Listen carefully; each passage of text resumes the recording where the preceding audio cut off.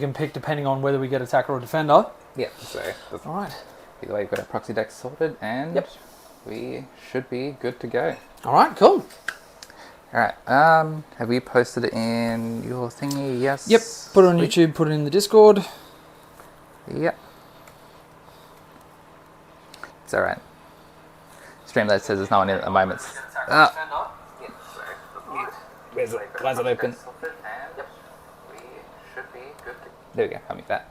Alright. Just checking myself out, and there we go. Alright, so. Okay, wonderful. Alrighty, so I'll get all my stuff out of the way. And hello, everybody.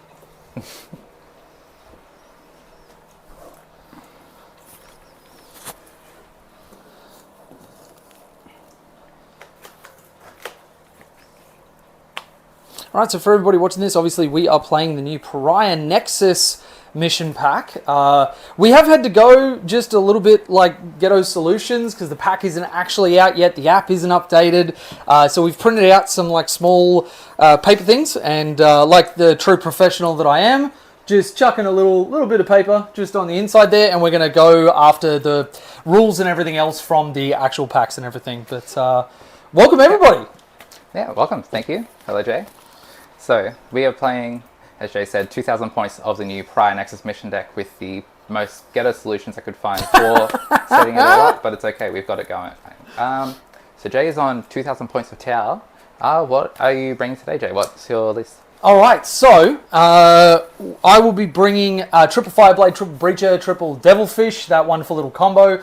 A Trail Shaper with Strike Swiftly, giving 2 units a 6-inch scout move, as well as a Fast Stalker unit, which is able to infiltrate, which hopefully will use to good effect. And in a stat check matchup like this, you absolutely need to do it or you're going to get bodied.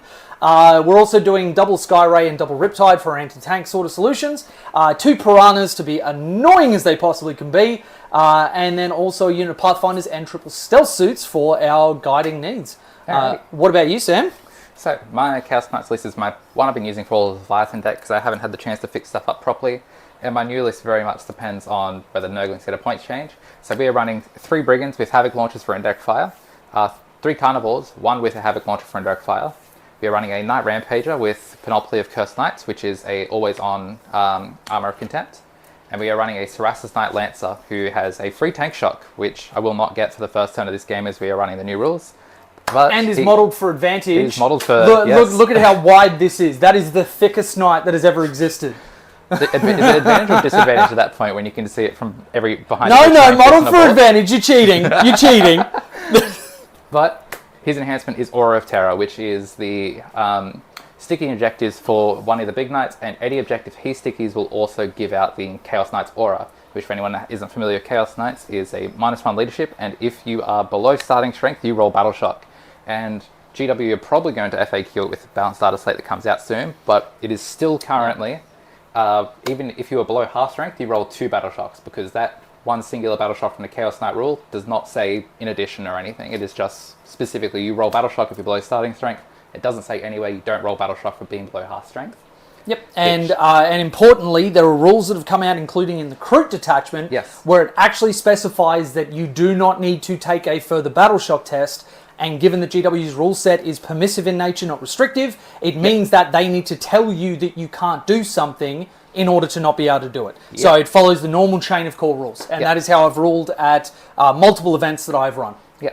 So, and then for allies, we are still running our 3 Swarms of Nurglings, but they are now OC0 and cannot do actions, in case that comes up at all. And so 3 Swarms of Nurglings, and then the Beast of Nurgle, who I've run for most of the Leviathan mission pack, and I love him. The Snot Dog is amazing. But he will likely replace my Nurglings as much as they can when the new mission pack comes out. So I'll likely be running 2 Swarms of Nurglings and a Beast of Nurgle when that comes around eventually. So I will... All right. So we're at the point where we've set up the mission. We've obviously got our terrain set up now. This is an imperfect solution, as we do not have any recommended terrain sets just yet, but we just used our best judgment for what we normally look for in a tournament, where there are certain fire lanes, there are certain areas of denial you have to expose to be able to hold different forms of primary in the center, so nobody's able to do it from behind a wall and just risk absolutely nothing. And just setting up little things where it restricts movement a little bit, but not to the point that either of us won't be able to move through. One of the golden rules that I make, especially for friendly games or whatever else, is that unless something is placed so that it very obviously looks like stuff isn't supposed to be able to move through there, then if you've got the movement to get to the other side, just do it. Obviously, still factoring in for rotation and all that sort of stuff. It's not a get out of jail free card. But if you've got the movement to get on the other side, I don't like restricting, especially Knights players. Because the game is already hard enough just having, 7 models on the table and whatever else. Yeah. So no point making it harder than that. Yeah, not that my Knights specifically can't ignore those rules anyway, right? Alright, so I'll swap over to the camera that has the dice tray as well.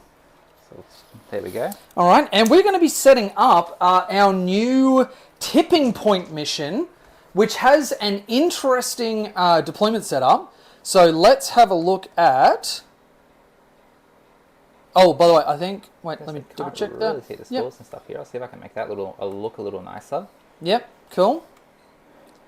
And I'll get this set up because we have, solving things as we have to. Let's open up Pariah Nexus Mission Pack. Let's go to Tipping Point. And this one's kind of the hammer and anvil holding a V. So this one is, the long ways deployment, but we have one of our deployments which is going to be going up a full 20 inches, which, yes, is only 2 inches more than it was historically. But if, and Chelsea can attest to this, what you can do with 2 inches is actually quite a lot. So we're going halfway down the table, and then it's going to swap to 12 inches. Okay, so... Wait, nope, I'm measuring long ways. Don't be an idiot, Jay. There we go. All right, and then 20 inches up will be our dice just across there. Then everything else will be a little bit lower. So 12 inches up from here means that we are able to go just on the other side of these crates, which are actually placed kind of baller for this. Yeah, where's your 20 start? Sorry, Jay, your 20's up here? Yeah, right, yeah. Cool. Yeah, I'll just make sure I've got the 12 on the same side. Sick. Yep. And then... Can't actually see that from here. How does this go? It is... middle of the board. Easy. Yep, so I'll just chuck that in the middle there so you can see that. And why this is relevant for anybody who's watching, especially in a competitive environment, for my tower list, I have a ton of infiltrate and scout moves, and that means that there is a section of the board which is going to take a lot of priority for me to be able to move block, and another section of the board where my scout moves are going to get a lot of value over time because I'm able to just flat out get somewhere faster than other armies might be able to. And I was saying this in my Pariah Nexus review, that, when we're looking at this one, if you have an army that's relatively slow, like Death Guard or something like that, that may as well not exist, because that is going to take like 2 full turns of advances to get to.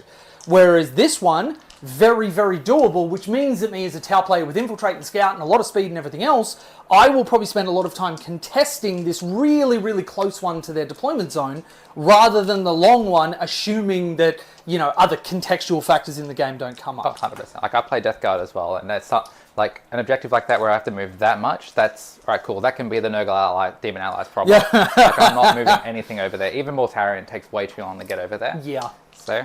And I mean, Mortarion's always deathballing as well if you're running the indirect tanks and whatever. But no, exactly. I actually do kind of love this refresh of the deployment zone. I think there's going to be a really, really fun mission pack. So I just enjoy not having to figure out diagonals. Honestly, yeah.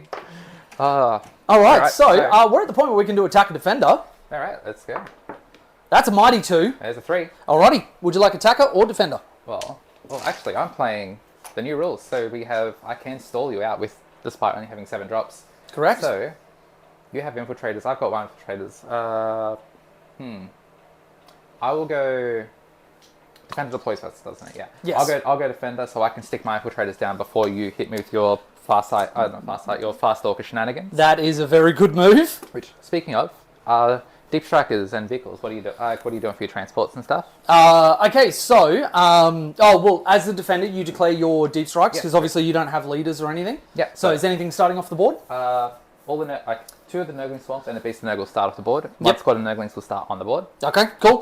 For me, all of the Fireblades are going to be joining their respective units. Yep. The Fast Stalker will not be joining the... the Trail Shaper will not be joining the Fast Stalkers. Yep. And we're going to have the Pathfinders in one of the Devilfish. One of the Breach units is going to start walking on the board. And we are going to have... nothing in Deep Strike. Nothing in Deep Strike. We're gonna try this starting on the board. I think with how it's set up, I think I've got enough speed to get anywhere that I need to go. Yeah. And obviously, not having played with this pack before, I'm kind of keen just to see if I run into any situations where I'm like, oh, I wish I had a unit of Starsides there, because I'd be able to drop down and do that. But yeah, cool. So also, I apologize for anybody who's watching this. I will have unpainted Trail Shapers and Fast Stalkers, but you know. Laziness is a hell of a drug. Alright, so for my first drop then, after that is done, I will go my squad of Nurglings, just will be infiltrating, tucked into this building here, so you can't scout move onto it. Yep, cool. Because the 9-inch scout move, where is my tape? It's on the other side of the board, of course. So I'll stick them in a spot that's 9 inches away from the edge of that. Oh, now, because Feud ended up lending me 2 stealth suits, but not 3, do you have any built stealth suits from your Tower Army? Yeah. If I can just grab one model, that'd be fantastic. Fusion or burst cannon? Fusion.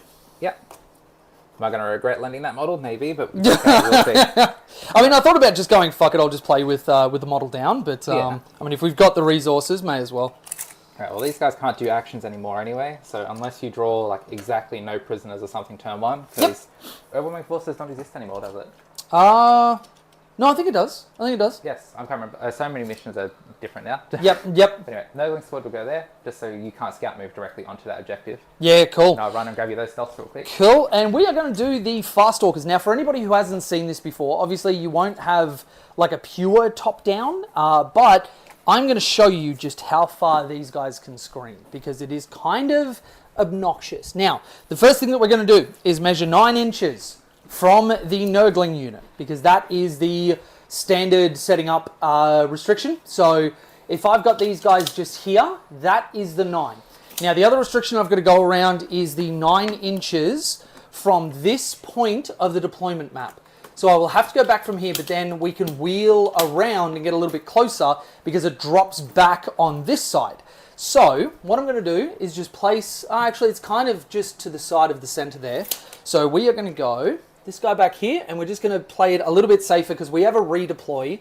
So if we need it, we're able to play a bit longer. Now, I love TTS for this because you can just like put 2-inch bubbles on everybody and not have to pinpoint measure. But actually, what I'm going to do, I'm going to borrow some of your dice, Sam, go for it.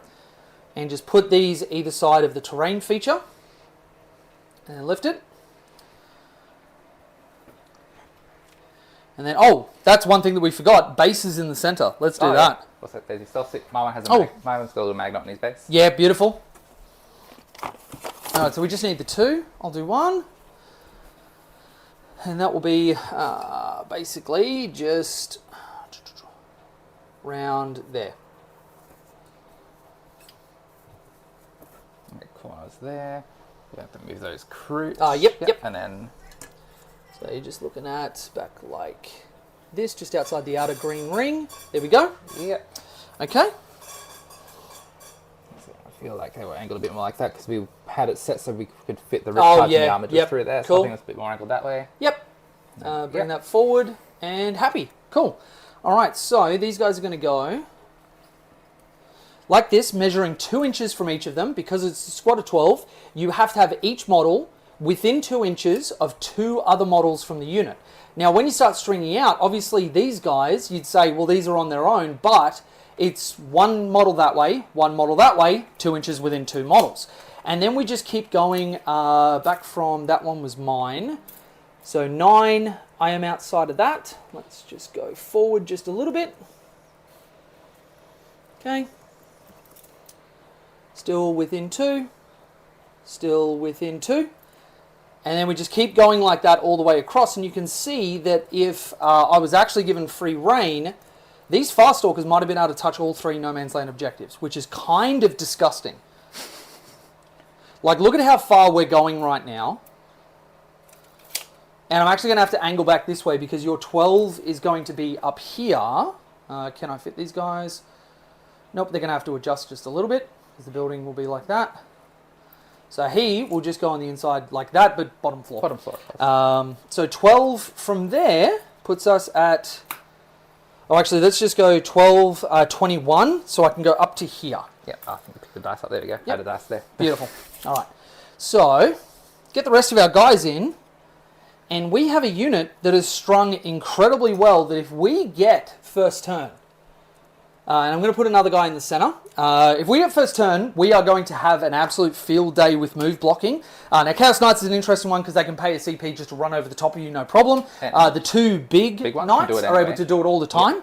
Yep. Though, surprisingly, and this was a holdout from 9th, I found out during your game against Pat, you can't do it on like fallback moves and that sort of stuff. Yeah, it's just a move and charge phase, or is it just movement phase? Just movement, I'm pretty sure. No, yeah, charge phase you couldn't do it because I think you wanted to do that and then found out that the charge wouldn't let you go over the top. Yeah, because I specifically, Knights of Shade allows you to do it in the charge phase, so I can spend a CP to do it, but I can't normally do it. I can't do it without spending that command point. Yep. And it's Knights of Shade is significantly worse if you were able to do it. Like, it would be better because big knights, if they're able to do it, you can only target 1 with your Knights of Shade. 1 big knight and or 2 then spend for 2 armages. But without that ability innately on your big knight, you have to choose whether you spend it on those 2 different things. So it does create that decision point. Now, the other thing that I'm doing is actually just going to put a couple of models in like this. Now, the reason I've started doing this for any Tau fans is that if I have this unit strung out and I keep it like this if I get first turn, Flamers and Overwatch are a very big consideration because if they kill 1 model, you have broken coherency if you're full stretched out, and you then need to kill 6 of the 12 models to get back to the 6 1 inch within 1 model. 1 model within 2 inches of 1 model in order to stop that coherency broken chain. And I've actually done that to a couple of people in coaching just to show how horrible it can be. I'm just going to move this guy back up so he's outside of the 9 there. So just be cognizant of that. If you're going to full string, be aware of Overwatch because that will catch you out and that will suck. Okay. All right. So, and actually, I don't know if we went through what our mission modifiers and primary for this game. Oh, yes. So the missions for this one, we are using one of the new ones. So I don't think it's quite visible on there, but we're running Burden of Trust, which is just, if Jay wants to bring it up on his phone, so he's got the big one. Oh, so, yeah. So second. Burden of Trust. Actually, the first one. This is just under there. Oh, wait. What's the best orientation? That? Let's have a look. What's it do? There we go. It'll be readable. There we go. So, end of the command phase, or end of your turn, 5th battle round, if you're going second, the player whose turn it is scores 4 victory points for each objective marker they control that is not within the deployment zone. Then for each objective marker that player controls, they select one unit from their army, excluding aircraft, within range to guard it until their next turn. At the end of each player's turn, the opponent of the player whose turn it is scores 2 victory points for each of their unit, excluding battle shocked units, which will be very funny versus Chaos Knights, that are within range of and guarding an objective marker they control. So, we were chatting about this a little bit beforehand. Notice that the wording doesn't say that the unit guarding needs to be in range of an objective marker not in your deployment zone. That is only the stipulation for what you scored the 4 VP for. So, until we get an FAQ, rules as written, you can just guard your home field objective, and if your opponent can't get to it, you get an extra 2 VP, which for all we know might actually be the intent, just to make it so that there is a little bit of counterplay for an opponent that's turn isn't going amazingly well, but they are being cagey, holding their home field, waiting for their go turn. They get a couple of points coming through. Yeah, and I've definitely had a few games against like newer players and stuff, like on the ritual and stuff like that, where they just don't realize they got the home field and they're like, all right, cool, I've got 1, I'm getting points at least. And then it's like, nah, this mission says you just eat shit if you only hold your home field objective. Sorry, man. Enjoy your 0 point primary this time. And the other one we are running is just for the mission rule is Fog of War, which more or less is just the new Chilling Reign. It's just for the first battle round, units have the benefit of cover, and players cannot use core stratagems. So that's just for the first battle round though. When this got revealed, I got very worried, being like, I'm just going to go to I'm going to go to an event and my lance is just not going to exist for it, I guess. But for the first battle round, no core stratagems, so no command reroll, no go to ground, no tank shock, no smoke. but everyone also gets cover. Yep, and we've been talking about this one potentially being the new Chilling Reign, because really, how many times do you use a core stratagem in your first turn anyway? It's a trap to redraw a card. I never like doing that. No, exactly. You don't want to spend CP, you want to gain CP if you can't do one. The only time I've ever used a core strat in the first turn was like, I went to some tiny event out in the middle of nowhere that had really bad terrain, and I was re-rolling a turn 0 charge with a Rampager. Like after not having to spend Knights of CP for Knights of Shade. Yeah. And that's actually where I think I would use it as well. If I see an opening that if it goes off, the game is just over. Like your Wolf Jail or your Crew Jail or whatever. Yeah. If I need something and I'm like, if I get this, the rest of my game is just on lock, then I probably would consider it. But 99.9% of the time, that is not something that happens. Yeah. All right, real quick, just to make sure we got these fair. My drop is going to be the Lancer, just behind the building. Do you have a spot on your objective where you can touch the objective but not be in the building? Because I do on my side.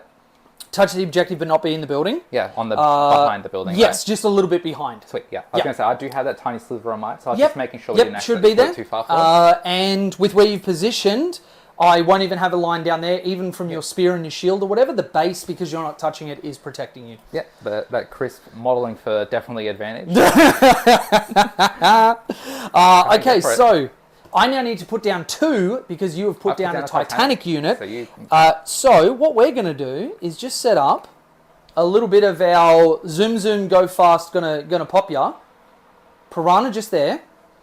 And we will go a second Piranha just there, meaning that both of them potentially have the room to zoom up the middle, or we can split off and use their scout moves to go in separate directions.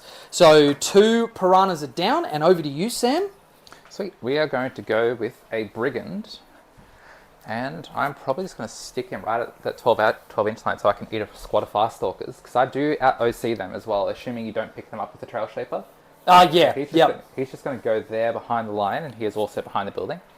Yep, and that's a game that Tau players are very familiar with playing. The I will out-OC you just for free, because outside of the Breacher units, we don't tend to play the OC game. We tend to play the you don't exist anymore, and therefore I get to hold stuff. Yeah. All right, so back to you.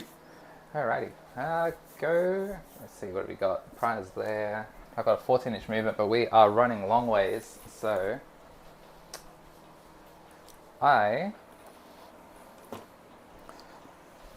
You haven't put any anti-tank stuff down yet? No, I mean, you've got 2 Seekers and a Fusion on the Piranhas, but they're swingy at best. Yeah, I'm going to pick them up on the first turn. They will be right. They're there. Yep, cool. Right, so I'm going to stick a Carnivore right in the 20-inch line. Alrighty. But behind that building. Yep. So if Jay goes first, he definitely can get a line on it. But he will also need to put himself a bit out in the open to get there. Yep. All right, then the other thing that I'm going to do is setting up for the Trail Shaper pre-game move shenanigans. Sorry, bumped that. Going to have a Devilfish going in here. And he will be in range. If I want to put the Trail Shaper here or here, I have the flex to do both. All right. My next drop will be, after that, I really need to put big stuff down, but I don't want to put the Rampager down yet, because then if I do that to stall you, you've got free reign to stick them wherever you want. Yep. Especially if him having the free advance and charge. Yep. All right. I'm just going to go a Brigand up here. I have to be behind a 12-inch line to actually fit in here, because that changes to 20 in the middle. Yep. He's just behind the crate there. Okay. So if I were to look at putting a Devilfish potentially over this side with a scout move, I am able to fit on the board, though I will have to bring my engine out and around to be able to do that. If I go this side, the gun sticks forward, so I think that's actually a really poor spot to put him. So what we're going to do instead is just go like... The orientation of that might actually necessitate doing this. And then we've got the 2 within 6 there, and then he can always go 6 that way to break line of sight and stop you from using any of the fusions. So I think we will do that. All right, sweet. My next drop, I've just realised, I've got another Carnivore, I've got another I accidentally put my Trail Shaper down, but it doesn't change anything for that. Oh, that's the, Yeah. I can't remember his name, but the special edition model. So had a viewer, Holy Grail, who was at What's the US one? Is it CanCon or Adepticon? CanCon's Adepticon. Adepticon. CanCon's the one in Canberra. Right, okay, yeah. Sure. Yeah. So, yeah, there was a limited edition Kroot model, which I was really excited for, and it was my only, recorded moments of impulsivity.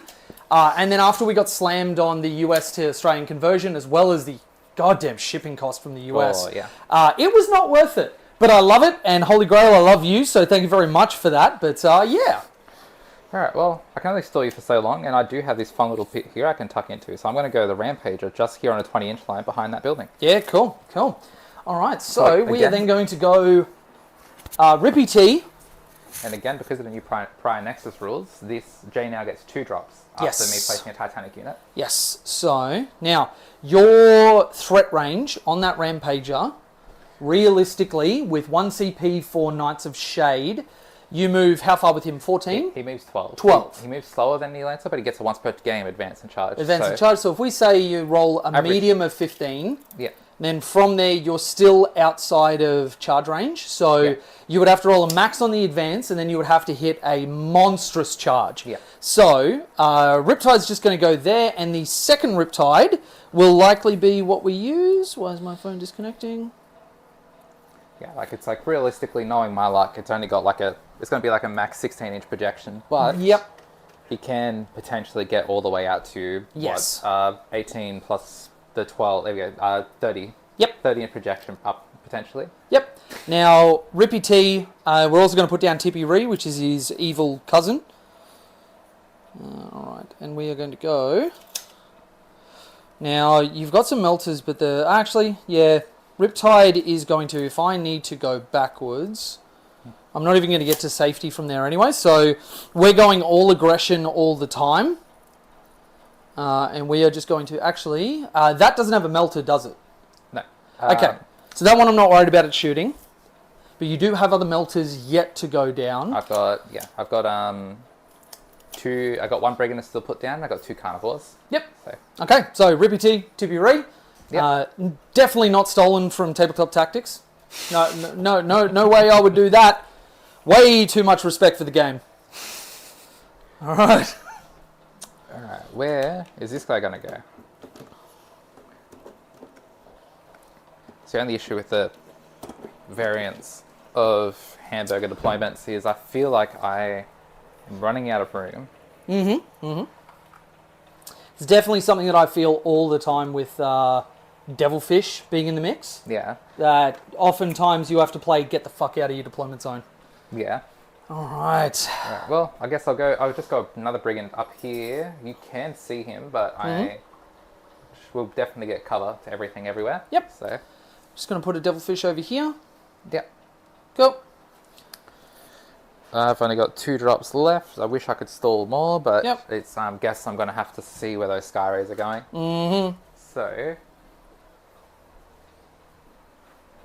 again, because Knights of Shade is 2 little ones or 1 big one, I've only got Carnivore just back here, so I have some options. All right. Then we are going to have 1 unit of stealths just on the wall and the objective just here. Obviously, I've got the trick of just putting 1 model on the other side of the wall and being able to shoot. And then back to you for your last one. I'm going to go with Carnivore. Again, he can tuck in the building and still be not visible, so he's just going to go up as close to the edge as he can. So, first Sky Ray, second Sky Ray. And both of these turrets are definitely the same colour as the body. And if you're seeing anything different, then go and talk to a neuropsych, because there's probably something broken. Because these are definitely the same colour. And I love my colour scheme because it's all uniform and everybody in this army is painted exactly the same, and I love it. All right. Alrighty. Oh, my B. Okay, so that is our deployment done. Now the all-important go first roll. As is tradition, I'll use a red dice because it goes faster. Excellent. This will be the funniest one that I've ever rolled if I use these new dice. Right, go for it. Boom. That's a 4. Almost. It's 2. All right. Best of luck, Sam. All right, so I found out that I'm going first. I have a redeploy and scout moves. You don't have any of those? I do not know. Okay, so I am going to... You don't have any flamers in your army either, do you? No, sadly. Okay, so I am going to leave the Kroot where they are, because of the annoying Nurglings over there, there's not actually a better position. Though what I might do is actually just shuffle them directly within 9 of your deployment zone, because I was a little bit more conservative. So the lead guy is... are you measuring behind the dice or at the dice for the 9? I'll double check exactly where it was. I'm pretty sure I did it behind the dice. Yeah, that's what I usually do, but everybody's got their own sort of stuff that they'll do. Some deployment. No, it's in line with the dice. In line with the dice, okay. So from the front of the dice, we'll have to come back just a little bit. All right, and then push this up, and then push you forward. 9 from you is basically exact, and everybody else should be good to go. You are 9 from the deployment exactly. We're going to be happy with that so we don't break coherency. And then our scout move. So strike swiftly, I'm going to be giving a scout move to this devilfish and this devilfish because we have an opening to get aggressive. So we will do Piranha pre-game move first.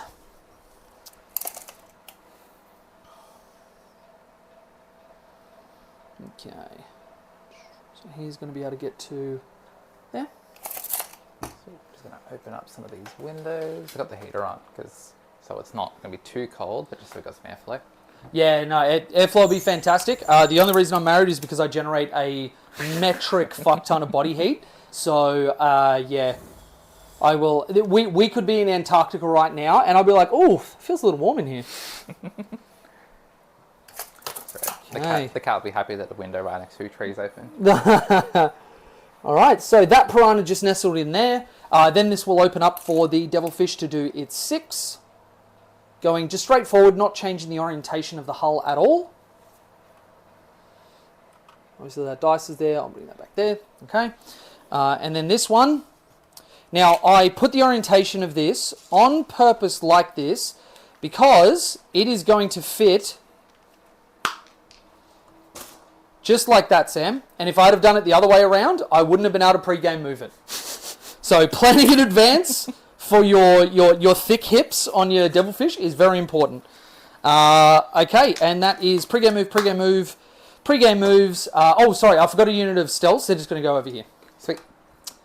Not going to use their infiltrate because there wouldn't really be a good spot to put them in anyway.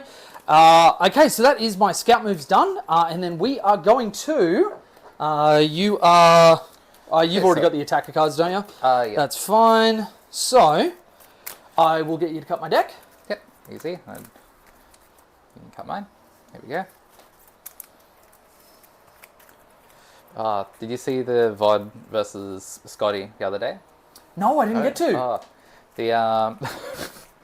Cut the deck and everything like that, and then sure enough, the worst case possible secondaries for him in round 1. Straight into the best case secondary. He had 3 turns where he scored nothing between just how bad his secondaries were and me pulling off primary. Wow. It was rough. All right, well, speaking of, we've got containment and we've got no prisoners. Now, containment being one of the new ones, let's have a look at what I will be doing for this one. And if there's any changes to no prisoners, I don't think there was because I remember talking about it and just feeling like nothing changed, and I don't feel like it needed to. I feel like there was a few weird changes with some of them, like bring it down went to unit rather than model, but that's it. I don't think there was much to... So containment, my shooting phase, 1 or more units from your army that are wholly within 9 of 1 or more battlefield edges, not within your deployment zone. Select a different one of those battlefield edges for each of those units. Now, notice change from signals. This is not corner. This is just a battlefield edge. So, completes immediately. Each battlefield edge you select is contained by your army. You get up to 6 VP, so I just want to do this 2 times on one of the battlefield edges. Reading this and seeing context, this feels like an auto-do. Yeah. Yeah. All right. Like those stealths aren't. Like those stealths doing anything this turn, and you got a group in that bit maybe there. Guiding. But the fun thing is, it doesn't specify a spot in our shooting phase. So any of you Tau fans out there, I will be eligible to guide, and then I can start the action because it doesn't say at the start of my shooting phase. It just says during my shooting phase. Yeah, there we go. So, especially with some of the line of sights that we've got, so I need to have them wholly within 9 of 1 or more battlefield edges, and I'll be doing this with 2 units, meaning that these stealth suits here can likely do it off this edge. And I don't know that the Riptides are going to be doing a ton this turn just because of how the line of sight stuff goes. No prisoners. Let's go down to that. Literally nothing changed. Just 2 VP for each unit, so I want to kill 3 to get the full 5. Yeah. But there is a potential I walk away from this turn with, at the end of your turn, 2 for guarding and 11 from my secondary. So I could get 13 points for this turn, which is kind of massive. Because looking at containment, unlike signals, it's 3 victory points per edge, but it caps at 6. Yes. So you get, so... You only need 2 of them. Yeah. Yeah, really, really doable. That is kind of an auto-do. I think that may be the best draw that I could have possibly gotten. All right, I'm going to pick up these deployment dice because I don't think we really need to track that anymore. And let's get into the most important phase for Tau, which is movement. All right, so 7 inches. All of my Kroot will be going forward. Because we can't use that because it's not updated yet, we have our command point dice just right at the top there as well. Ah, very nice. Thank you, Sam. Which one's mine, red or blue? We'll go red for Jay, since you're the attacker. And because I go faster. Yeah, that's exactly what you were going to say, because I go faster, because I'm red. Yeah. All right, so... There has never been anyone in their life that's like, yeah, Jay's a fast dude. I'm the meme from Casino Royale where Daniel Craig goes through the plasterboard wall after the dude does the jump up and the parkour and everything. Yeah. I've always been a, head first, it'll break before I do kind of guy. So, yeah.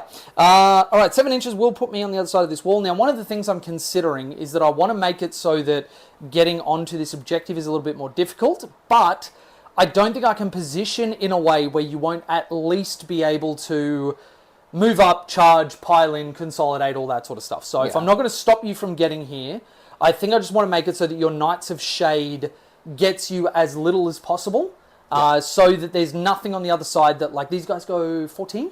14 for the melee ones, 12 for the shooty one. 12 for the shooting one, okay. So as long as I've got somebody standing, and it's actually within 1, so it's actually 11 inches, actually, from the back of your base. So as long as I've got somebody standing here, you will not be able to move over me. Yeah. You can advance when you do it, but then it's not shooting, it's not actioning, and that's actually kind of a win for me. Yeah. So I'm okay with that. Yeah, because like the Lancer can give them assault, but he has to be he's way over here. Yeah. But no, I can't. Pariah Nexus rules, you can't advance and do an action. Unless you've got the mission rule modifier, but we've chosen not to play that. We specifically chose not to, so we can do the new fancy stuff. Yep. And I mean, both of us know how that'll go. I don't think we need to know, advancing and actioning is good. Exactly. And then, we've played very similar matchup with a while back, testing out when the Tower Codex first came out. And Brigand's being able to advance and do actions is very nasty, but at the same time, Breaches just do it better.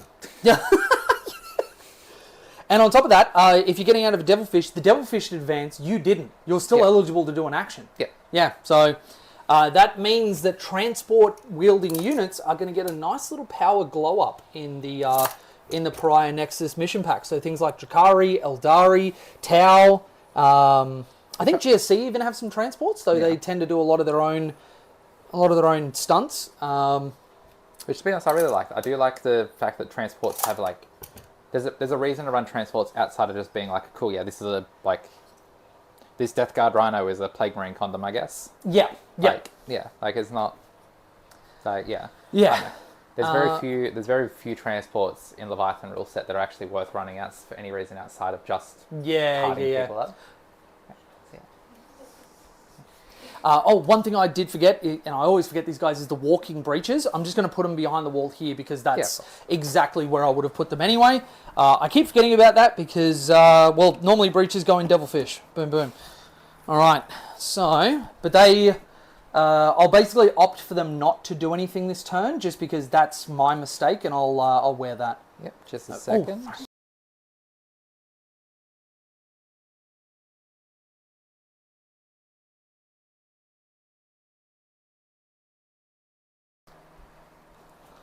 Alright, we are back. Just had to mute quickly as my partner was grabbing some stuff in the room.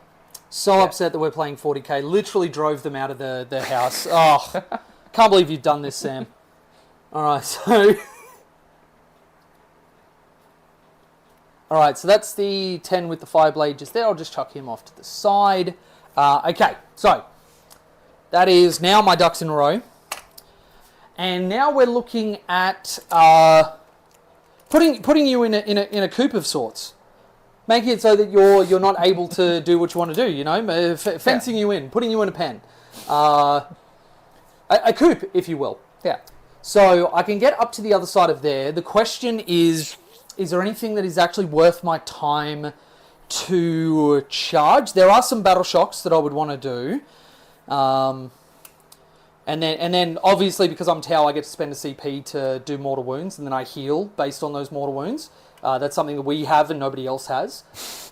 So the Piranha can get to just over the other side there, which we'll put... Yeah, I think that's worth it. That was an issue we had in the last game we played, wasn't it? I just killed... Like, the stuff I shot, I just killed too much, so I couldn't farm you for wounds. Yeah.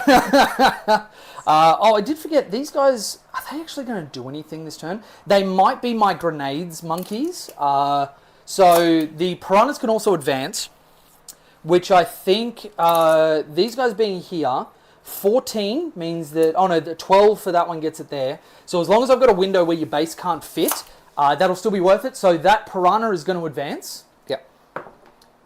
A mighty one. Because of the Monkar rule, we have advance on at all times, and then lethal hits when we are guiding. So, just an extra one.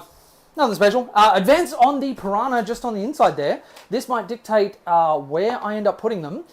So 17 for their move. Now you'll notice I'm not opting to spend the 1 CP to auto advance 6 for this unit. So if we're going 17, off the inside of his wing, oh it's much further than that, let's pop that out.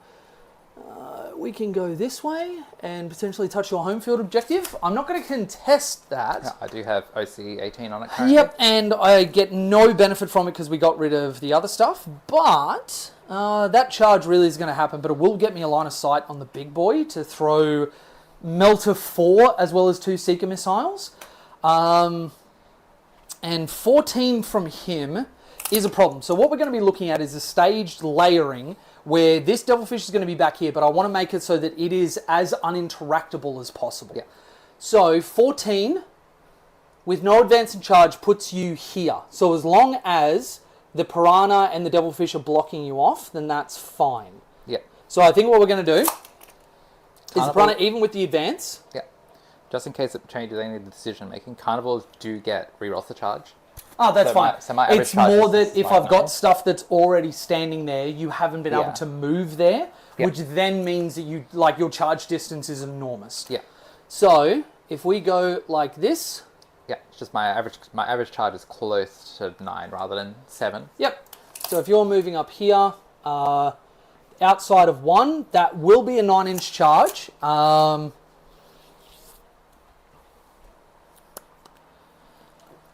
I think staging like that is absolutely fine. Then we're going to go... Oh, why? I just realised that Sarah's chatting in chat and it's not popping up on Streamlabs. Sorry, Sarah. Yeah, we're doing good. Oh, I didn't even see it on YouTube. Yeah, no, I can see it in the chat. Oh, there it is. I had to reload. I saw it in the chat preview. Yeah. Yeah, sorry, Sarah. I didn't even see that. I had to reload it. Jay's space heater confirmed. I don't know if you're calling me a planet or if that's like the actual space heater, but either way, well played. Well played. Yeah, I had the multi-stream chat open so I could see Twitch chat, but that is we're abandoning Twitch, I guess. Twitch we knew. I didn't even check if Twitch was working because Twitch is very dodgy sometimes, but there we go. Actually, adjustment to what I'm doing. Devilfish is going to go there. We're going to pile out the breaches. And even though they're only going to be able to shoot at this unit just here, I think having a unit of breaches that's able to walk up and get inside that one will be worth it in order to try and kill that. Because no prisoners, I do want to get a minimum of 4 VP. Yeah. And I'm not confident that I actually killed the Rampager at all. So...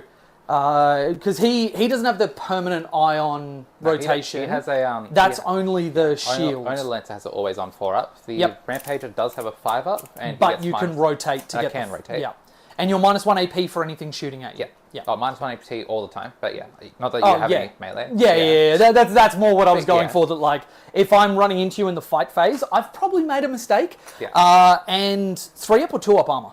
3-up. 3-up. Okay. So all I need is AP1 to get you onto your invuln after the modifier. So yes, they're going to go there. The breaches are going to get out. Yeah, I do really miss last edition's version of Penelope. Like the enhancement he has now was an artifact last edition that just said you have a 2-up save. Oh right, So okay. It's almost the same thing, but like, yeah. I feel like the -1 AP. Oh no, you can't improve a 3-up to a 2-up save, so AP 0 hurts more. Yeah. Yeah.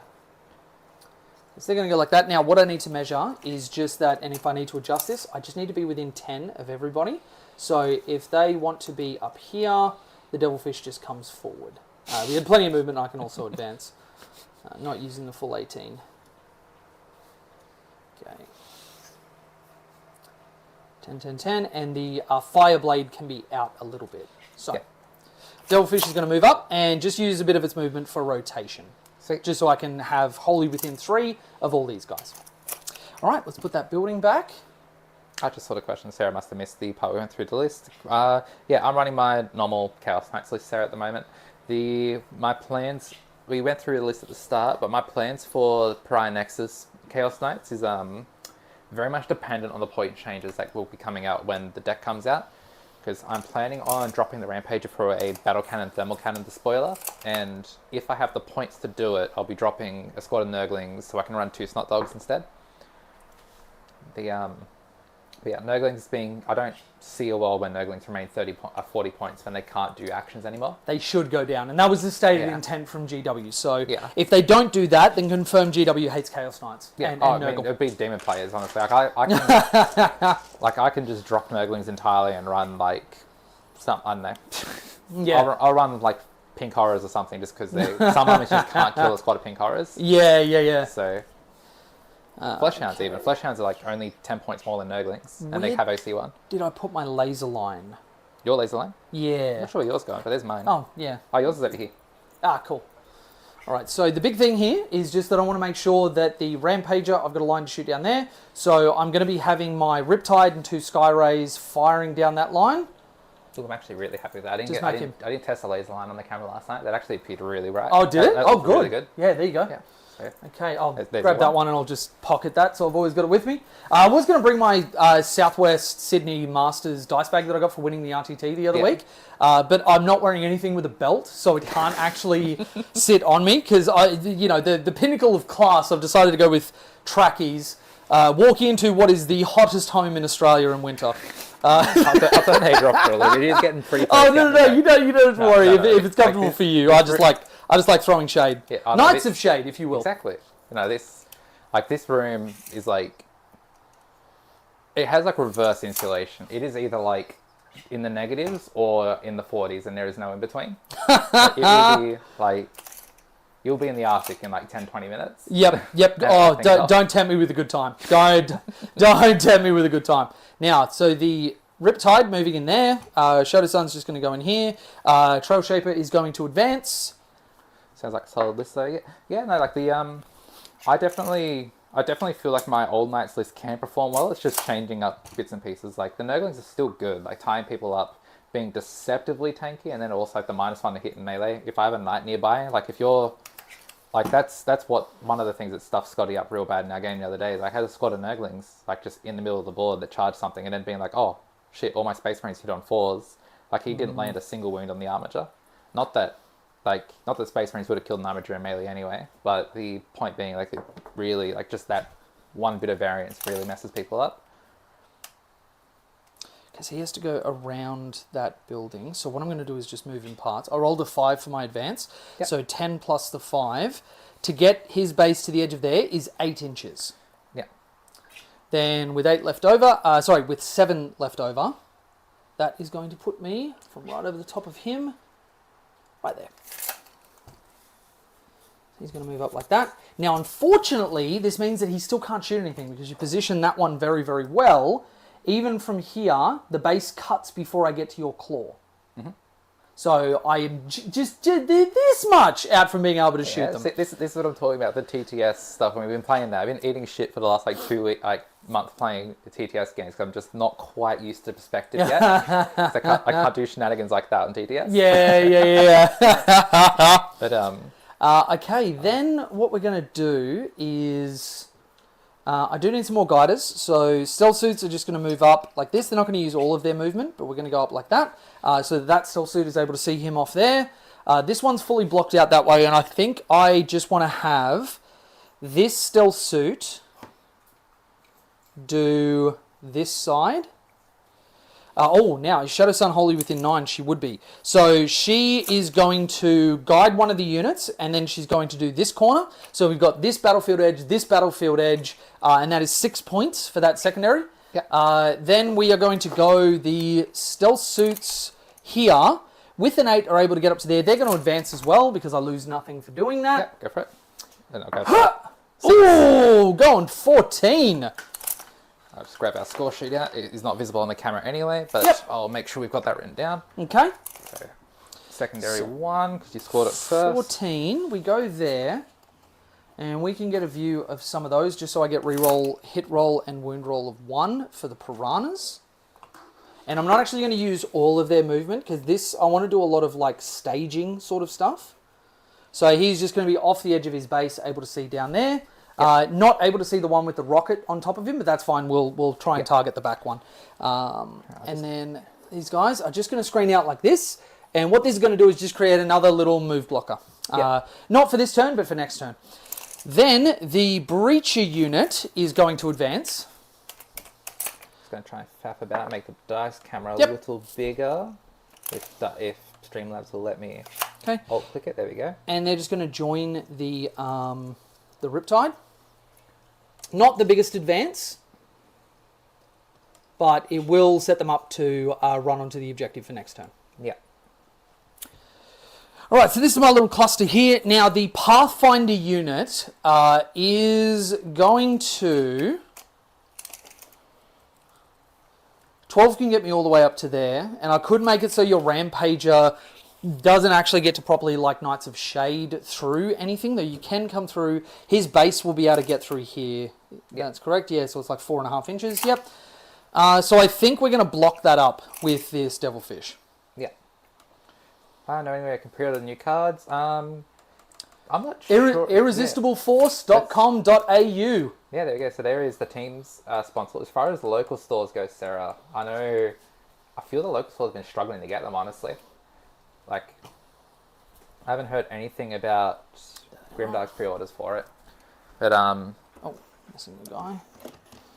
everyone that's ordered from GW directly has had good success from what I've heard so far, but which is a surprise, they just had to cop the $55 Oh, the retail cost of it. the retail cost. It's kind of wild that GW is the actual retailer and the LGSs are the wholesalers. Yeah. Kind of flips the whole thing on its head, but whatever. Alright, that should make the dice tray a little more visible. Okay, wonderful. Just let me know how that is, Sarah. And obviously, thank you for everybody for joining us for what is essentially a test of getting everything done. This is the first game on this setup. Yeah, first game with everything going properly. Yep. I did try and film the VOD with Scotty, but just the DSLR pack with the big giant chunky camera. At some point during the filming, it's like shifted and the footage was basically unusable because it was missing like a whole quarter of the board. Yeah. So this is the first. Yeah, this is the first actual using a trial run of it. Yeah, so thank you everybody for joining us for this. Obviously, let Sam know if there's anything that needs an improvement or needs whatever else. The best you can get content is the dream, basically. All right, so everything's moved. Everything's in certain lines of sight. I've got a unit up here which has still got a breach unit within it. The Pathfinder's got out of this one and can all see the Nurglings. Yep. And even though this Devilfish isn't really doing anything this turn, I can't see through there. So he's just going to be there so that the Night Rampager can come and touch him. Yep. But killing a Devilfish is killing an empty Devilfish. Yep. It's, I just realised, sorry, because you mentioned just in case it changes any movement before we move. Farstalkers can't grenades this turn. Fog of War. They can't. It doesn't really change anything for me. I just want a nice tidy line that kind of stop. Oh, actually, what it will do is have these guys come out here so your base can't fit around me. Yeah. So you can't move over me unless you want to just go out this way and be out. But from the back of your base, 12 inches, you will be able to get over the top of me here. but it will stop you being able to see basically all of my army. Yeah. So what I want to stop is the movement just here. Yeah. They're the sacrificial lambs. Happens, it happens. Yeah, they still do their job. It's just you mentioned grenades specifically, and I was about to be like, oh yeah, you can't command. No, very good call out. Very good call out. And then realize, oh wait a minute, yeah. Yep, that is definitely something I've got to wrap my head around for going to GTs and stuff. So let's get into the most fun phase. Yeah. That was the most important phase. Yeah. Let's get into the most fun phase. So let's go some red hot shoost. Yep, your whole army ignores cover anyway, so my army getting cover is irrelevant. Now, unguided units will not get that. So the cover will be relevant, but we'll get to that. That'll be towards the end of everything we're doing. Yeah. So for the sake of anyone that isn't super familiar with Tau, the marker, any unit that has a marker light drone, which drones are now tokens, so most of the, I was going to say, if Jay's written his list correctly, everything has at least one marker light, except maybe it's the piranhas, the devilfish, the riptides, and Shadow Sun. Yeah, everything it can take more than one drone has a marker light. Yep. The and the stealth suits, they can also just have one innately. They have a marker drone. They don't have the keyword innately. The breaches have it innately, and the pathfinders do. You have to take a marker drone on the stealth suits to get that benefit. Breaches just get it. Okay, cool. Yeah, they're just marker light on their data sheet. Sweet. But yeah, anything that has marker light keyword ignores cover when guiding. Ignores cover to whatever they guide. Yep, and the requisite +1 ballistic skill, and then the detachment rule, aside from giving me assault everywhere, when a unit is guided, we get lethal hits. Previously, when the leaks came out, it was everything has lethal hits, and when it's guided, get assault, which sucked because the Riptides couldn't get it because they couldn't take a gun drone. Yeah, because there was a very, very weird bit where it's like, all right, cool, if you take a gun drone, they get assault on that specific weapon, which means they could get assault on everything else, because then they could be guided. I'm very glad GW made the change. There were people screaming to the high heavens about it, and I think that's dumb and they should feel bad about themselves, because assault on everything is so much more indirectly powerful. Yeah. Like, you won't kill more because of it, but all the units you want lethal hits on, you're going to be guiding them anyway, so it's kind of whatever. There's so many weird just missed rules. Like, I think Kriegers, I don't think, can still legally take their med pack. Really? Yeah, they have it on their war gear thing. They have like war gear. What they have is like, oh, if they have a med pack equipped, then they can do this. But on their index card, it doesn't say anywhere they can actually equip the med pack, and they don't have it base. I think the app lets you do it now, but the actual index sheet, you cannot equip the med pack. Yeah. Oh my god. Okay, so what we're going to do is have the stealth suits back here, guide for the Riptide into the Rampager, and we are going to pop its once per game devastating wounds on the Ion Accelerator. Unfortunately, nothing else that it's equipped with is in range of... Actually, no, we can do the missiles into the Nurglings. Yeah. Because I'll get -1 ballistic skill and they're -1 to hit, I'll be hitting you on 6s. Yep, and you've obviously already checked that as well. I'm just just the tip of the gun onto him. Yep. All right, so we will be no minuses, so hitting on 3s, and I ignore hit. Oh, I ignore hit modifiers. I'll be hitting you on 5s. Yep. So 3s into him, re-rolling 1s. Okay, just 1, 2, 2 lethal hits. Yep. And then wounding on 5s, 6s devastating. Yep. All right, so that is just 1 devastating and 2 saves on your invulnerable. Oh, did you want to rotate Iron Shields? The Skyray's looking down at him as well. Yep. I may as well rotate Iron Shields, so I will spend my 1 CP, and I have a 4-up invulnerable save. 2 4-up invulnerable saves. Make them both. Love it. Okay, you would have made it without the CP. My God. So that is just 4 damage from the devastating wound. 4 damage each. Ooh. Yep. Yeah. And overcharging. I should have said that. That's the major point. My overcharge roll. He's good. And then the plasma and the missile drones just in there. So 2 shots each from the missile drones. All right. I'm not guided, so I don't get that. I am a guided unit, so I still get the lethals. It's not into your spotted unit. It's while you are guided. Yeah. So then it's going to be strength 7 to them. I'm assuming 2s? No, into them. Oh, the Nurglings. Yeah, 2. Didn't have the range for him. Sorry, yeah. 2s. Okay. That is 2 saves on whatever involved. Oh, it's only -1. -1 and I'm not ignoring cover because I'm not guided. I cannot fully see that one. So I believe you will have... I think it's still just a 6-up demon save. Okay, cool. I'll double check. I'm 90% sure. If I roll a 5, maybe. But yeah, we'll look it up, yeah. Of course I roll 1 5. It's 2 damage each, so it will be relevant. It'll be one dead base on Nurglings if they don't have an innate 6-up save. I'm 90% sure they have an innate 7-up though. They might be similar to like the, I think it's the Repentia or the Arcoflagellants that have that from Sisters. Yeah. So, but that is more than likely 1 dead base of Nurglings if you would like to proceed. All right, and then the plasma. Hits. No, splitting They are- with the -1 7, ballistic skill. I needed a 5 for the plasma to hit, so that doesn't do it. Yeah, they are. Alright. They are a 7-up save. Okay, that is the Riptide's activation done. Then what we're going to do is have this Devilfish that can't do anything guide the Pathfinders into the Nurglings. Yep. And you are stealth as a data sheet roll, aren't you? I do not. Or is that only believe when you're within a certain distance of you in melee? Nurglings, they do not have stealth this edition. It's just specifically melee and within 6 of them. Okay, all right. So I'm going to put everything in there. I will not be overcharging the ions because I don't like the idea of losing a set of Pathfinders to some Nurglings. Yeah. So this will be guided on 4s. All right, get rid of those. And we have 1 lethal. Yep. Strength 7 will put me on 2s. Yep. Okay, drop 1. And we have 4 saves. AP 1, damage 1. Yep. So, 6s. We only roll 1s and 6s. That is fantastic. Alright, so Nurgling base lives on 2. Okay, yep. And then the let's go the semi-automatic grenade launcher with the 3 damage shot. It does hit on 3s because they're guided. Will wound. That is 1 demon save and 3 damage if you don't pass. It, so pop. Yep, so that's him dead. Then the burst cannon on the recon drone because I always forget this motherfucker. All right, no reroll 1s. That is 3 hits. Strength 5, so 3s. So that is 2 saves, AP 0. Fail safe. So 2 damage. And then the assault carbines, 1, 2, 3, 4, 5, 6, 7 dudes. Oh Ooh. boy. Oh. Like this squad of Nurglings still probably shouldn't live, but That's not the way we get there though.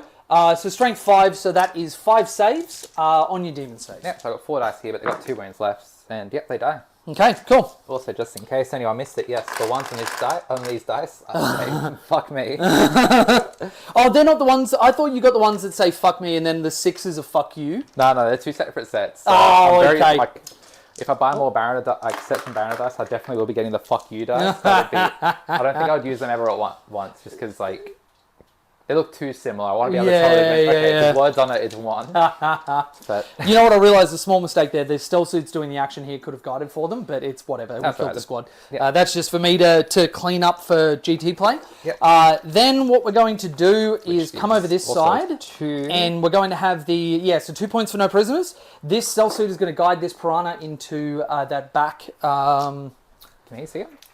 Oh no, You the what? stealth suit. Yeah, no stealth suit. Can 100% see it. No man. Yep. Yeah. So that, you remember I was saying I yeah. can't see the inner one, but I can see the back one. Yeah, I didn't see that guy tucked in the building. I saw the one in the middle. Oh, yeah. That guy over Yep. there can 100% see him. All right, so let's go the fusion first. Hits. Wounds. This is a Melter 4 fusion. Yeah. Oh, of course you did. Okay, then the Seekers. All right, hit with both. Reroll 1s. Wound with 1. Oh, cops it. D6 plus 1 damage. Oh, That is 6 damage. That is indeed 6 damage. And then just because it's funny, I'm going to use the side guns to see if I can chip off some wounds. Rerolling 1s. That is a lethal. Now... Sarah just pointed out, you could have guided with the stealth suits anyway. She asked if you can guide while performing an action, which no, but the mission rule thingy says that you can just do it in your shooting phase. So they can guide, and then at the end of the shooting phase, Jade is like, yep, cool, activate them. I'm not going to shoot, I'm doing my action instead. Yep. Because it's guiding doesn't lose your eligibility to shoot. And this is something I see all the time, and I don't know where people get it from. Tau guiding is not you lose your eligibility to have somebody else shoot. You guide for them just like a laser designator. Yeah. And then you pick up your weapon and you shoot at them. Yeah. But once you've laser designated for somebody, you can't then have somebody guide for you. Yeah. No. So, and all it does for the stealth suits is if they were to shoot someone that wasn't the person they've stuck a laser on, it would stuff their shooting up, but they're not shooting anyone. Yep. So. And the big thing is that if it said the start of the shooting phase, I wouldn't be allowed to do that as a Tau player. Yeah, but because it says your shooting phase is the same thing from the previous mission pack, you can guide, you've still got your eligibility, and then you can start an action. Yeah. Okay, so that one is done there. Oh, so was that the small guns? Did they actually land anything on the brigand? No. Which one? Did the small guns land anything on the brigand, sorry? I think it was a 3, 3, and a 4. What strength is it? Oh yeah, so I was looking up, that's what I was going to do, because I can't remember, there are devilfish the drones shoot on their ballistic skill, but there are other ones when the drones are unattached to the vehicle where they've got worse ones. I just wanted to double check that, so I'm not doing better than I should be. Yeah, so they're the same as the Piranha, which is good, which means that is 3 hits and a lethal. Yeah. That is strength 5, I needed 6s, so just 1 AP 0. And we make it. Okay, cool. Always hilarious if you get it, but very often you're not going to. It's always the way. If my heavy stubbers and shit are the only thing, I think my stubbers did more wounds to like Pat's Knights than any of the actual anti-tank stuff in there might have. Okay, so that's that side relatively done. That Piranha can see it. So I think the fusion being a little bit weird is not great. What do I have that could even guide those breaches in there? They're not getting... I might actually pay my 1 CP for them to get full rerolls to wound into that guy. So I think what I'm going to do, because they're going to be hitting on 3s and then full rerolls to wound, that'll still be a good amount of efficiency. I do want lethal hits. Actually, yeah, the Piranha is just going to throw it natty. And I'm going to use the Devilfish to guide the breaches into the... into the carnival? Into the one in front. So the Piranha is going to try and finish off the one at the back that other Piranha just shot at. Oh, what's it? So which one of these Piranhas? The back? This guy? That one shot the back one. Now this one, because you can see him off the wing, is going to shoot at that back one as well. The fusion is going to go into the one in front of it. Yep. And it'll all be on 4s because I'm not guiding, so there's no minuses or pluses. Yep. Okay, so fusion in the front guy. Hits on a 6. That would have been a lethal if I guided him. 5 to wound. Nope, nothing. Seekers on the back guy. 2 hits would have been lethals. 3s. Just the 1 on your invuln. 5 up.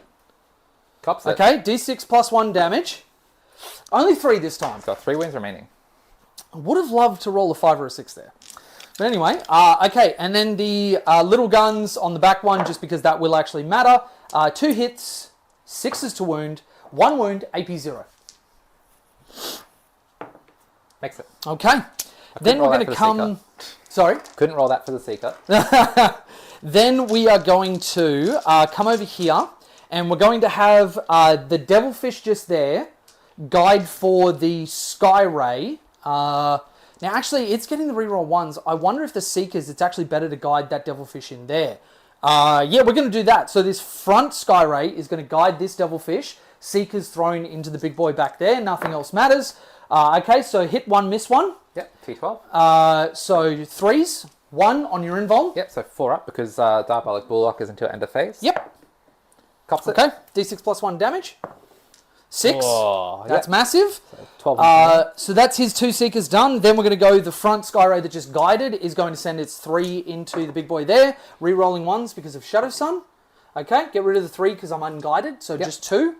4 rerolls to wound, don't need them. That is 2 more saves from a strength 14 weapon. Makes 1, fails 1. Okay, D6 plus 1 damage. Taking 7. Oh, man.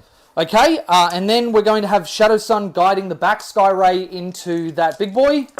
Can Shadow Sun see the big boy? I should be able to off her gun. Let me just see. I might have just mispositioned her, but wait, yep, I got it in my pocket. Yeah, so there's her She gun should be able to see off her gun. I'll let you do it since you can angle off her gun better.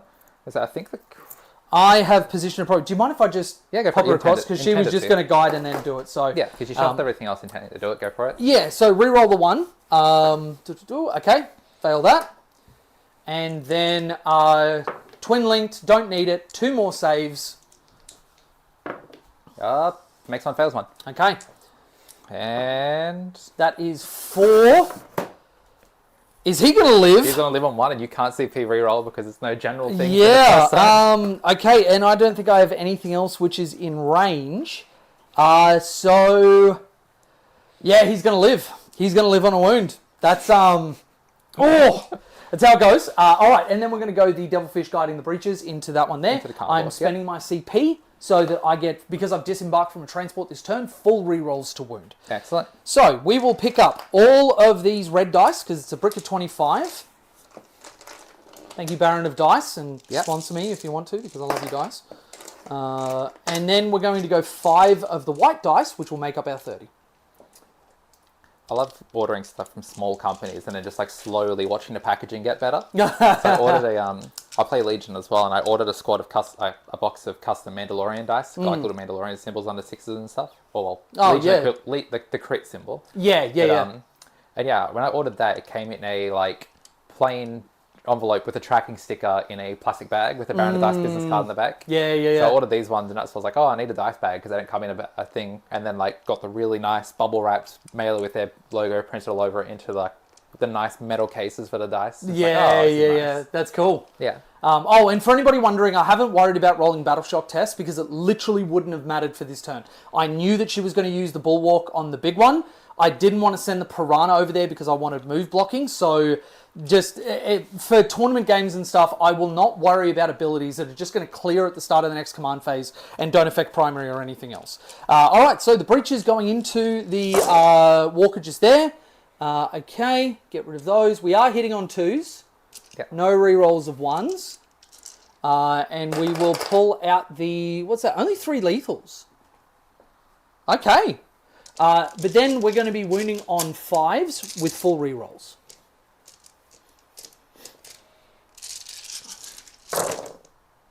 Okay, just going to pull out my successes and put them with the lethals. Okay. And that's all of that. So just rethrow the stack. Yep.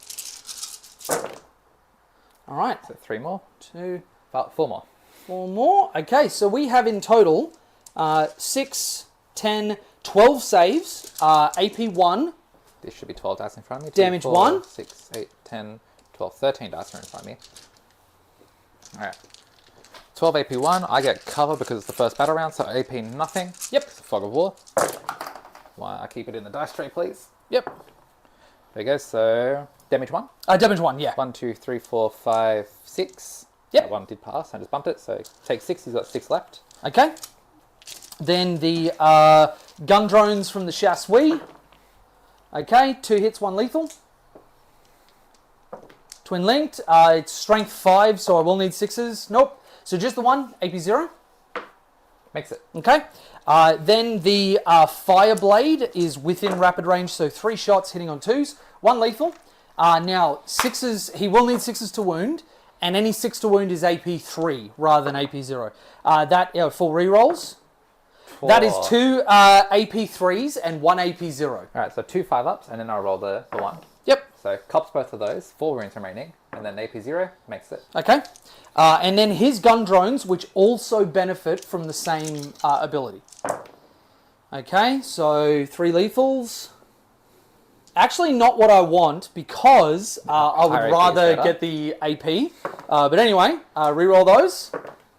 Okay, so it's just the 3 saves. Yep, 3 3-ups. AP 0. Okay, cops 1. So he's down to what? 4. 4, okay. 2 Seeker missiles and all the shots from the Devilfish on 4s. Just 1 hit, 1 wound on your invuln. 5-up. Cops it. That is a 7. He's very dead. Does Very it dead. explode? Does it blow? No explosions. Oh, I saw the 6 there. Okay, so that is 4 for my no prisoners. Yep. That's what I need the fuck you dice for. Then the Fast Stalkers. The only thing that matters really is the Vorite Skinner. Wait, am I within 12? That is a very important thing to measure. And then we'll just have some Kroot rifles because they're still Kroot Empire. Even though they can't guide, they still get assault. That's what my brain went to. Previously, they got lethal hits, which was quite nice. They do not have the For the Greater Good kick. Faction at all. Start of battle ability, the lethal hits and the precision. I'm going to pick that character, the big boy. So the Kroot Fast Stalkers will be able to do that. Yep. So 12 inches. I'm within range for the Vorite Skinner. So number of shots for the Flamer, 3. Yep. And it's strength 4, so it will be on 6s. Yep. 1 wound, no AP. Makes it. Okay. The other shots I don't think matter. I won't get through enough to be able to kill him. So I'm not going to worry about wasting our time on that one. But yeah, depends on the wording of Mont cards. So the Kroot don't have For the Greater Good, but they are Tau Empire. Yes. So it depends on what the wording on the detachment rule is. It's one of the things that allows us to put Strike Swiftly on the Trail Shaper because they are still a Tau Empire model, which means they can take it. Yeah. They have to distinguish non-Kroot, which they do for... I think it's Exemplar of the Montcar and the other ability, whatever it is. Yeah. There's Strategic Conqueror they can take, Strike Swiftly they can take, and whatever the other one, because it's failing my brain right now. Yeah, because the other ones are so like battle suit only and stuff like that. Yeah, exactly. The retaliation card, it does that a lot, yeah. All right, so action. There are going to be no charges, because I think that would be silly, or would it be silly? Charging into you here, and then just sending the stack and potentially piling it over there. They are both shooting units predominantly, aren't they? Yes, the Brigands are very, very good at shooting. Sam, I may be doing it. Mm-hmm. It is a 4-inch charge to get there, and then I can just walk forward and then pile in. You know what? I did mention that when I was going through the missions for the test out today. I specifically picked the one that doesn't give battle line free heroic intervention because I was like, I don't want carnivores charging in for free. All right, so this may be crazy, but to quote the woman who shaped most of my teenage years, Cortana, lucky for us both, I like crazy. So, that is a 4. I make it. Which means I probably won't be able to tag them. All right, so 4 inches. You just go forward to engagement range. Oh, sorry, I bumped them. Yep. And then 4 inches there to engagement range. You go forward to just behind them. Your 4 puts the back of your base on the other side of that wall. Your 4 will put you up to that wall. And then everybody else, I think, because I can't do anything there, is just going to go forward and maintain coherency. Yeah. Now, you can't really do anything there, so you're just going to go like that. You're going to go like that, maintaining coherency either side of the piranha. You're going to go like that. You're going to go like that. Front and back are able to get up around here. Yep. I'm going to go quickly poke a head in on Twitch and see if Twitch is actually working. Yeah, it hasn't worked yeah. every other time. Hey, it is working. I changed literally nothing. Wonderful. I changed literally nothing between now and last night, and it just decided it wants to work. Hey, love it. Love it. Yeah. Okay, so that is my Kroot just there. Now, with pile-in moves, we are going to go... They will die if you pile into him. Oh, yeah, no, not going to... I wouldn't be able to get there with 3 inches anyway. So what I'm going to do is just pile in like this and make it so that I am just like this, like this, like this, and that should still be 2 from there, because that is my big consideration. It's 2 from 2, 2 from 2, 2 from 2, and they're all going to just pile in like this. Yep. Spreading out the 2 even more, and make it so that your move is even further going that way. All right, my 2 Kroot attacking that way. 2 attacks each, hitting on 3s, drop 2, and then 6s. Nothing. All right. Kick me in the face. Yeah, Brigand stomping back. I got to double check what his melee profile is. And I'm not even talking about in game. Please kick me in the face. I want to feel something. All right, hitting on 3s. All hit. Oh no, sorry. The fuck me is a 1, not a 6. Yep. Sorry, 3 hits. Then strength 6, so wounding on not those. Just 1? No AP. Okay. He's got a 6 up, so 5 doesn't do it. And that will mean that we are just going to... now, did I put enough in range here? That's why I can't have the fuck you dice, because them being like me looking at it as like words. No, they need to fail. Now, unfortunately, I will have to kill this guy off. But luckily, with consolidation moves, what I'm going to do is have these guys, because this guy is able to get in range of the objective marker. Then he's just going to come across here, because I can move through my own models. He's going to move down here to maintain the coherency. He's going to move this way. And then those two... in combat? Sorry? You can consolidate if you're still in combat, right? If you wouldn't land in objective range, in engagement range, but you could land in range of an objective marker, you are still eligible to consolidate. Yeah. I just wasn't sure if them being already engaged. No, doesn't affect it. It's though a lot of people get it wrong. It's not either or. It is if you can land in engagement range, you have to go do it. Yeah. Or if you can't do that, you can go in range of an objective marker.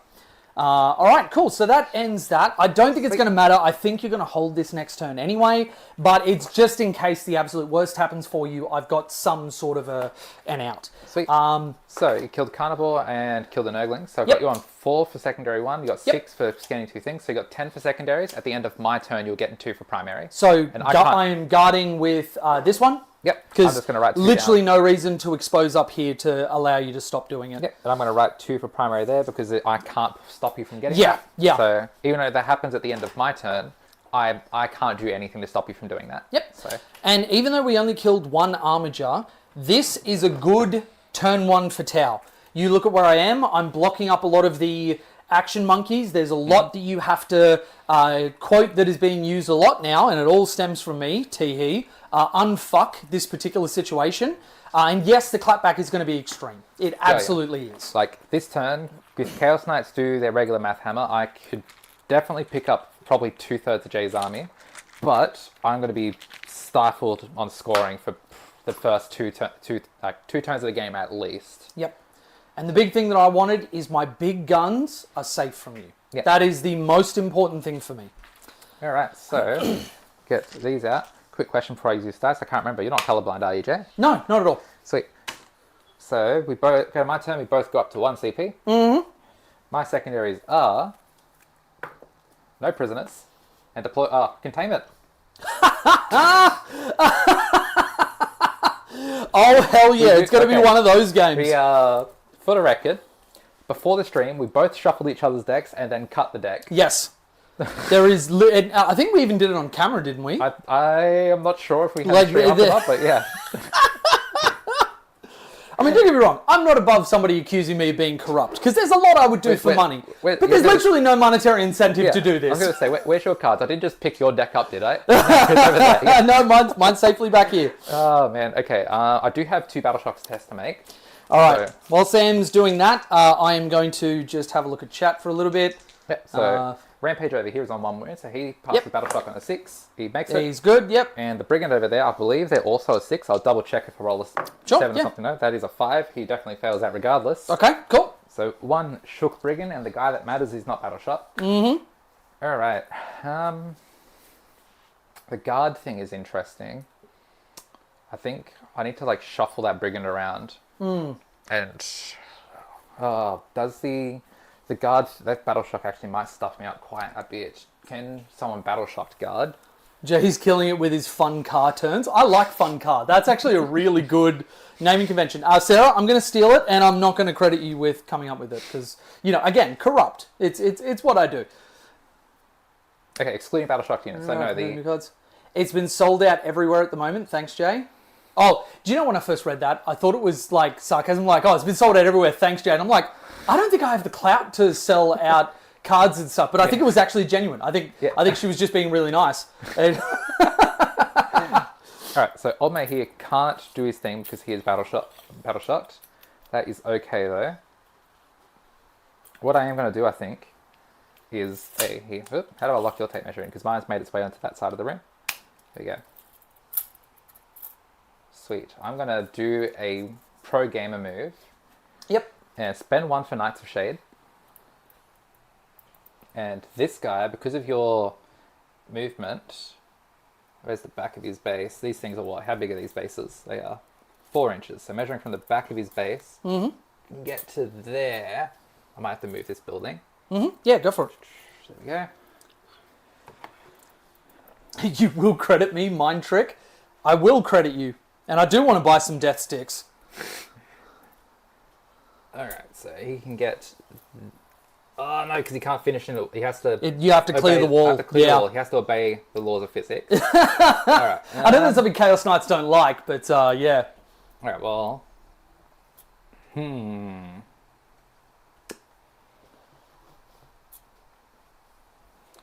Alright, well...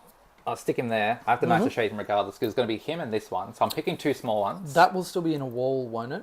Because the thing comes down there. I was going to say... Oh, no, it's that way. Yeah. Never mind. Wrong orientation. So you had that fella there. Yep. So you go. And then this fella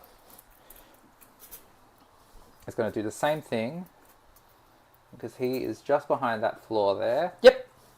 So just push the building back. So he was couldn't fit under it, so he was just behind that floor. So shading the knight. Yep, so he's there. That should be, he's got another ½ inch there. There we go. And that is, the Lancer's sticky this one. Old mate that's not battle shocked can scoot 12 back this way. He's going to have to clear the thing. Battle shocked one's just going to go do some shooting because he can't really do much else. Yeah. What I will do is scoot him up here so he can see those guys. He's got 3 wounds remaining. Lancer moves 14 and can't go through those buildings. His shooting is very nasty though. If you move a Sky Ray, no, because he needs to be... Oh no, I'm Titanic. I can go there and see those Pathfinders. Yes, you can. Right. Absolutely. I scoot him back so this Brigand has enough room to scoot back in. Yep. And this Brigand's going to use his 12 to wobbly models through here. Yep. What's your range on the Lancer? Oh no, it's only 12. So no, he definitely can't shoot, but he can shoot the crit here with his thingy. Oh, yep. So, and then this sorry, so when you said Pathfinders, you weren't meaning the actual Pathfinders, you meant the breaches? I meant the breaches cool. there, sorry. Yep. Yeah. But yeah, no, I'm definitely way out of range of them. And for any considerations with the breaches, because they've all got Guardian drones, they're also -1 to wound. Yeah. Right, so this guy's going to fall back so I can shoot them. Yep. He's happy there. Rampager can walk over this terrain piece, and he is kindly requesting that you give me a CP. So he is just going to trundle on up here, and I'm going to have to scoot the dice tray back a little bit because we do have a bit more board there. Yep, so going that way, exactly what I was worried about, and put the Devilfish there to get in the road of. So he can fit, I'm just going to take the floor out. He can fit just there. Yep. I'm just going to take this floor because no one gets in the buildings anyway. If you want, we can even just move the building, and once he's out of there, just put the building back, because we know that the base is the line of sight blocking thing. So it's all good. We got it out. There we go. Yep. Okay. So he's about there. Now, you have landed within 24 for Overwatch. Is that something you would like to mitigate? I don't have the CP, or I don't have the CP to reroll anyway, but it would be... I can't reroll because it's still first turn. Actually, no, you can't Overwatch because it's first turn. Oh, it's a call rule strike. So, Yep. You are absolutely safe. Oh man, I would have been way ballsy if that turned then. Holy shit. Alright, so, and I bumped the dice, he is on 1 wound. Yeah, cool. So he's happy to be there. Yep. Go. I do remember the pain of what he did to me. Yep. So, go shooting. We'll go the Lancer first into the crit. Yep. So you can't stealth for what it's worth, but I think it's a torrent weapon, so you ignore it. It is not, no. Oh, it's not? Hitting Okay. on 4s. Okay. So hitting on 3 is going to 4s because of stealth, and then sustain hits 2, so 6s explode twice. Oh, gross. I love it. So we hit, drop 1. 1 extra time. So we don't hit 125% of our attacks, but we get 1 explosion. Yep. Effectively 1 explosion. Yep. Strength 6, so winning on 2s. Yes, yep. T3. All of them. So that's 7 at no AP. 7 at no AP, okay. Am I getting cover from you? I believe I am. You're you definitely don't ignore getting cover. Definitely getting cover. So I'll be on 5-ups. Yep. So, 7 5-ups. Ooh! There's 2 damage each. 1, 2, 3, 4, 5, 6 dead crit. That will be half the squad, but that does mean that my coherency becomes extremely easier. So, 1, 2, 3, 4, 5. And I'm going to get rid of the Croup model because that guy's way too cool with the bird. Yeah. All right. Sweet. So they're still in range. Excellent. All right. Next shooting attack, I'm going to go to the Brigand, who is going to send his... Yeah, I can definitely see that. Going to send the Melter into the Piranha. Gatling gun into the Croup. Now, one thing. You're not wholly within the terrain feature, which means you actually can't see through it. One of the artifacts of 10th. So this but bump it forward. He definitely bump had the forward. movement to sit. Yeah, of course. Yeah. Because then his... Just something to keep in mind for GTs, because if you have a player turn around and go, you can't see me. I completely forgot. I was like, oh, yeah, no, most of that's in there. But no, this slither out here can see out. Exactly, yes. So you can see out from the back, but not from anywhere else. So, yeah. But, so definitely can see there. Yep. See him. And then, Gatling gun into the Croup, Melters into the Piranha. Yep. Indirect fire weapon into the Pathfinders, I guess. So you roll some battle shots. Range on the indirect? 48. Yep, you got it. Yep. Yep. I mentioned the 24. I didn't bother mentioning the 20, the other one. Yeah, that's fine. All right, that's fine. Piranha first. Yep. Hitting on 2s because breaches are strictly better than every other armager. Mm-hmm. Both hit. What's the toughness of T7. Piranha? So winning on 3s. 1 wind. Okay. AP -5 because you're the closest eligible target. Okay, so even with cover, that'll just cut straight through. So Damage? 2. 2. Okay. He goes down to 5 wounds. Yeah. I've got 1 dice in my hand, so I'll roll the indirect fire weapon now. There's 10 Yeah, cool. Pathfinders. Yep. 10 Pathfinders. So D6 plus 2. Oh, huge. 1, 2, All 1, right. 2, 3, 4, 5, 6, 7, 8. Yep. Hitting on 3s because I can't see them. Mm-hmm. Drop. 4. Oh, quite a few. Okay. That's alright, 50%. Yep. And then T3 with no minus to wound. Wounding on 3s. Pathfinders cannot take that, unfortunately. 3 with no AP. Okay, and I am getting cover. Yes, So indirect fire. I'll be on 3s. Oh, well, I guess I'm wholly within, so yeah. 1 damage each. Fail 2. Okay, so 1 and 2 from the back. So 1, 2, 3, 4, 5, 6, 7, 8. 2, 4, 6, 8, 10, 11, 12. Alright, And this was into where, sorry? Gatling gun into the croup. Into the croup. Yep, so -1 to hit. Yep, so hitting on 3s. Yep. Drop a few. I'm loving these dice. Okay. And then wounding on 2s because strength 6. Yep, cool. There we go. So that is 2, 4, 6 at -1. -1. Ignoring cover. No. Okay, so this will be on my 6s. Just save 1. There is 1 dude left alive. Yep. So, there we go. 1 dude just there. Excellent. And that is the Vorite Skinner model, which is the flamer Yep. that I used before. Alrighty. Leave them there because I can potentially make that charge. Yep. I really wish you had have kind of wiped the squad because your model also isn't on the objective. Yeah, I was hoping you goofed it, but yeah, no. I'll need to make like a 10-inch charge or something, but I can get him from around that building. Yeah, of course, yeah. Alright, the Rampager didn't actually advance this turn, so I guess he's going to shoot the stealth suit, so you got more battle shocks to roll. These ones? Yeah. Yep, cool. So, -1 to hit, obviously. of course, so hitting on 4. Oh no, he's bracketed, so I can't stack it, so it'd be Yeah. 4 still. Yep. So it's 2. And then T4 on them. still wounding on 3s, -5. Yep, so 2 at no AP. No AP. All right, 3 ups. Oh, I do take a wound, Ooh, just but one it damage. doesn't kill a guy. So not Not forcing below battle starting shocks. strength because that's only for characters and single wound models. Yep. Yep.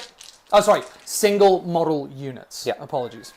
Alright, this fella's going to go melters into the Piranha, Gatling gun into the breaches, Breaches? Yep. indirect fire weapon into the other squad of breaches. Back there? Yep. Yep. So melters first, hitting on 3s because he's bracketed. Yep. Both hit. Loves them both. Wounding on 3s. 1 wound, -5. Cut straight through. Minimum I can roll is 5. He's dead. Yeah. Do you have a fill no pain? You or blow? anything? Nope. No. Yeah, because melter 4, D6 plus. Yep. Yeah. Yep. Melter. Very, very nice when it's in range. Yep. Okay. 2, 4, 6, 8, 10, 12.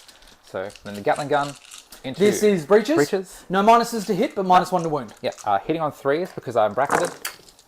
Keep it in the dice tray. Okay. Dropping a lot with that bracket. Ooh, yuck. And then wounding on 3s because wounding on 2s, I'm assuming, or... It's T3 -1 to wound. Yeah, so wounding on 3s. There we go. Does That come is up. Saves a wound. 3 and -1 because that croup unit is still alive, eating my target thingy. Yep, so -1 innately. Just -1 and I will get cover, so it'll just be on my 4 ups, negating that 1 up.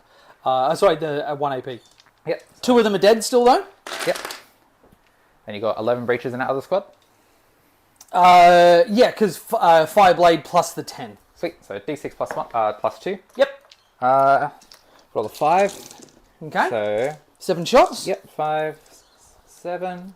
Hitting on 3s because -1 doesn't stack. You want to go home and rethink your life? All hit. And then wounding on 3s because strength 5. Yep, and with the -1 to wound. Oh, -1. Okay, so 4. Yeah, any breacher units will all have the -1. I didn't roll any 3s anyway. So That's fine. 4 at 4. no AP. Okay. So 2 will go through, 2 dead. Yep. Take you because you are painted. Well, I say like shit, but I don't want to insult my friend. He actually came over. He was interested in doing some painting. I'm like, hey, just fucking have a slap at this one. He actually did quite well for his first time. Yeah. But also, you suck. Okay. All right, Carnival's going to send his stubber into those breaches as well. This is which one? Sorry, This that one guy just here. there. Cool. Yep. So he's sending his stubber into the breaches. Yep. Hitting on 3s because he's worse than a brigand. Okay. Missed 2. And then Wounding -1 to on wound. T3. So winning on 4s. 2 wounds, no AP. Okay. Freeze. 1 dice. Yep. Oh, shit. Let's take you. Alrighty. Yeah, why not? This carnivore can see the stealth suits over the top of the building. I'll send The which one? This guy can see the stealth suits. Yep, just So through here. Yep. So, I don't think you're in 18. Oh, that's a good question. So it's from the one that you can see. Yeah. So I am within 18. Yes. 18? Okay, so you are in rapid fire range. Yep. So, -1 to hit. yep, so 6 shots hitting on 4s with -1. Drop 3. Yep. And then wounding on T4. T4, so still 3s. 1, no AP. Save it. Sweet. Alright. Going to combat. Rampager is going to charge the devilfish right in front of you. Yep. It's like a 3-inch charge or something. And 9 definitely gets him in. I don't have the CP to tank shock, and it's round 1. I can't tank shock even if I wanted to. Yep, beautiful. He is in. Okay. Carnivore here is going to charge the piranha. Yep. Or do I multi-charge? Going to... So I've got the safe one because I can tow into... Your multi-charge distance will put it at a 6-inch charge as opposed to the 2 that it currently is. I've got rerolls to charge. I can take it. I'll multi-charge everything there for 6-inch. Okay. Yeah, because my base is fat enough to definitely fit in with the piranha there as well. Absolutely. So 6s with 3 rolls to charge. That's 5. Rerolls Hope and a dream. Oh, okay. As soon as you got that 5, it was guaranteed. So, there you go. So cool. So just hanging out in there. Beautiful. Oh, mate, with the Kroot there, it's going to attempt to charge the Kroot. I'll roll the dice if it's high enough for me to bother him out. That's boxcars. Okay, you are definitely in. Even with going around 12 inches is an enormous distance. Yeah, because, 12 there. Yeah. Yeah. Yep. Boxcars is probably exactly what you needed, but anyway. I was going to say, I didn't measure it. I was like, I'm going to roll it. If it's high, if it's a 10, I'll measure it and see if I get in. But, yeah, all right. All right, wonderful. I'm glad I was on camera at least, because it was like, oh, I need exactly this to make it in there and I do it. Yep, sure, Sam. You definitely made it. Okay. All right, wonderful. So just for what it's worth, I'm going to pick up that Kroot model. Yeah. I'm not going to waste time on a hope and a dream. Yeah. And if it were a GT, I'd make you roll it, but for friendly games, he's a 6-up save that's not going to get one, so yeah. And then even then, I'll just go sweep, which is like 18 dice or something like that. Yeah. Can I consolidate while I'm on the objective? Yeah, 100%, because you will end it in range of an objective marker, so you absolutely can. I will just tuck 3 inches up behind this building, so you actually have to move something. Yep. To get... Actually, do you want to... Yeah, go for it. If you want to just scoot him directly that way... Yeah, so you want to go as far as you can to protect yourself. Whichever way you can get, so the sky rays can't see him without having to move. Yep. So if you go there... So I don't know if you've got the movement to really protect yourself, because I've got that entire line. Yeah. Does it change anything for you, knowing or you maybe could go like straight this way? I say if I can go directly the other way behind that building, maybe. So let's just go there. So you were back there in range of the Kroot just there. And then if we go 3... because the bases are pretty chunky, I don't know if I have the movement to... You can go to the edge of the thing here, but that's as far as it goes. I'll still have line of sight. Yeah. That's so good. Wherever you can get there. I guess we'll go with the first option that puts me slightly front. Yeah, so you're basically at the front of the thing. Yep. So I can get my silly charge shenanigans. Yep. All right, cool. Sweet. So the Rampager is definitely going to be bracketed. I wish the big giant Warp Strike claws were still like, I just tossed a model across the board with, like, when I kill something with it. Yep. Did you ever see those rules actually? I did not. I'm a 9th baby. So the Power Claws in like 7th edition and stuff like that, and there was a stratagem for it in 9th, but when you killed a monster or vehicle with the Power Claw, pick a unit that was like within 9 of it or something like that, and that unit takes an explosion. That's so good. In 7th, it was literally you put a large blast template where that and do a whole scatter dice. You do a missile attack wherever. That's actually so cool. I feel like I know that they took it out for balance reasons and everything, but it was a stratagem, and I guess it was just one of the ones that. It's such a flavorful ability. It is. You know. And it was also, especially for Chaos Knights and this edition, like if I could kill this thing, so dump a bunch of mortal wounds into that and then tag into those guys. Yep. Like everything's now rolling out. It's amazing. Shots. Yeah. All right, so I'm going to strike with the Warp Strike Claw. Yep. Normally hits on 2s, going to 3s because I'm bracketed. Mm-hmm. Sustain hits because I charged. So I drop 3, but 1 explosion. Yep. And then T9 on the Devilfish. Strength 20. You take 4 at -3. Okay, so that will put me on 6s. Yep, 8 damage each. 4, okay. 6 ups. Nope, not a single one. That is 1s and 2s. All right. He's dead. Does he explode? Do I blow? No, I don't. Not this time. I would have loved it if I did, because then your 1 wound dude just goes bye-bye. Okay, so that's gone. Yep, and I'll use my consolidation to tow in onto that objective. Yep, cool.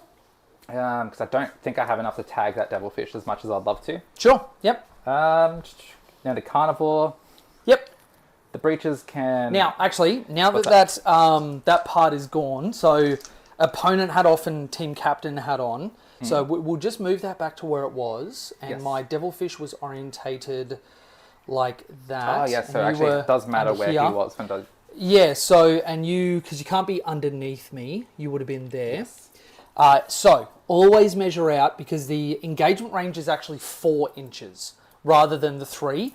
Because you don't need to land in base to base, you just need to be within that 1. This is what catches a lot of players out, where they either miss an opportunity or they go too close. Yep. So, for example, and this is why being underneath is important, if you were like up here, you actually have the movement to go and tag the Pathfinders, which is enormous, because I don't have fall back and shoot and I don't really want to be there. Yeah. So always look for those opportunities, rather, because you would still get the objective. But then I'm also doing... Tagging that, making my decisions harder, and the more you can pile into me, the worse you make it for me. And that's something the Wolves have been really great for. Yeah, because the reason I wanted to tag him was so you got -1 to hit. Unless you move him out. But if that's the case, then, so if I can tag them, what's the engagement? So you were a little bit far back because you couldn't be under me.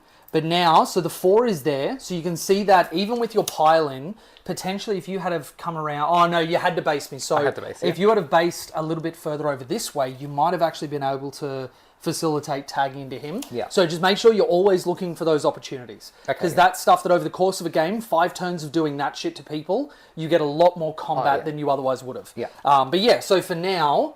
I think you can move in and tag the devilfish if you want to. I wasn't sure because of the rotation, so I'll 100% do that then. Yep, because don't forget, they have breaches in there. If you can stop me being able to shoot up, advance, and get out, then that is a massive play against Tau. Yeah, so I'll do that. Yep, cool. All right, captain hat off and opponent hat back on. You suck. How could you do this to me? Ah! Carnivore will go chain tail and sweep. How many wounds does the Pariah have again? 7 wounds total. 7 wounds total, okay. So T7, 7 wounds, 4 up armor save. Sweet. All right. And the devilfish. Yep. How many wounds does that have? The devilfish? Yeah. They are 13 wounds base, 14 on the Skyrace. I always need to remind myself of that because they're just within one of each other and I keep fucking it up. Yeah. But yeah, 13 wounds, T9, T10, 14 on these guys. Sweet. Yeah. All right. I'll go 2 into the Piranha, 4 into the devilfish with the strikes. And so 4 there, 2 there? Other way around, sorry. 4 into the devilfish. 2 into the there. Piranha. Yep. And the breach is stuck in combat with the carnivore. Yeah, cool. So, Piranha first, hitting on 2s. Unless you have any minuses. No minuses at all. No, so drop 1. Strength 12, so winning on 3s. Yep. Nice. 1 at -3. -3. I've only got a 4 up on the Piranha, so that'll go straight through. So D6 plus 2. Yep. 4. Okay, he is alive on 3 wounds. Oh, which is more than I can honestly ask for. Okay, you're not going to sit nicely on the wing, are you? Because you're just a massive dickhole. There we go. Yep, cool. All right, then the devilfish. Again, 2s. Okay, nice. T9. Yep, so 3s because strength 12. Yep. Oh, 1. That's yuck. That one, -3. -3 still. I will get a 6 up. Nope. No, D6 plus 2. Okay, I'm down to 5. Cool. Alrighty, didn't kill anything, that's okay. Your attack's back if you would like to bother rolling them. Do you know, honestly, I will just because it's fun. The devilfish here is going to smack the big boy because that will actually be relevant. 1 hit, 1 opportunity. Strength 12. Sorry, toughness 12. Strength 6. I need a 6. Roll a 1 or a 2. Roll a 1 or a 2, Sam! Roll a 1 or a 2! It has to be 1 with these dice. If I get this, it has to be a 1 with these dice, right? Oh my god, you suck! Why would you do that to me? But that dice roll with these dice, though. I know. I am so getting ready. That. Okay, we had a hope and a dream, and Sam had to ruin it. Okay, Sam is the death of fun. It's official. 3 attacks with the devilfish into your walker over there. Just the 1. Yep. I'm just making sure we're plugged in. Yep. 5s because I'm strength 6. Nope, nothing there. Nope. And then the 2 strength 4 attacks with the Piranha. No hits, nothing. That is the end of the combat phase. Sweet. So, I completely forgot to do my containment. It's okay. I'm going to bin that for an extra CP because I completely forgot that existed. Yep. No prisoners. I score 4 for it, I believe. Crete, Piranha, Devilfish. I score max for it. Yeah, you max it out. Yep. So 5 points. Yep. And then this Brigand will guard. So. And I don't know that I can do anything with that. So I think you can actually mark it off because you tagged everything here. This would have been what could go over there and do something about it. Yeah. And I'll have to double check. Oh, does it have to not be battle shocked? That one's not battle shocked. No, but piranhas at the end of their move the guard can battle shock somebody. So if that's an opportunity, I might take it. No, the guard, it does specifically say excluding battle shock units. Okay, so don't mark it just yet. Yep. If I battle shock you, then I can stop that. Excellent. Yep. All right, okay. So that is it. Goes to your turn. I'm on 2 CP. You're on 2 CP as well because you couldn't spend any. Now, I have probably not enough OC on here. They're OC 8. OC 8, and you've got to roll 2 battle shock. So a lot of battle shock tests there. 4, 6. Oh, sorry, and I'm just going to use pile-ins. Yeah. To get another one on there. So and then consolidates, move him into there, because that is relevant. We kind of speeded through the thing. Yeah. So that will at least give me enough on there. Sarah said rolls the 3 in the chat, like right before the timestamps, right before I rolled the dice. Oh my God, Sarah, you see? Okay, you used a Jedi mind trick on me, which means you confirmed as a Jedi, which means you just used the Force to influence that dice roll. So that's all your fault. And what I'm hearing is you hate me. Okay, no, that's cool. That's cool. I don't like me either. All right, so battle shocks. I need to go. So this, how many wins does this have? That is below half. Yep. So that is below half. So 2, 4, and then they are below starting, not below half. So 1 battle shock for the breaches, 2 for the 2 vehicles. Okay. Breaches. They will pass with an 8. No minuses. Yep. -1 from the Chaos Knight rule. 7 anyway. So you still pass it. Yep. Then the Devilfish pass with a 12. Piranha will fail. It is battle shocked. Yep. The Devilfish has to roll a second one. Ooh, because if he's also below half strength. Right. Okay. So I'll put that one to the side. The Piranha. This is before that happens. It does fail. It does fail. Would you like to do anything about it? I need to save my shenanigans for this one over here, because you do have a few battle shocks to make for him as well. Yep, okay. Because he passes battle shock, so I can use Terror Shades over there. Yep, so fail, pass. He doesn't need to because he's full. Only the breaches passed here. Oh, right, yes, they're both battle shocks, so nothing over there. Which means you also don't control that objective. Oh, yeah, because I've got 6 and 1. Yeah, so you do control that. Yep. So I will actually cop a 0 for primary this turn, which is fine. That's what happens in this matchup. This guy's only OC5 when they're bracket, so depending on what's on there. There's not enough on there. Okay, so I still control that then. Cool. Yep, because I've got like 2 dudes towed on, but the Pathfinders I don't believe are OC2. I think they're only OC1. But even then, it would just contest. Yeah. Oh, no, it would be 6. Let me double check that. Yeah. Pathfinders, how much OC are you? They're normally not even alive at turn 2, so, it's kind of a wild thing. No, OC1. Okay. OC1. So I do control that one then? Yep.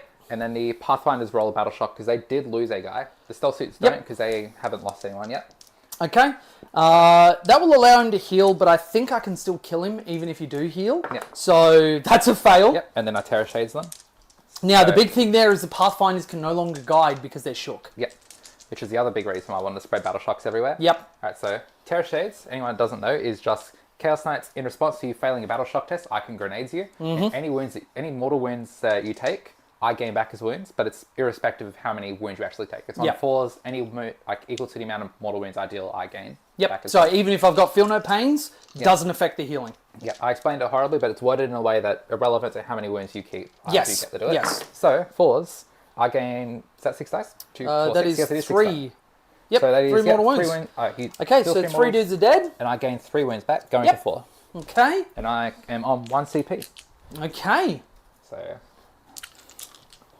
All right, so that is my battle shocks done. Oh no, sorry, breach is just there. Are they within range of a chaos? If they're within 12, yes, they do. They are just out. Yep. Okay, so completely on purpose, absolutely intentional. All right, cool. So secondaries. Secondaries for this turn. Oh, you are dead. So let's just get you out of here. Boom, and goes the dynamite. Recover assets and overwhelming force. That is, overwhelming force is a great card to draw this turn. Then recover assets. What are we working with there? Let's swap back to the PDF. Recover will be, and thankfully these are all in, what is it when stuff goes with the alphabet? Oh my god, alphabetical order. Yeah. Jesus, my brain betrays me sometimes. So if there are fewer than 2 units from your army on the battlefield, nope, I can still do it. So recover assets is an action in my shooting phase. 2 or more units, if each of those units is wholly within a different one of the following areas: your deployment zone, no man's, your opponent's deployment zone. End of your opponent's next turn or the end of the battle, you recover assets and you gain, if 2 units recovered assets, you get 3 VP, and if 3 did it, you get 6 VP. Now, because this is somewhat of a go turn, I may actually just forego this. Yeah. Though I may be able to do it just to get 3 VP, but I don't know if a CP is more relevant. Oh, sorry, one thing I do want to do. I'm going to spend a CP. He killed a unit, so full rerolls to hit against him. Yeah, that's right, that's the Moncada rule. Yes. So I will actually go down to 1. And I would have done it over there, but I forget which unit killed what, so I'm just going to... Oh, actually, no, sorry. I'll put it on him, because he killed the... It's non-Crute, I can't do it with them. Never mind. Yeah, no, and I can't remember which melter killed the Piranha, so I'm not going to worry about it. 1 and 3 wounds killed the Piranha. Yeah, it's going to be the big boy. Yeah, because All right. it was a... Yeah, no, Piranha had 5 wounds left, I landed 1 melter at -5, and I didn't have to roll a dice for it, Yeah, it was in melter range. So, the first thing I'm going to do, while it's on the top of my mind, is make sure that a snot dog is not able to get in here. Now, the base is quite large, isn't it? Yes, if you want to grab him, he's just there, right behind you. Oh, actually, yeah. Okay. Because you snot dogged my sisters in the arse, and that didn't feel nice. Wow, that's a sentence I shouldn't have said. Okay, so that will screen you out. You will not be able to get him in that corner. Excellent. So that is there. And also, shameless plug, if you guys like the look of the objective markers and you're thinking about other merch, head to pantheonstudios.com.au where you can pick up some as well. Yes, I did very, very intentionally, if I can actually like kneel down to wherever the camera's FOV is. Grab the Pantheon. Having that towel guy, which you'll see on a lot of our thumbnails. And my wife Chelsea makes all of the merch, so you are directly supporting the studio and both of us. So, all right. Now, with that in mind, I'm probably just going to fuck off recover assets. I'll see at the end of the shooting phase how I feel when I've got units that are still eligible to shoot. But yeah, so overwhelming force is probably what we're going to be going for this turn, and we're going to set up to control the primary and make it harder for Sam to do what she wants to do. Okay. Piranha is going to fall back from that guy. Don't forget. He's battle shocked. I think I have to risk it. I'll bring out the rules for it because they come up very often. I think it's like a 1 or a 2, he just disappears. 1 or a 2, he's just dead. Yeah. Because it's desperate breakout. Because, I think that being able to battle shock your back 1 for 2 VP, he's going to die this combat round anyway. So it's not even like if I leave him there, he's doing much. Yeah. The melter is nice to be able to kill that one. And because I'm in combat with a vehicle, I can use my pulse blasters to shoot you, so I'm not even using pistols against them, so that's fine. So your question, Sarah, I'll let Jay sort his stuff out, and then I'll ask him.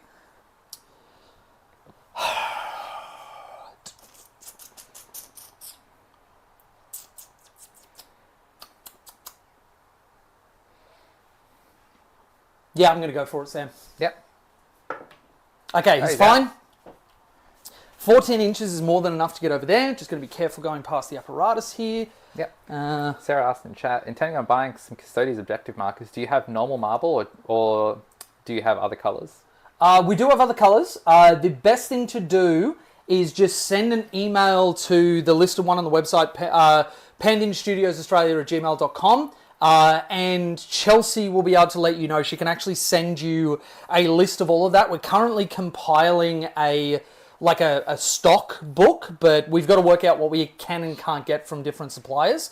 But yeah, the marble was there because Adam got them and he was super, super happy with them.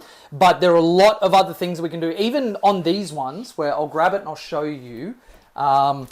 There's like the lightning sort of a background. You can get it on something like that. But there's also other markers that we can look at. These ones are just a little more sparse than the shirt designs and whatever. Some places have some decent ones, but you'd be paying a premium, and we've tried to stay on the side of It's nice, but it's not going to cost people like an arm and a leg for production costs and stock costs and everything else.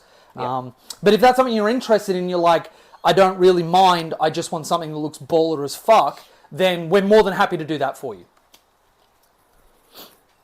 Okay, so Piranha is going to Battle Shock the guy that's on your home field objective. So if you could roll a Battle Shock test for me, please. Yep. Give me to roll 1 dice so you can see how depressed it is, or... Okay, so he passes. All right, that's fine. So I won't be able to stop that if you want to mark up the 2 VP for that. Yep. There is no other trick that I've got to be able to stop that from happening. And that would actually happen in turn 2 primary, so I'll pop that there for the sake of tracking. Yep, cool. Now I'm able to, without advancing, get these stealth suits up here to be able to guide. Sarah just responded, whatever's easiest for you guys, to be honest. Well, both are easy for us. We are just, it's kind of a holdover from like Chelsea and I don't usually sit on like a shitload of money. So we're always very cost conscious for other people, and we leave it to them to say, yes, like I want to spend money on this like premium stuff that I'm spending a lot for, but we want to give people the basic options first and allow them to make that choice rather than being like, the only option you've got is this really premium shit. Yeah. So I might talk to Chelsea, I'll look into it, and at worst case, we can just give you options of what may be doable, and then go from there. Okay, so this devilfish is just going to fall back from the big boy. Yep. Actually, before it moves, the breaches are going to get out. Yep. Okay, so my last unit of breaches are just here.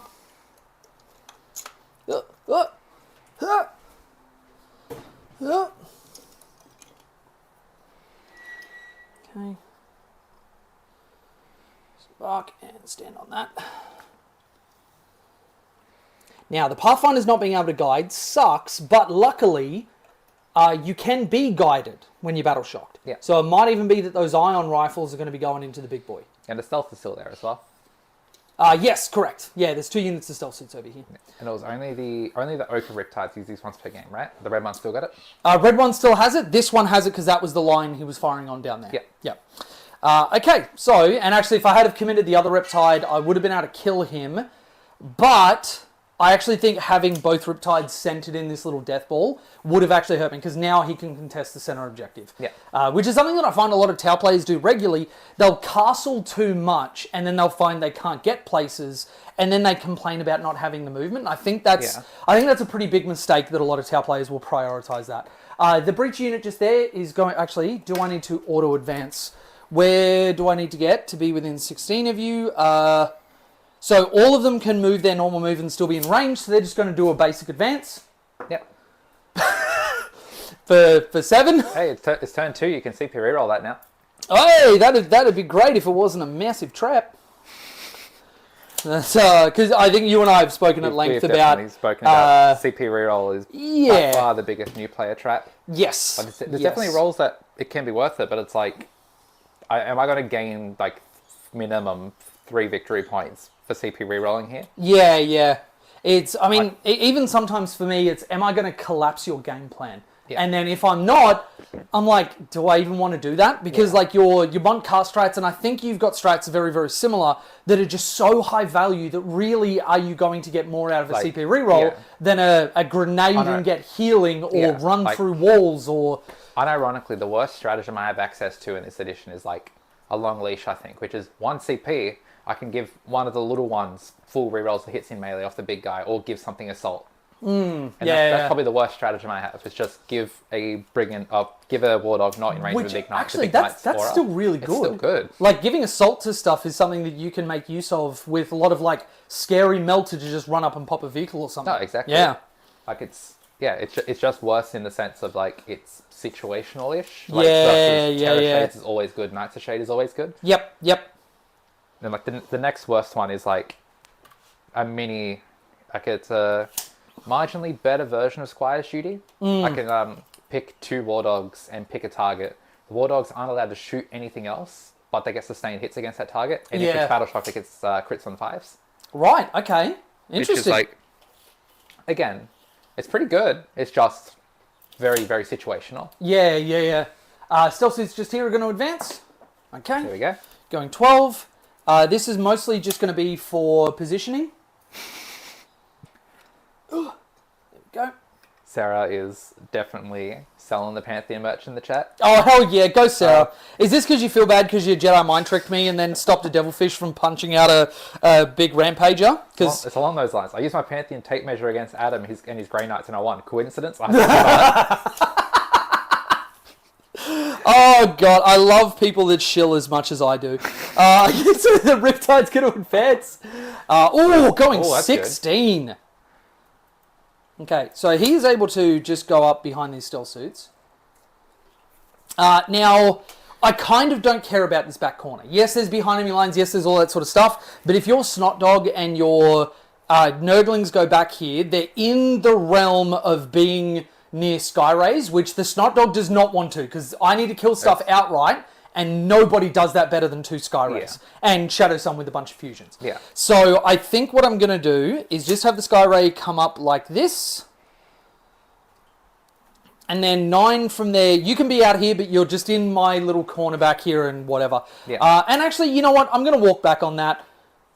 These guys are going to go back like this. They can still guide into there, and that creates a network where 9 is like right here, you won't fit in. 9 is there, so my entire backfield is completely screened. Yeah. Which means hopefully you do draw behind enemy lines and you won't be able to do anything with it.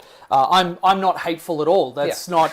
You know, Chelsea doesn't regularly call me a hateful cuck. It's weird that you brought that up without prompting at all. Okay, so this Riptide hasn't moved yet. Now, the Lancer, his threat range is... 14-inch movement. 14 inches. It doesn't have an advance in charge, though. No advance in charge. So if I'm on the other side of the objective, it's a 12-inch charge into the Riptide. So I'm just going to go like that. Yeah. Because I'm certainly not going to pull another one of those out this game. You say that and then immediately you're going to do it. And actually, I'm even going to go on the other side of this Devilfish, so you actually have to go further unless you want to double charge. I don't think I can do it unless... I can Knights of Shade through my own stuff, but even then it's still, Yeah. Sam, you going to the GG's tournament next week? Yes, thankfully I actually managed to get the day off for it, so I was working, so I originally said no, but I can definitely go now. Which one's this? Good Games Wollongong next weekend. We got an RTT. Oh, an RTT. Sorry, I thought you said GT, and I was like, I'm missing a GT. No, GG, not GT. Sorry, yeah. Oh, yeah. I'm actually thinking about registering for that one. I've just got to... It's hard because I don't know if I'm still going to have a job, and so, like... All this stuff at the moment, it's hard. Committing to that. I haven't bought a ticket to any GT, because I'm like... You know, if I end up having to go down this route of doing this sort of stuff full time, we take a massive hit to our monthly, and then that means that, like, everything's up in the air. Which actually, in the worst case scenario, we've had to discuss whether we move back to Adelaide, which would suck quite heavily. But don't get me wrong, I love living in Adelaide, but like with everybody that we've met here, and you know, having like 40k be very, very prominent here, it just I don't want to.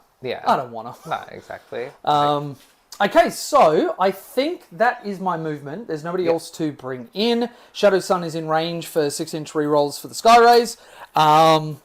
All right, my favourite part of the game is if I can get you with a gotcha. So I'm going to see if there's any 9-inch bubbles anywhere. Go for it. Movement. Go for it. Oh, there's one guy there. Shit, okay. Yep. Do I? Skyray can't see a Snot Dog, does he? No, won't be able to. I have to move this building real quick just to see where 9 actually is there. Make sure it's not any weird perspective shifts. shifts. It'll be up there. Oh, so because of where the edge of your base will be, I will be able to see you. It was weird perspective shifts then. Definitely cannot get there. Because, looking over here, I'm like, oh, 9's like here. But no, never mind. Definitely can't fit in there. Okay. That one I checked with the base. Actually, do you want to grab the base so you can double check all this? No, I can't fit in any of the fun spots. And over there, you got it. Yep. So, no. Okay. He can Nothing chill out for a bit. Forward of that you would like to do? No, not particularly. I don't think...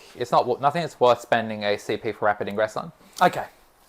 All right, so now what we're going to do is just go the most fun phase, which will be our shoosting. And we are going to go over this side of the board first. I want to pick up Big Boy. Yep. We're going to have the Breaches guide the Pathfinders in there. And this will be the 3 iron rifles, which I am going to overcharge. This unit's on its last legs, so if it dies, whatever. Yeah. So this will be hitting on 4s, no minuses to hit you or anything? No. Okay.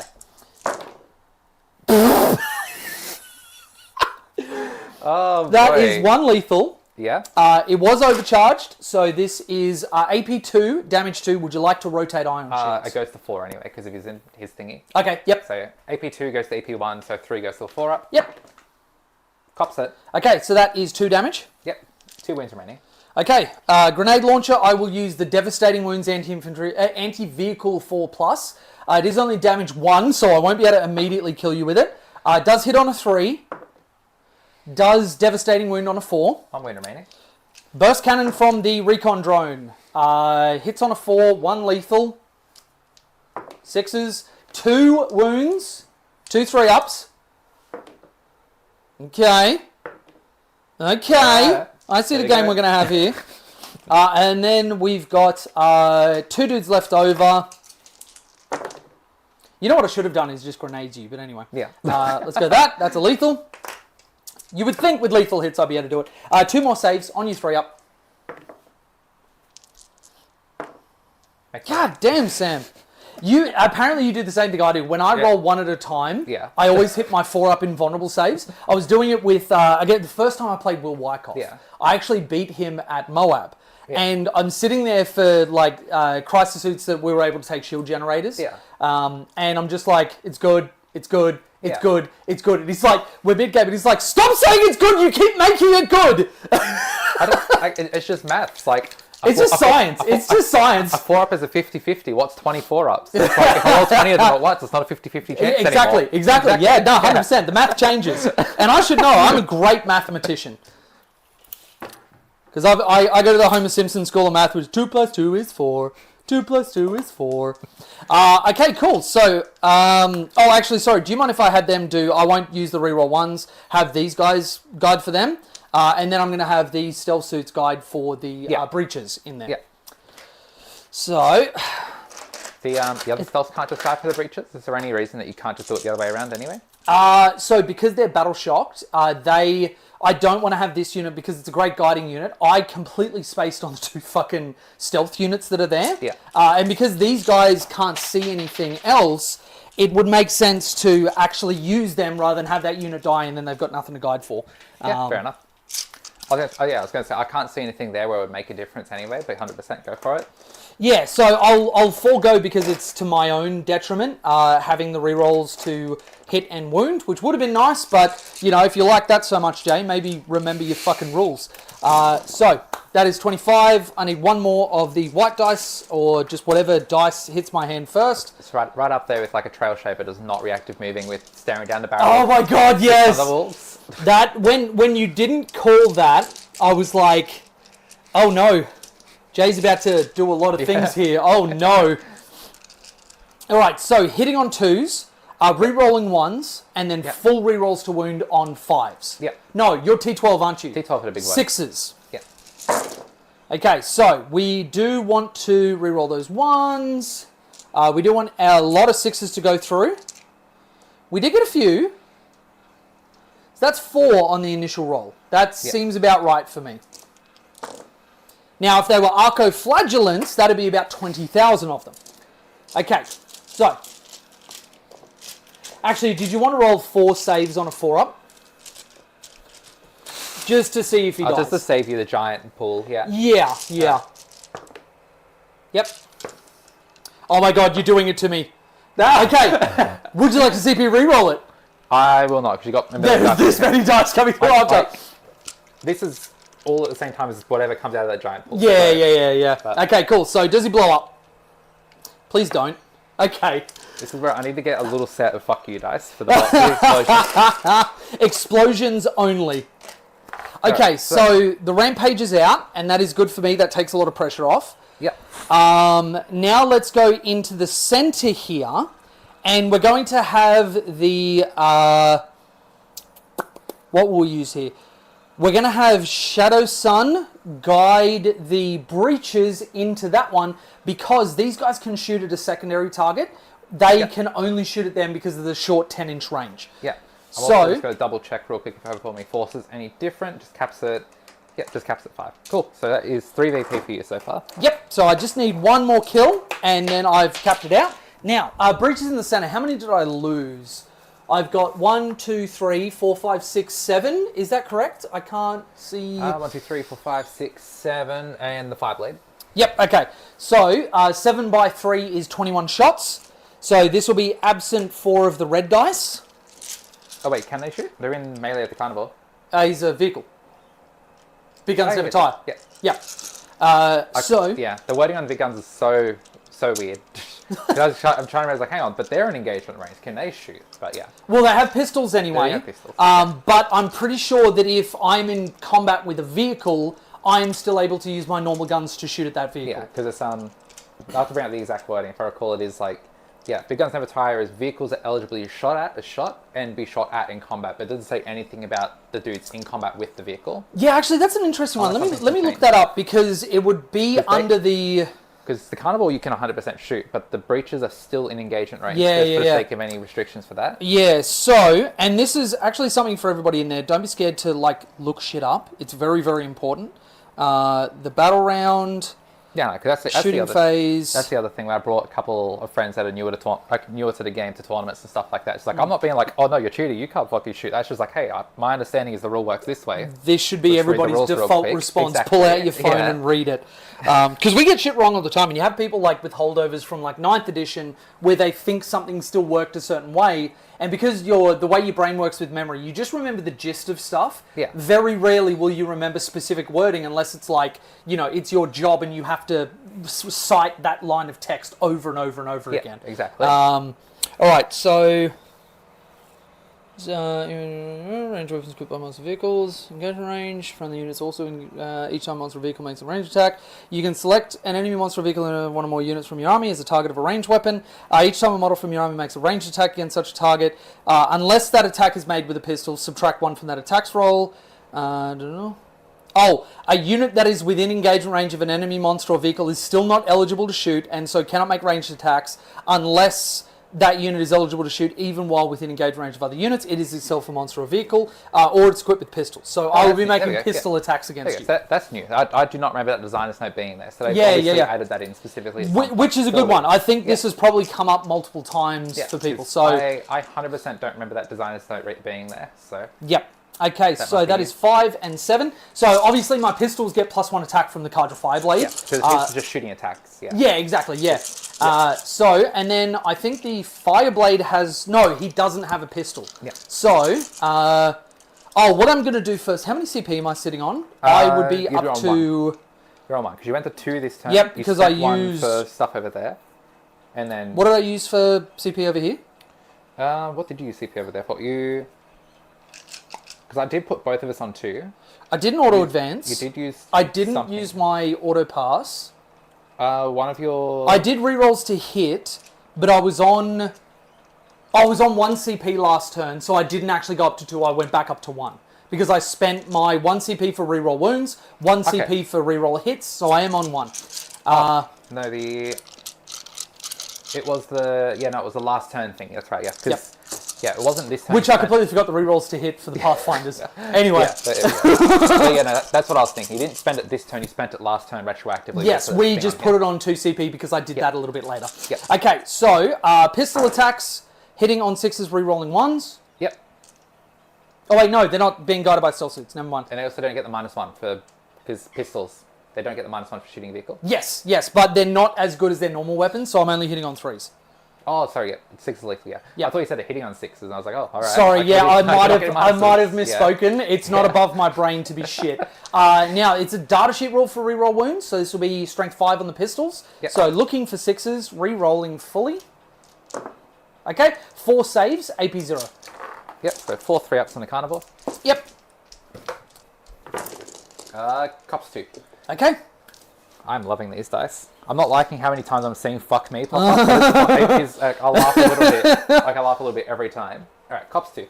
Okay. Then what we're going to do is have the Devilfish guide 1 of the Sky Rays into that one. Yep. So 3 shots. Yep. So +1 then -1 to 6s anyway. Okay. Doesn't matter. Yep. 2 6s. Re-rolling because twin linked. Yep. That is 3 saves on your invuln. Yep, I should have announced it when you targeted it with the Sky Ray, but I will... Oh, go for it if you want to bulwark. I will bulwark with this one. Cool. since you're shooting big guns at him now. Because Yeah, of course. That's my dice. Oh, was it? Yeah, Okay, the red we're both one. on one. Yours Okay. is the, Yes, that's the right, yeah. black-red, yeah.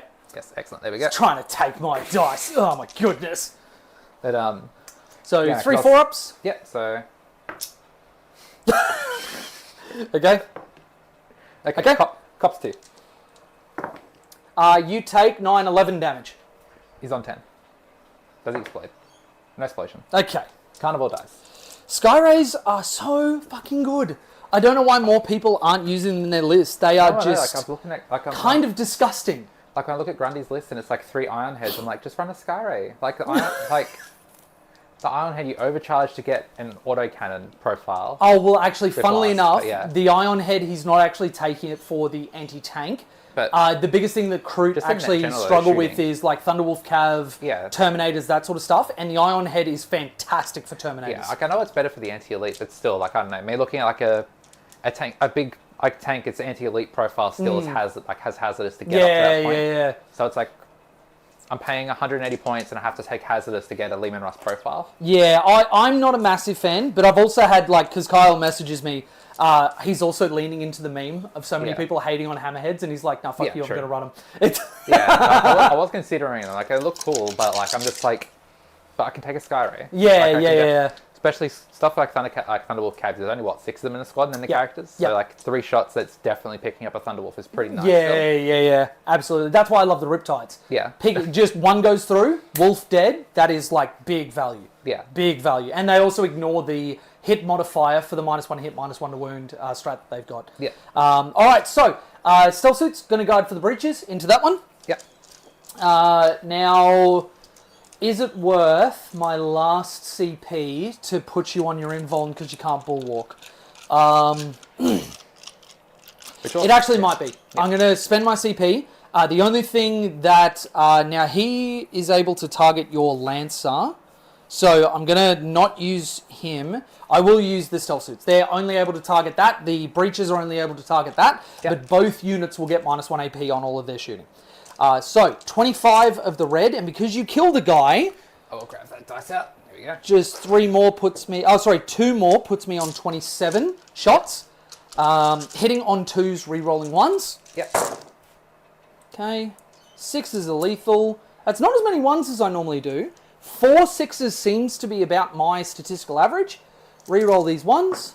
Okay, one more. Just reading a question Sarah's put in. How do you guys determine what units are good and for what tasks? Unless split around attachment to choose, I struggle to choose a detachment unless I've seen what they do previously, so I don't really know what units do.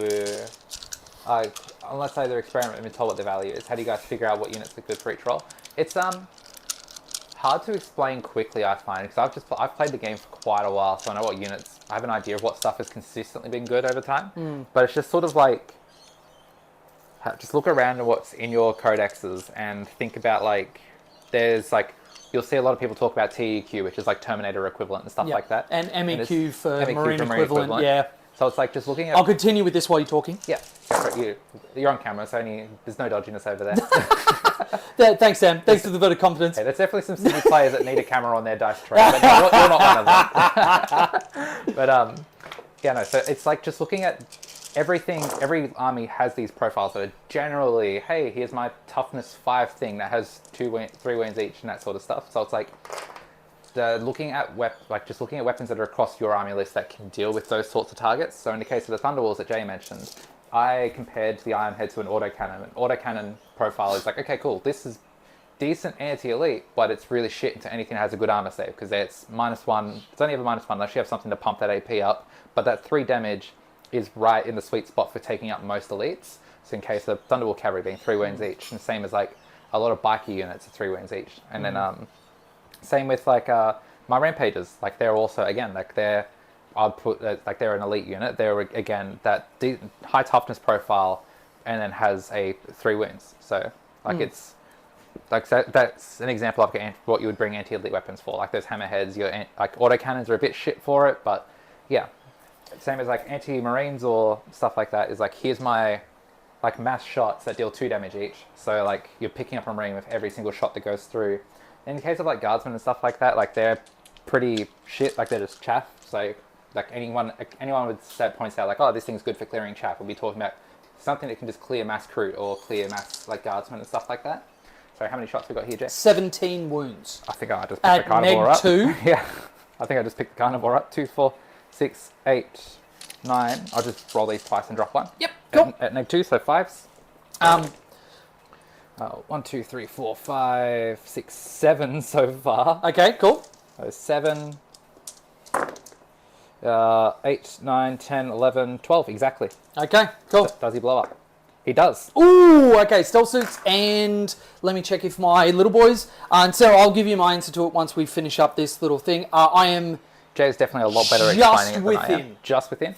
Stealth suits, cop, 3. Oh, okay, so a dude is dead and a dude's on a wound. Yep, and Pathfinders, not Pathfinders, Breaches also take 3.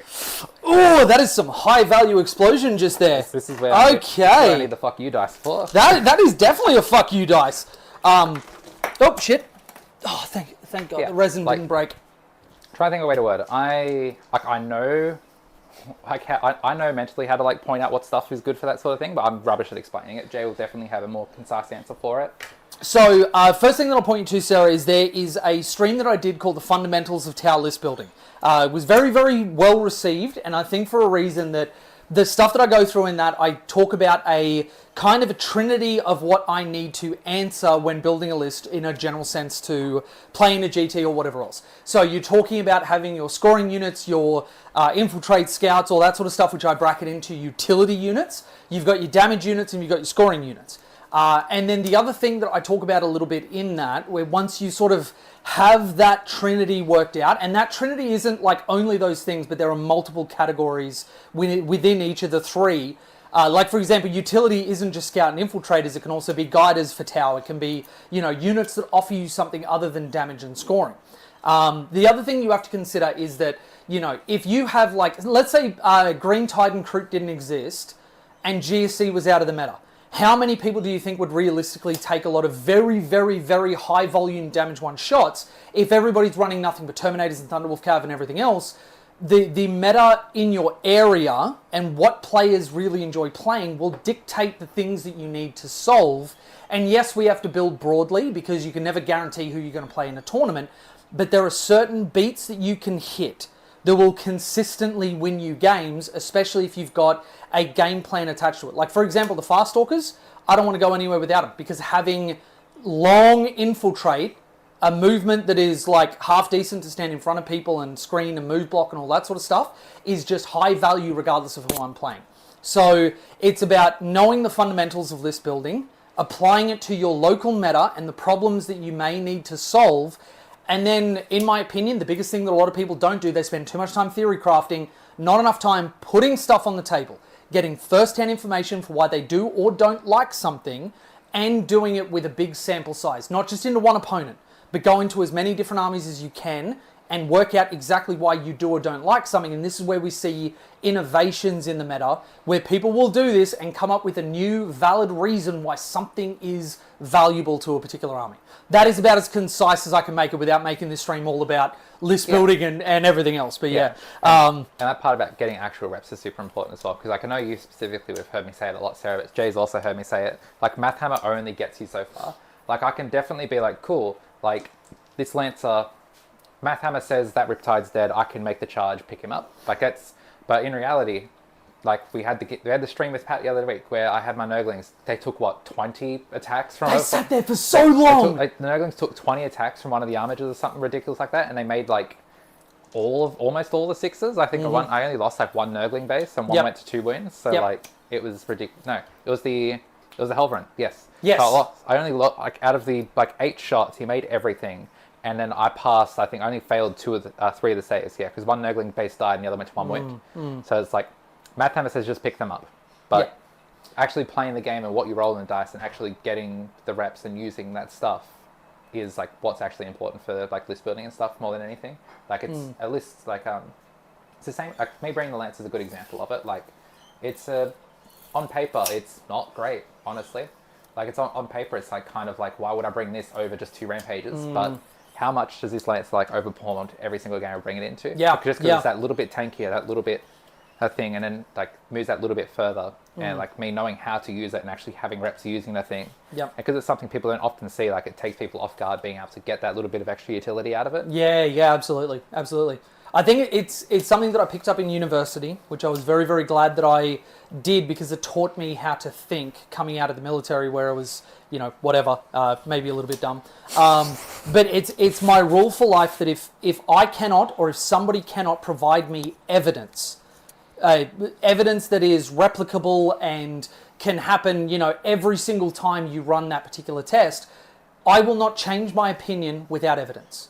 But if somebody provides me evidence, it is my responsibility to update my beliefs or values or whatever else in light of that evidence. So that's generally what I'll go with, and that for me is reps on the table. All right, so what I'm going to do is shoot. You've guided, you haven't shot yet. This guy right at the back is going to guide this Riptide into that. That's the 6-wound one? 3. 3 wound, okay.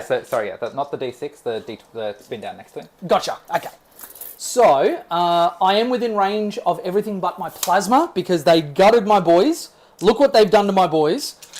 So this will be the missile pods and the main gun. He has already used his devastating wounds. So this will just be on 3s and then wounding on 5s because I'm overcharging.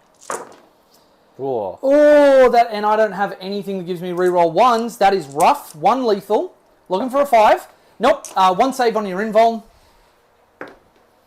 Cops it. 4 damage. He does. Okay, cool. There's nothing in explosion range. I'm not rolling that. Yeah, cool. Then what we're going to do is just have the Skyray at the back here is going to guide the Riptide into the Lancer, and then the Skyray is just going to send it down that way. So, Riptide, he is going to use his once per game devastating wounds. Yep.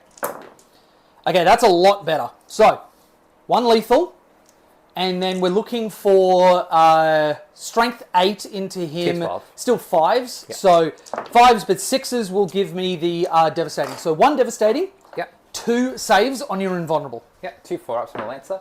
Makes both. Loves them. Okay, so just 4 damage onto him. Yep. Are you within 30? I think you would be of him. So he's got 21 range. Yep. So the missile pods may as well. These will be on 4s with no rerolls. Okay. 2 lethals. Yep. And then strength 7 changes nothing. 5s. That is 2 neg 1s. No, I am ignoring cover because marker light. Yep. So it'd still be the 4-up invuln. Yep. Makes both. Oh, okay. Loves it. So.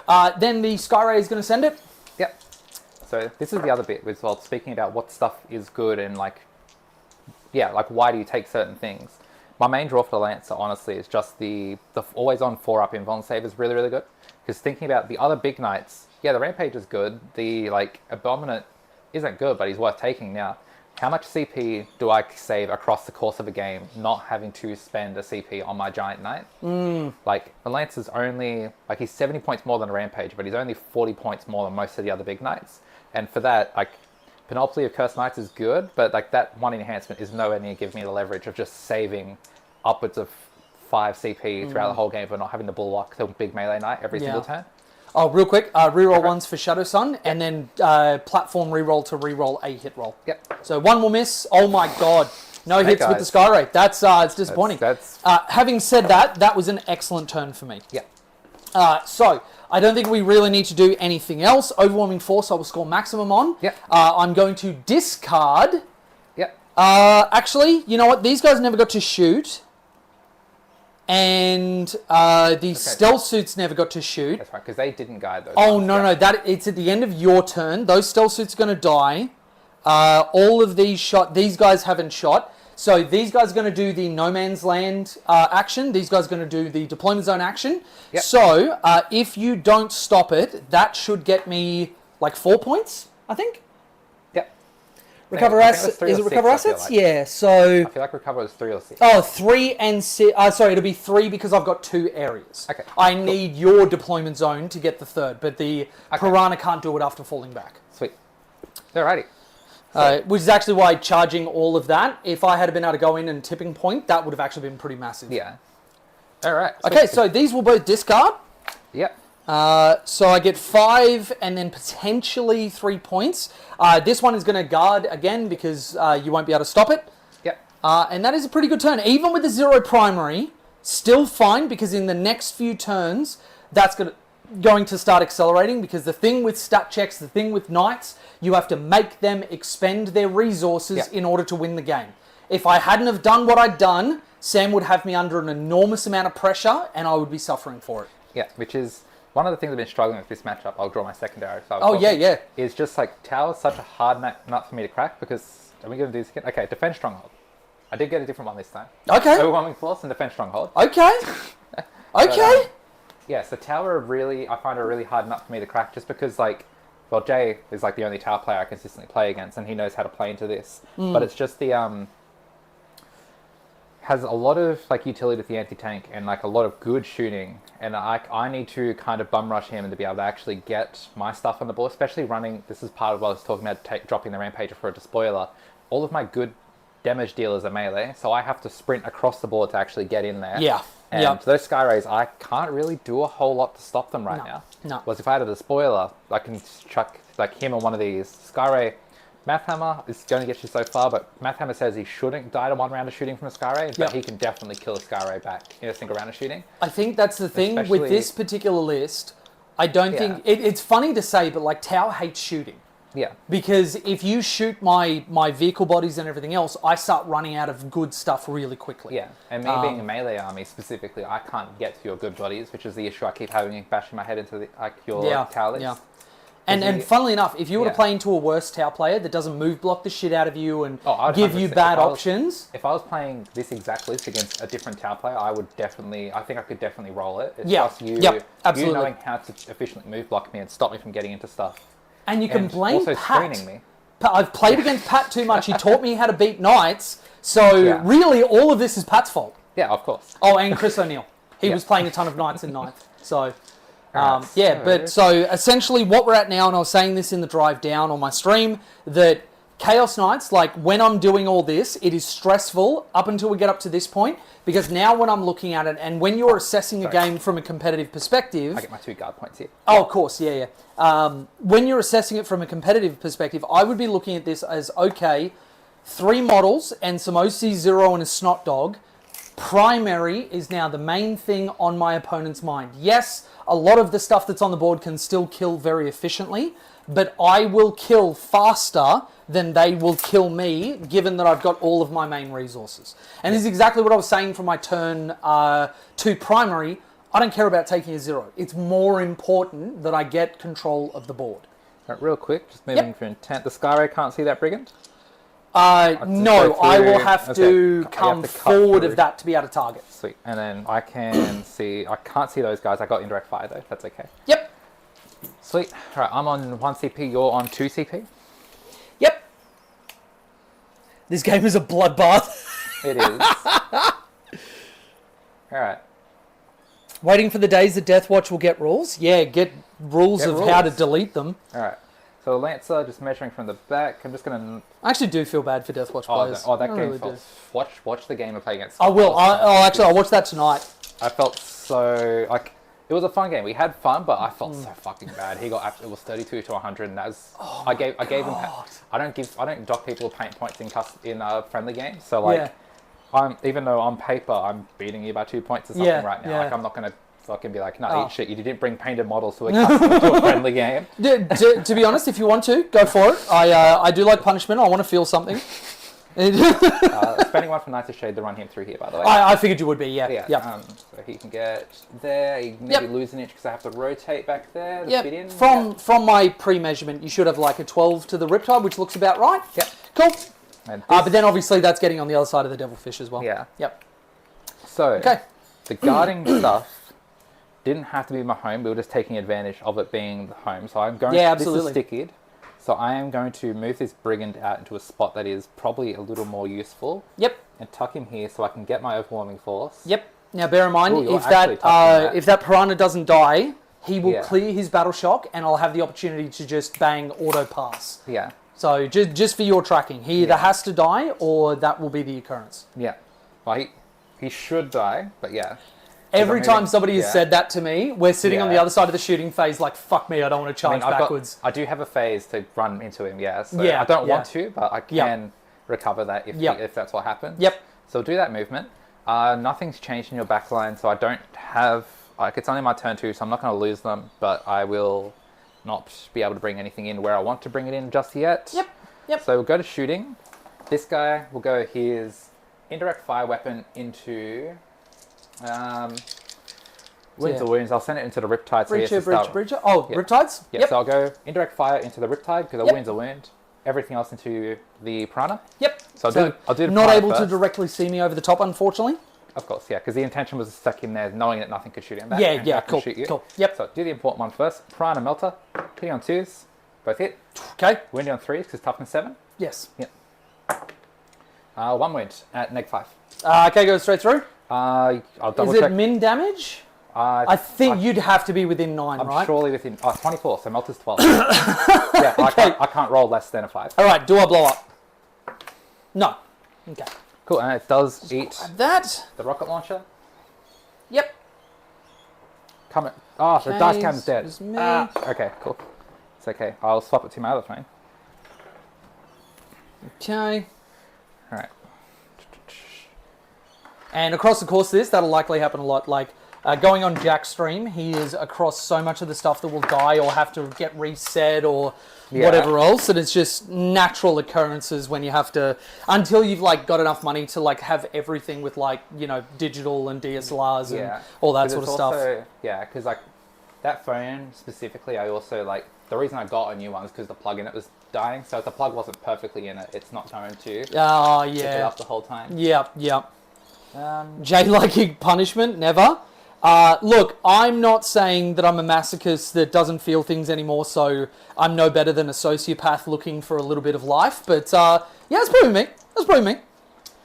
All right, now you get the nice, sexy, really high detail camera, so you're going to be able to see everything on that. Oh. It is like not. I didn't realize. I thought my old phone had a decent camera. It's like fucking night and day. It's not Is even it close. Is it up? It's up now, yeah. Oh. It's like not even close. Now, the quality. see, you're able to see what one of these feet with normal toes, and then look at this other foot with my fucked up hammered toe. Hey, that's some content right there. All right. All right. So rocket launcher into the Riptide because wins are wins. Yep. And I roll a 1. Okay. Hits on a 3. Oh my god. Yep. All right. Cool. Yeah. All right. Lancer is within 12 of the Riptide. So Lancer. Lancer was within 12 or outside of 12? It's within 12 because otherwise you wouldn't be able to declare a charge. Yeah. Yep. Cool. I'll send the Lancer shots into the Riptide. Since Yeah, pretty much definitely should be. within 12. Yep. So hitting on 3s. Yep. Assuming he's got no megs. Nah. No. And sustain hits 2, so double explosions on 6s. Yep. Okay. Drop 2, but then explodes twice anyway. Okay. And then T9 on that boy. So 5s and 6s. That is 2 at no neg. Okay. 2 ups. And 2 wins each. Okay. You're good. Passes both. All right. That's why I love Brigand. Riptides. They're so tanky. Brigand, Melter into the stealths. Rocket launcher into the trail shaper hiding behind a building, I guess. Oh, you mother flipper. Okay. Gatling into the breaches. I see the game we're having. Gatling into the breaches. Yep. So stealth suits. Both hit. T4. Both wound. Next. Neg 5. Do you have a... Even with a 3-up armor won't save me even with the minus, so damage is minimum. They're taking 2. 5 each. They're within 12. You did good, boys. You did good. Okay. Yep. All right. Were they touching? They weren't touching that objective, were they? They were touching the objective, so there's that only is your 4 first for overwhelming. Yep. Then the trail shaper is taking Stealth. 3 shots, and then it's stealth is -1 to hit, not ballistic skill, right? No, yeah. So you're on a -1 anyway. So be hitting 3s regardless. Yep. 2 hit. Yep. And 3's the wound. 2 wins. Okay. AP. Nothing. How much damage? 1 each. He's alive on a wound. 3, 4, 5. Let's go, Trail Shaper. 7, 8, 9, It's the 10. Trail Shaper. So 12. And then what's this shots? Gatling guns into the breaches. Cannot see them. Can't see them? From the same line that you're protected by. Yes. I thought... Because of the base. Yes, I thought I might have been able to see that back guy there. Oh, actually...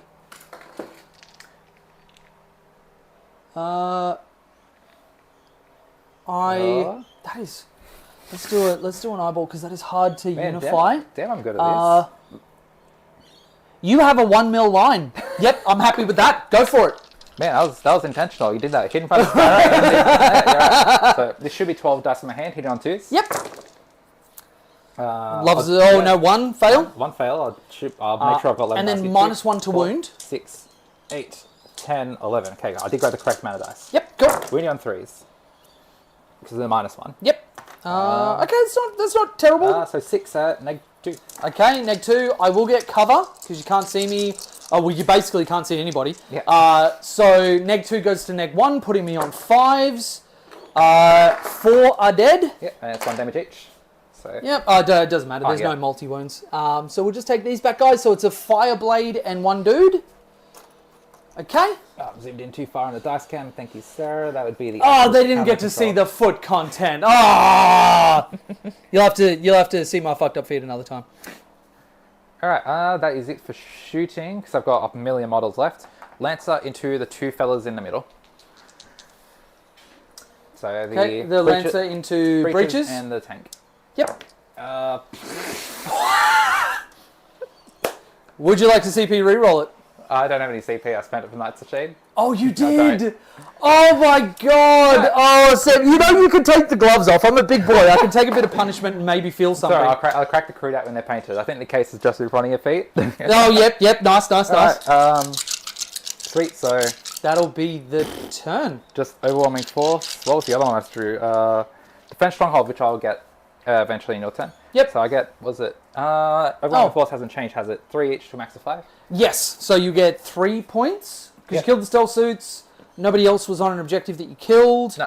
So that's it, yep. Yeah, and Defense Stronghold, you don't have anything in Deep Strike, do you? I cannot, actually, that might be able to advance up there. Let me just check, because if I auto-6 it... Okay, so there's a non-zero chance you can get it, so I'll leave Defense Stronghold for now then. With rotation, I think that'll kill me being able to do it, because it's like 16 to get up there, but even though I can pass through, I do still have to rotate to get myself through there. Yeah. There is a chance, I hope... Oh, actually, this Devilfish. Can you get past without being engagement range of the Lancer? Because I'm fly, I ignore you. Even though Titanic? Yeah, yep. Fly ignores engagement range when moving over enemy models. Sweet. He will absolutely be able to do it. Alrighty. Yeah, failing that charge... Yeah, that was rough. I will... Yeah. I think the extra CP is worth it then. Yeah, so I'll discard Defense Stronghold since you're... Like, if you play everything correctly, you should be taking it anyway. Yep. Sweet, so I get an extra CP. Okay. Go to your turn. I'm on... Oh, actually, no. How has to roll 2 battle shot? Oh, you can auto pass 1. Yeah, so... You can auto pass 1 of them. You still have to roll 2. Yes. So I'm going to roll the first. Yeah, I think I'll keep Defense Stronghold then, knowing that it is likely that you'll fail it. Because you're within 12 of that. Yep. Alright, so the Devilfish, roll the first. That is a 10. I will spend my own... Oh, no. Have I spent 1? Not yet. Yeah, I got a 2. So, actually, you know what? I need to start remembering this. So I'm not going to do it now. Yeah. Kill the stealth suits. Could have got 4 rerolls to hit. Why the fuck aren't I doing that? I don't know why this strat doesn't exist in my brain when I'm playing. But anyway, yeah, so I will auto pass the second so that play is doable for me. Yeah. All right, so that is down to 1. I won't rotate that. Yeah, and then the Breacher's got to roll 2 now, I believe. Yep. That is it's just 1. 7 minus 1 because I'm in range of you. Yep. That is a fail. Sweet. So you've taken, I think, 4 wounds on the Lancer. Yeah, because he's on 21. So I will Terror Shades them because I don't have anything else to spend at this turn. I'm not going to need 2 CP next turn. Yep. So, and Bullock won't really help me this turn anyway. Yep. So, Terror Shades. They take 2 and I gain 2 back. Okay. 2 dudes are just flat dead. I'm going to take from you, and I'm going to take from you. Okay. 23 wins. All right. So... Now it is just going to be a case of throwing all of the anti-tank that I have into him and then move blocking the crap out of you so that you can't actually move anywhere that you would like to. Yeah. Now, the Devilfish is going to move, and do I need to spend for the auto advance? 12 puts the front to there. I don't think I need to get past you, so we're just going to normal advance. Yeah. That's a 6 anyway? 6 anyway, yep. So I'm basically just going to fly over... Kia, and take your home field. Yeah. Okay. Then we are going to have Shadow Sun is going to advance. Actually, I still need to maintain my network of screens back here because you do have Snot Dog Nurgling combo. And if I keep this intact, you can't actually do anything to me. So there's nothing for the breaches to kill, so they're going to get back inside the Devilfish. Oh, sorry, real quick. These guys got to roll 2 battle shocks in case it matters for your turn, because they're within 12 of this guy. I didn't realize there was only 2 left, sorry. No, that's fine. That's fine. I should have remembered that. So that's a 6. So the Fireblades fail. Because -1, because if you're within 12, if you're rolling that battle shock at all, yeah. Yep, they're shook, which means they can't go and steal that objective. Having said that, I don't know that I care. So, yeah. This guy is going to... is he a 2-up armor or 3-up? 3-up. 3-up, okay. So I don't need to spend anybody for the additional AP. So this one is going to go auto 6. So take away that CP. Yep. Those guys in the middle passed their battle shock as well, didn't they? Yes, no, they did. Actually, no, they failed because I have Terror Shades now. Yes, they failed. But obviously the Riptide's on there, so I will get... you still got it. It's just... I'll get 8 for my primary. Yeah. Where's my... And for what it's worth, 2 for holding my backfield. Okay, so these guys are going to move up. Yep. Got markers, I might as well use them. Oh, nice. Dan's killing it with his printing. Oh, yeah. Okay, 16 with this one is going to put him... I mean, these are just on the sheet for these. Like, it's, I can't remember which one it is. I think it's one of the sheets has, like, a big spare bit in that, and so he's just sent it with all the little markers and stuff. Oh, nice, yeah. So all those came with the train set. Yeah, that's good. That's good. Okay, so I've got a Skyray that can now see that one. I'm going to have this Riptide move wholly within, and then have... am I able to touch the objective and have my gun able to see around there? I don't know. I don't think so. So what I'm going to do is this Riptide is going to be wholly within and able to see around here on the same line that you shot my breaches, just off the tip of the gun. This Riptide, not even going to use all the movement, is just going to chill. Actually, I may need to move all of his movement because this is my last turn of assault. So I'm actually going to advance him. And he's going to go just like this. Stealth Suit's also going to just string like this. Lancer being 3-up save and Riptide being 2 is crazy. Yeah, but honestly, I feel like it's... Knights being universally 3-up saves instead of 2-ups is a pretty big balancing factor for them. Like, Knights are already such a massive skill check, and like stat check and a skill check into so many lists. I feel like if Knights were a 2-up save, like, there'd be more... like there'll be most lists, unless you were geared specifically to killing Knights, would just be like they'd just be flat and killable into, honestly, if they had a 2-up save. Yeah, it would. I think that it would take me then, like most games, if they were a 2-up save on everybody, I would either have to spec into a lot of anti-tank stuff, or it would take me...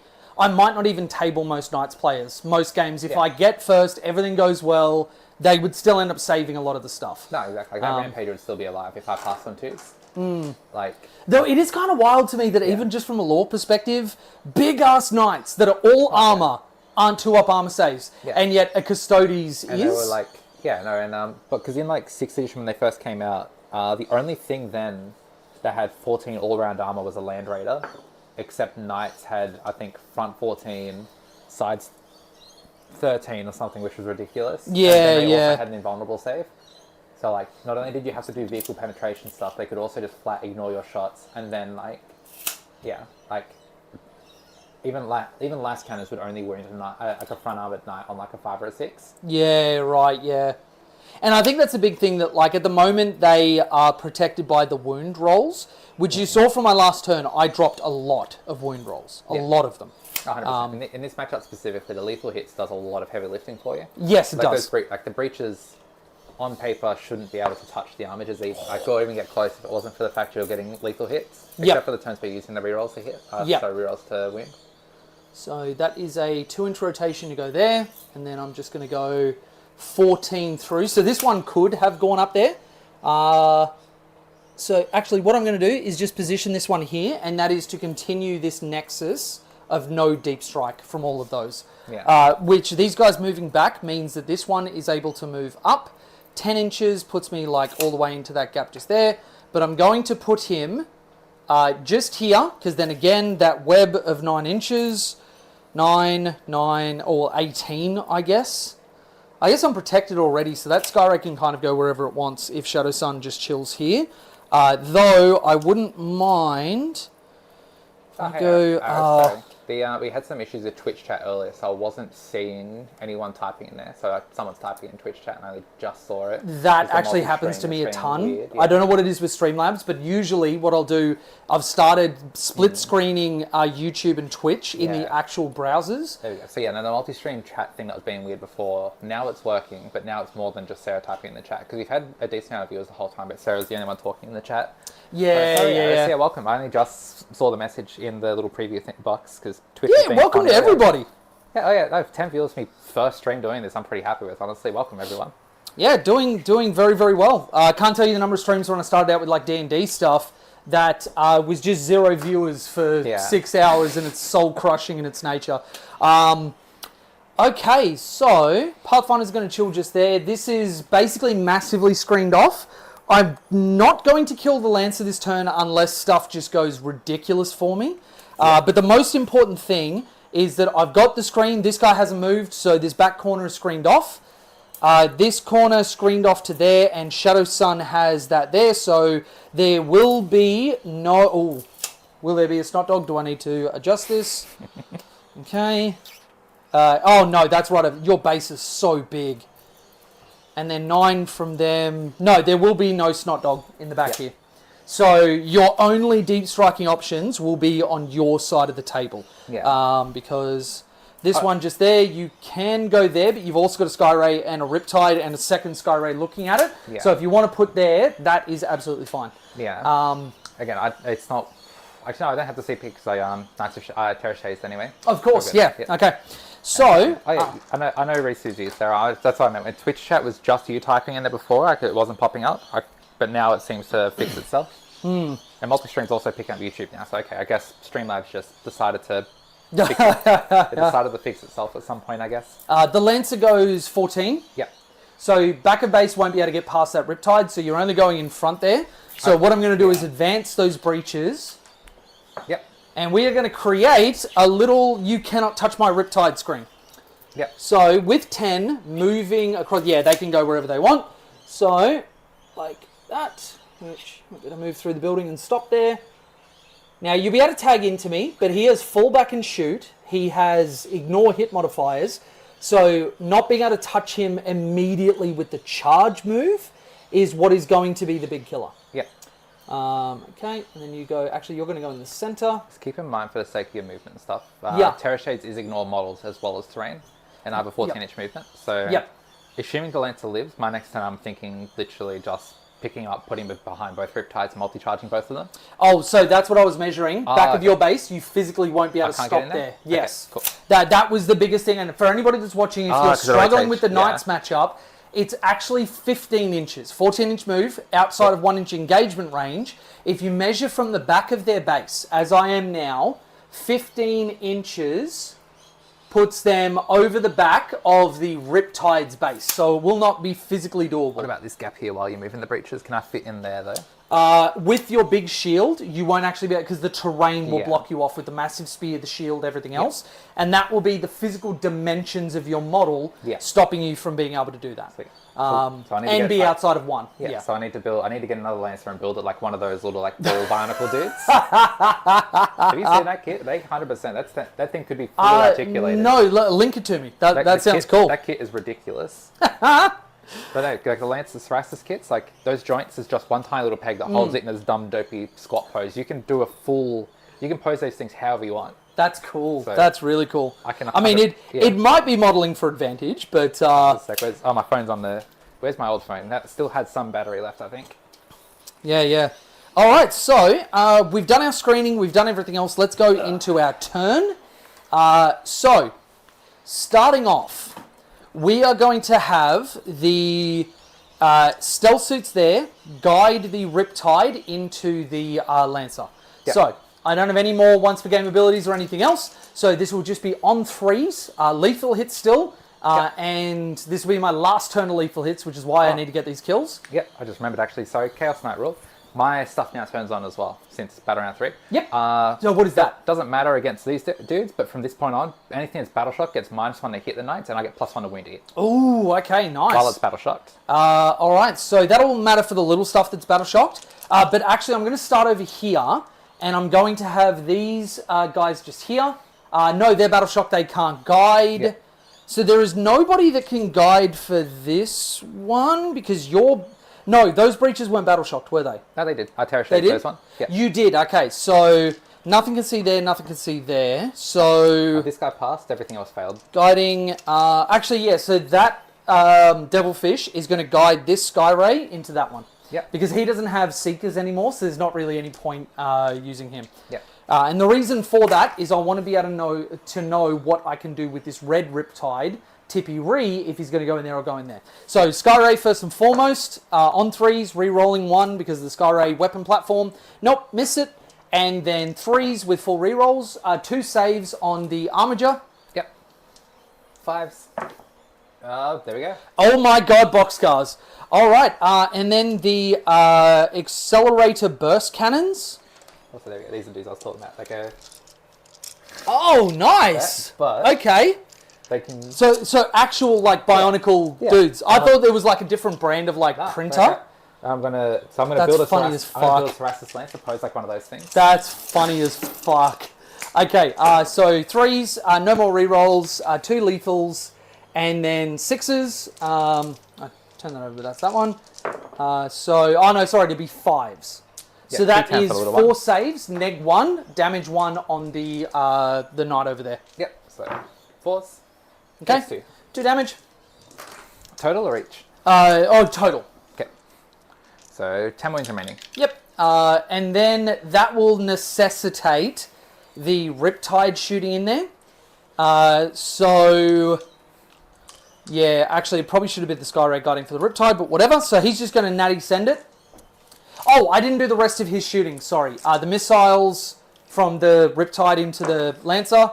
No rerolls on those. The drones hit worse. Nope, nothing. And then the Plasma, lethal hit, AP 3, damage 3 on a fail. 4 up. Okay, that was 6, nothing but 6s for his saves. My goodness, or hers. Alright, so, main gun in there, and then all of the other shots into that knight. Okay, cool. So 4 hits, overcharging. That is 3. I wish I had devastating wounds. 3 saves on your invuln. What's the AP? AP 3. Goes AP 2. Okay, so invuln regardless. Yep. 5s. Got some more. That is 12 damage. Let's explode.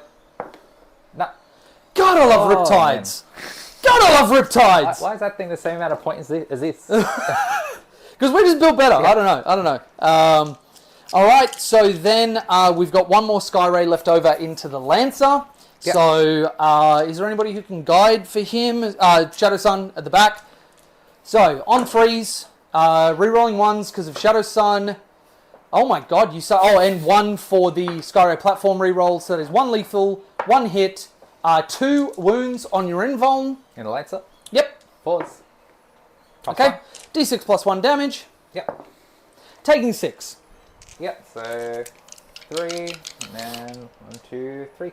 All right, and then the stealth's just here. I'm going to send it. The most important thing is the fusion, which misses. Burst cannons, and I'm going to do all of this because getting wounds off him is very important. Yeah. Okay, get rid of those, and we have 3 hits, looking for 6s. 1 wound, no AP. Yeah, 3 up. Makes it. Okay. Accelerated burst cannon from the Devilfish. 1 hit, 1 opportunity. That is T12. a wound. No, T12, that is not a wound. I needed 6s. Then the side guns, 4 shots.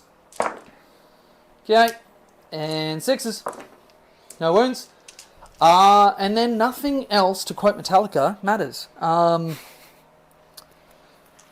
So, that will... Oh my god, I didn't do any of my secondaries. Oh, what are you secondaries?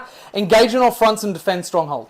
I have just naturally done engage on all fronts. So, That changed. I believe it's only a 4 now for a max score. You have to use your phone because mine is the dice camera. Yep, now. that's fine. That is fine.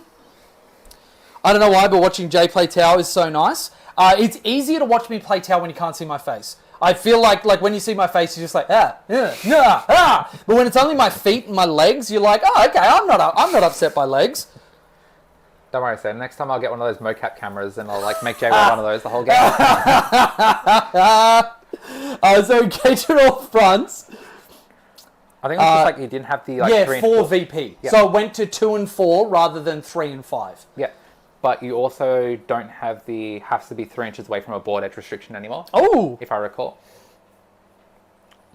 Have to be wholly within a board Wholly quarter. within 3 different table quarters, and those units are more than 6 inches away from the center of the battlefield. Oh, so it's which actually I've longer. definitely done. Okay, yeah. So yeah, it's just put a bubble in the center and then go from there. Cool.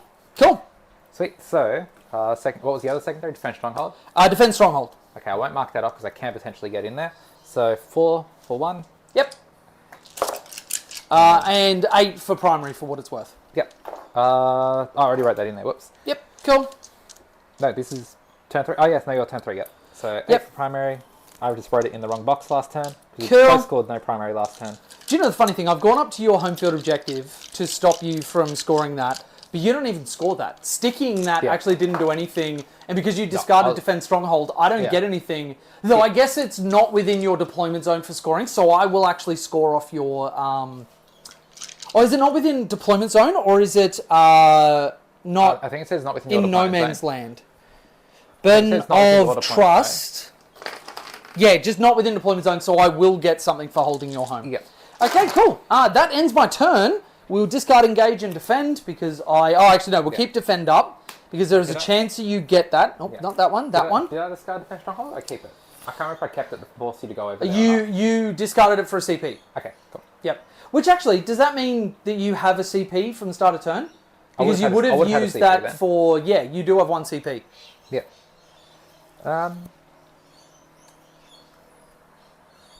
Can we get close up to the Chaos Knights? Yeah, I'll grab some of the dead ones in a second. I'm just sorting out my secondaries into the start of my turn. Mm-hmm. But yes, So you will get a 0 for primary. Yep. Yeah, so we stick this in front of the camera here. This is my Rampager. And they do look really great. The purple, blue, and gold hits real good. And the icy bases that go with it as well as a swap colour. Yeah. I'm not sure if you ever noticed it before. The Rampager has a rose on its tabard.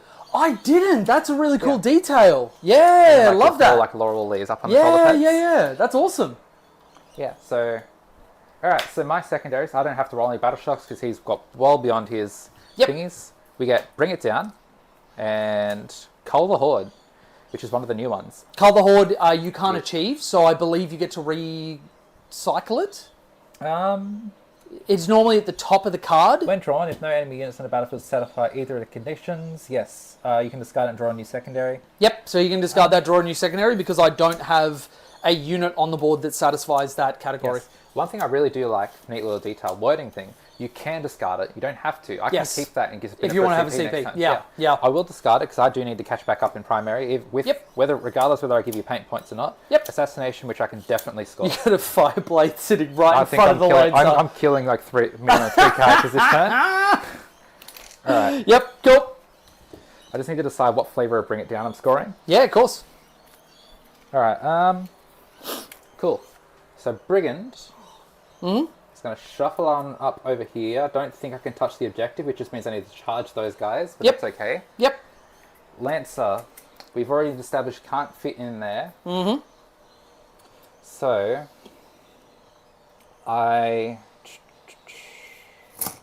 think I know what I'm doing. I'm just going to... He's got 14 inches of movement, so I'm just going to dodge this and shuffle him up to be engagement range away from the tank and those guys. Yeah, cool. That's as close as he can possibly get. And then even with the double 1, you've got your charge going off. Yep. All right, cool. So go to shooting phase, Brigand, indirect fire gun into the Trail Shaper. Boo! Boo and a hiss! Leave my Trail Shaper alone. Melter into the Sky Ray. Oh, you have to bring your things on, or they'll be destroyed. Oh, yes, no, because you're in the shooting phase. Yeah. Yes. Oh, no, you went first, so I can't rapid ingress them. Yes, shit. Yes, and you did did have a CP. If you would like to, go for it. Yes, so the Snot Dog would be rapid ingressing if I had the CP for it. Yeah, of course, yeah. So I already checked that one. That's marked off. You won't be able to get him in there. All right, it's Snot Dog. And double-checked all of those, yeah. Okay, so Snot Dog will go up this way then, since you did need to put everything into the Big Knight. Yep. So he'll go there. Yep. So 9 inches away. Yep. And then in the movement phase, he will move 5 inches towards the Trail Shaper.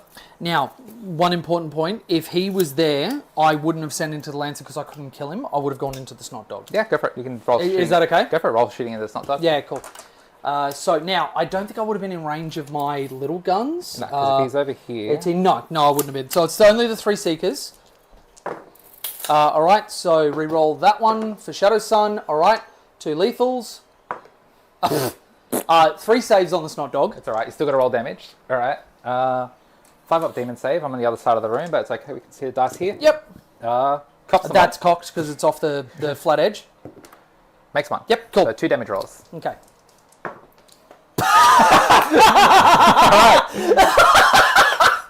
So he lives. Do you have any other shooting you would like to put to the Snot Dog? He regains all of his wounds. What the fuck? Oh my god! I'm glad we did that, Ted. That was funny as shit. Oh my god! Anyone that's not aware, since I know we had a few people come in late, so the Beast of Nurgle just took what? 4? 4 damage. Yeah, so took 4. And the Beast of Nurgle's data sheet ability is at the end of the phase, he just regains all his wounds. Yep. So, Yeah. You have to outrightly kill it, or you will get no benefit from shooting it. Yeah. All right. Other stuff though. And actually, the dice, because that made such a big deal, GW have in their core rules, if your dice is not flat on the table, you re-roll it. Oh, so that 100% is actually... That 100% is a cocked dice and you have to re-roll it. And it actually came up because there was, I won't name who, there have been players in the New South Wales tournament circuit that don't like using dice trays and will specifically roll into terrain and were, let's say, selective about the dice that were cocked and weren't. So I actually had to put out a video before the Pantheon GT being like, hey, so this is something I've observed. If anybody does this, if you have one instance of doing it, you will use a dice tray or I will start carding you. Yeah. Which also for the chat, Jay obviously has played against me plenty of times, and Sarah Risu in the chat has as well. I will roll in a dice tray, and anything that jumps out, regardless of whether it's a fail or a pass, I will re-roll. Also, that's my base rule as well. In this case, we have the dice cam anyway, so I'm re-rolling everything so you can see what's happening. Yeah. But yeah, it's very... Because I've definitely had games against people where it's been like, oh yeah, rolling the dice tray, it's jumped out. Hey, that's a 6. Cool. 5 hits or whatever. Yeah. And then when they roll a 1, it's like, oh, it's out of the dice tray. I'm like, come on, man. Yeah. Like, which... I've made a point of saying to people at the start of tournaments, I'm like, you don't have to, this is my rule, but if it lands out of the dice tray, regardless of what the result is, I will re-roll it into the dice tray. Yeah, because then I've also played against people like Scotty does it, but to his detriment. Like, Like I played it didn't come up in the video because he just did between round VODs and stuff like that. But he'd rolled I think it was a Space Marine squad that had like sustained hits or something. Like it was sustained lethals for some combo he has. And jumped out of the dice tray and it was like 2 6s that landed outside the dice tray. And he's like, oh, okay, whoops, I'll re-roll those. And then it came back to my turn, I shot one of his things, and the same thing happened. You roll these dice, and the 2 1s dropped out of the dice tray. He's like, oh, okay, so these all fail. I'm like, no, man, you've been rolling out of the dice, you've been rolling dust in the dice tray the whole time. Roll those 1s, re-roll those 1s. You're not docking yourself successes and then keeping the 1s and 2s. I mean, I can appreciate it. When I fuck up my rules, it's always to my detriment. It's never for something stronger. Like if he's gonna do that and not be consistent, like I could really do appreciate him doing it to his detriment. Yeah. It's like, no man, you've been doing it the whole time. You can put him in the dice tray. It's fine. We roll them. All right, Brigand. Yep. Oh yeah. Now that the Snot Dog's down here, do you want to change where your missile launch is going? I will, because I do have the CP. My CP marker has disappeared. But I do have the CP to do thingies. CP reroll that charge if I need to. Yep. So I'll go the indirect fire weapon. Okay. Is there anything I actually need to kill? Shadow Sun has lown up, so I can't actually hit her. Nope. There's 2 guys just there. There's a squad of breaches across there. There's a weak unit of Pathfinders that aren't battle shocking just yet. There are 5 men, which means they're at half, not below. I need to charge them, though, because I moved him as far as he could go. Oh, gotcha. So you don't want to kill them. Yep. Yeah. So, did these Pathfinders have to roll battle shock last time? No, they're at half, and because you don't have a knight over here, it's not forcing that check. Yeah. Sweet. I'm going to make them start rolling battle shocks then. So yeah, cool. Indirect fire into them. Gatling gun into the guys directly in front of the Lancer. The Lancer, yep. And thermals into the Skyray. Okay, cool. So indirect fire first. Yep. D6 plus 1. 6 shots. Huge. 1, 2, 3, 4, 5, 6. Hitting on 3s because I can't see them. Yep. Drop 2. Wound on 3s. T3, no minus to wound No for minus. these guys. So wound on Pathfinders 3s. can't take that drone. That is 3. No AP. No AP. No AP. All right, so my 4 up turns into a 3 up. 1 dies. That is now they are going to start battle shocking. Yep. Then the 2 thermals into the Skyray, hitting on 2 because I can see it. Yep. Both hit. Cool. Wounding on 3s because T7 or something. T10 on the guy. Okay, still strength 12, so still 3s. Yep. Oh, Sam. Oh, man. Oh, Sam. I just... It's alright. It, 4, 6, 8. I don't even have words. I don't know what's going on this game. 10. I feel like 12. this is the universe correcting me rolling double ones into the snot dog. Yeah. Oh, I've got another. Oh no, those are the dead ones. Okay. I was going to say this squad of Nurgling sitting here. Like, have I got another squad to put down? But no, those. That's the one that I died. killed over there. Yeah. Right, then Yep. the Gatling into that last squad there. Yep. In the dice tray, please. Hitting on 2s. So drop Okay. these. No sustained or anything like that. No, No. I've got a stratagem for it, but I'm not using it. Yeah, cool. Wounding on 2s into those guys. -1 to wound into So, the breaches. So 3s then. Sorry. 3s? So drop 1. Yep. So 2, 4, 6, 8, 9. Who do we appreciate? Got him. 9. So 9? At neg 1. Okay. Because. Ooh, that is a very dead squad, I think. So we've got 5 dudes and then 3 wounds. So 1, 2, 3, 4, 5. Oh, the Fireblade's alive on a wound.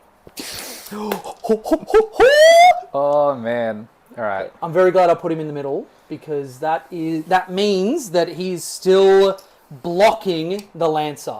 Yep.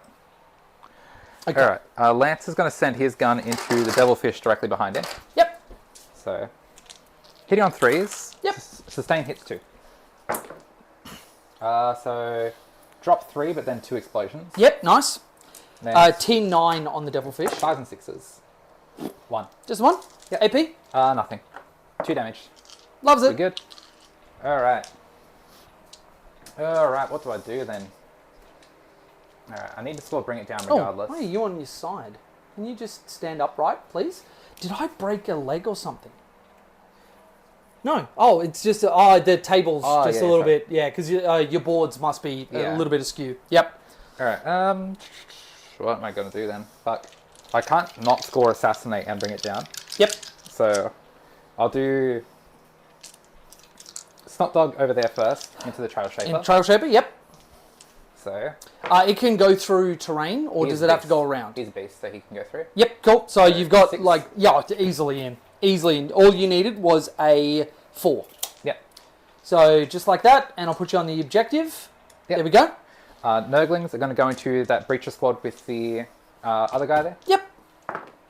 That is not a 9, so Nope. they fail. Okay. Brigand's going to try the same charge. Okay. 11.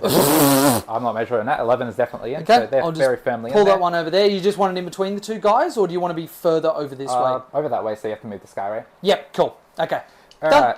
I can tow into the Riptide after I kill everything. Lance is going to multi-charge the Devilfish and the Kedar Fireblade. Yep. Yeah, a 4 is enough for him to rotate and get into engagement range of both of them. Yep. Cool. So he's just... Boom. Done. And, Now, I don't want to alarm I need you, the but the tank shot. Fireblade has a 4-up armor save. So just be careful about that. Alright. I want to send my big attacks into him then. So I'm going to tank shock... I'm going to tank shock Devilfish. Okay. Yep. So 22 dice. You mother flipper. 2, 4, 6, Okay. 8, 10. Who do we appreciate? Got you 11, again. yeah. Oh, get wrecked. Alright. First half of my I am the alpha cheerleader. First half of my tank shock is there's 4 models so far. Okay, you need 1 more, and I'm dead. Alright. No, don't you roll one at a time at me. Okay. Okay, the Devilfish is dead. That was a 5, but I've done like 10. Yep. Well, I'm it's capped capped at at 6. 6. So, when I explode, you take 3 mortal wounds. My Fireblade, which should be in range, I think. I think it's out because the Lancer's base is pretty friggin' big. It's 6 Yeah. inches. No, I'm in range. Are you? Oh shit. Have a you look are, at that. you are. Yeah. Which is actually bad for me because I don't want you to be able to pile in and consolidate into the Riptide. So Go for it. takes 3 mortal wounds and kills him. Love it. Which All right. automatically does your assassinate. If nothing else happens automatically, then the Devilfish just there takes 2 mortal wounds. So I will pick up him. That was really bad for me. Really, really bad. Just as planned. That's why I picked up that instead. Oh, Rippy T. Oh, Right. Rippy And T. then, yeah, I will activate him first, so I will pile in and... Yep. All right. How many wounds does the Riptide have? 14, 2 up armor, 4 up invulnerable. 4 up invuln. And I 50-50. have definitely had him live in situations where he should not have before. Because I've got 5 attacks that are 2s and 2s. Yep. So... Into a T9? Oh, it would be. You're like strength 20 strength something. 20 with Lance. Yep. So, yep. Yeah. Wait, the Lancer has Lance? Yes. Bullshit. I Cheater! I went Warlord Titans. I went Warlord Titans on 2, man. This is That's great. fucking great. All right. Just thinking if the sweep is better. No, it's not. How much damage is the sweep? 3 damage. It's 10 attacks, 3 damage each. But it strikes at 8, so I think it's better just to go for the strikes. I think probably, yeah. Because you want 2 strikes to go through You and have just to fail. fucking You fail kill me. 2. Yeah. And I should, in theory, drop 1 if Math Hammer works. I drop one of these. You fail 2 of them, and he dies. Yep. Is what the math says. So strikes into the Riptide. Yep. 2s. And drop 1. Okay. 2s. 2s. Drop none. Okay. 4. 1 at a time in case I want to CP it. Right, so first one's a 50-50. He's good. Passes. 1 fail. Oh, okay. I'll take that. The second one. He's Passes. good. It fails. I will CP reroll that because it's important. And he here. passes. Okay. So I take 8 wounds. He's down to 6. All the shit we were talking about before, like, oh, Math Hammer only gets you so far, and then you did the exact sequence I fucking said. Exactly. And you're just rolling 1 at a time. I won because I rolled 1 at a time. Like, what are you going to do? It's just physics. It's just physics. Like, yeah, no, like, that was, like, the exact, like, down to the, oh, all right. So, because that, actually, there's a chance you don't just kick me in the face and kill me over there. No, I've only got 4 so roll attacks. that one. Yeah, I've only got 4 attacks. I do have +1 to wound you. How many attacks over here? 6 with devastating wounds. All right, I want you to roll that because I want to live. All right. All right. So I'll do the Snot Dog first then, if you want. If that's the important one. Oh, sure, yeah. All right. So I'll double check. I don't have the CP to like interrupt or anything, so that doesn't really matter. Yeah. All right. Just the order that you want to do stuff. Yeah. I'll double check it if I think we'll live for long enough. Mm-hmm. That's 6 attacks, hitting on 4s, I believe. Yep. Strength 6, devastating wounds. Okay. Phone died just as we got there. Do you want to bring up the... Thankfully, demons are still an index. Yep, so that one, we're looking for reference, we're looking for Chaos Demons. If I type in Snot Dog, it won't do it, so Beast of Nurgle. It's literally the first one. You're the first one! Yeah. Actually, you Why know are they what? coming up with all the other shit? Yeah, it should just be Chaos, right? There we Yeah. go, okay. It was right at the top, Sam, didn't you know that? Yeah, so 6 attacks hitting on 4s, strength 6 will be on 2s. Alright, so... Drop more than half. So... And 2s. And he's dead. He's Go, splattered. devastating. Splattered! Alright. And do you want to consolidate the He will just tuck more firmly in, so... Yep, cool. Yeah, so he's just in there, so Skyros and stuff can't see him. Yep. Alright, then the Brigand. So 4 attacks hitting on 3s. Okay, loves them all. Wounding on 2s, because I get +1 to wound in the battle shot. Yep. All went. Okay. No AP though. No AP? Alright. 1 goes through, kills him. Now the character is an individual unit. Yep. Okay. Still battle shocked because that doesn't leave the unit just because they separate. Yep. Okay. So let's go the Fireblade first because that'll be hilarious. On 4s, just hits once. 6s. Yep. Wounds. AP 0, damage 2. Or damage 1. I don't know, but it doesn't go through anyway. Alright, and then the Riptide's going to kick you 6 times. Yep. On 5s. That is actually half and half. It's only strength 6, I think. 12, so 6s. Yep, 6s. 2 saves. This one I know is damage 2. Cops. Let's go, Riptide kicking a Lancer in the face! AP. Oh, no AP. Okay, no AP. so Tau doesn't have melee AP takes one. outside of Farsight. Alright, sweet. So, Okay. bring it down. I killed a thing, and I assassinate. I killed a thing. Yep. So, bring it down is different now. I don't think the scores differently. You have to kill a unit, which you did over there. You killed a vehicle unit. Yep. And that's it. Alright, sweet. And assassinate is still 5? Still just flat 5. either kill a character or your opponent has had all of their characters destroyed across the course of the battle. Yep. Not even this round. You can draw it and immediately score it. Sweet. Which is huge. Yeah. And so Devilfish is what, 10 wins? It is 13, so it's in that bracket. Which is only the first bracket, which is actually good for us. Yeah, so it is... Like 2 VP? 3. So 2 and then 1, unless it's different now. No, it is different. It is different. Let me bring it up. Yep. All right, bring the down. That's a band that was trying to do what System of a Down did, but just did it worse. Yeah. The nose piercing just like fell out. Whoops. All right. Oh, okay.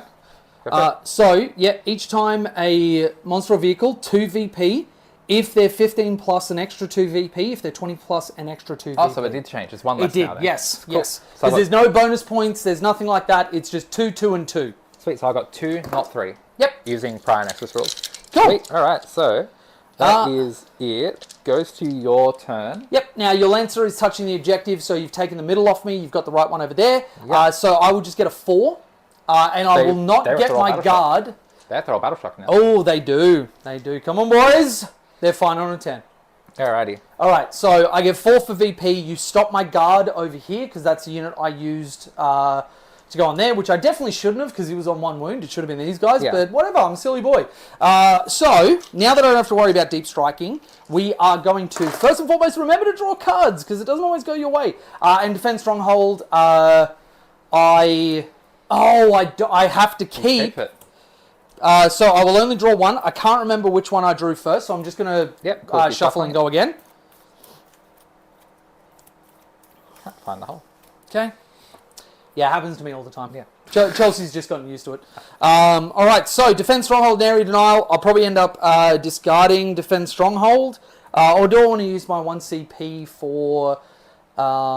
Which, I can't remember if it's one... I don't believe it's once per game anymore. No, you can do it every single turn. I think I'm going to. Defend Stronghold's pretty shit, so I'm just going to cycle that in. Extend Battle Lines Area Denial. That is basically an auto-do, so that will be... like 10 this turn. I have to kill the Lancer though. Yeah. So, committing into the Lancer means that a lot of my stuff is going to go that direction. Yep. Luckily though, almost everybody is able to see him. Yep. So, Skyray.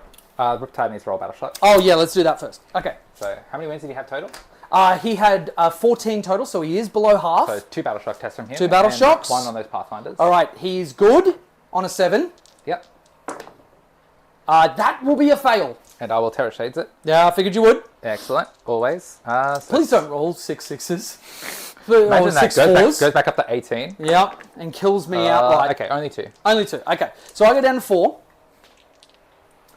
Which, because they ignore modifiers, Riptides actually don't give a shit about bracketing. Yeah, I thought that was really funny for Mortarians as well. Like, Mortarian just ignores brackets and stuff. Yeah. The only thing that matters for them is in melee, because they'll still cop the -1 to hit, Yeah. but, like, we're not relying on our melee anyway. Although kicking you for 2 was fun. I will say that was fun.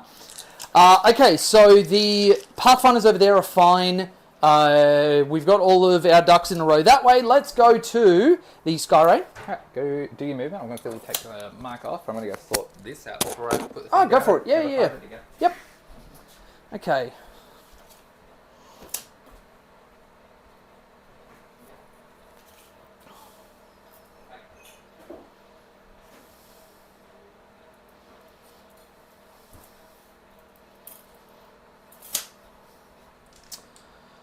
Okay, and then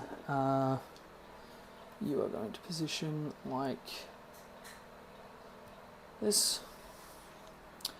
The Riptides kind of don't need to move. He's just going to stay there because he can see you. They can all see him. This one is going to... We're going to get the breaches out first. Where did I put them? Is a great question. Was there another devilfish for the breaches, was there? Well, the breaches got back into the devilfish. Yeah. So I'm just going to pop them on the board. But when I was taking them off, I threw them onto the dead tray, which is really silly. Really silly. Okay, that squad, I know there was that one squad that was... Which one was it? Oh. They were out here. They shot and killed. I don't think they didn't lose anything. Because that was just the Pathfinders rolling battle shocks. It was these guys and those guys that kept getting models picked up. So, yeah. 1, 2, 3, 4, 5, 6, 7, 8, 9, 10. And this is going to be a hodgepodge from different squads, but, you know, whatever. All right, and then we are going to run onto this objective. So we're getting out 9, basically, for 3 and then 6. So that will be just like that. Alrighty, and...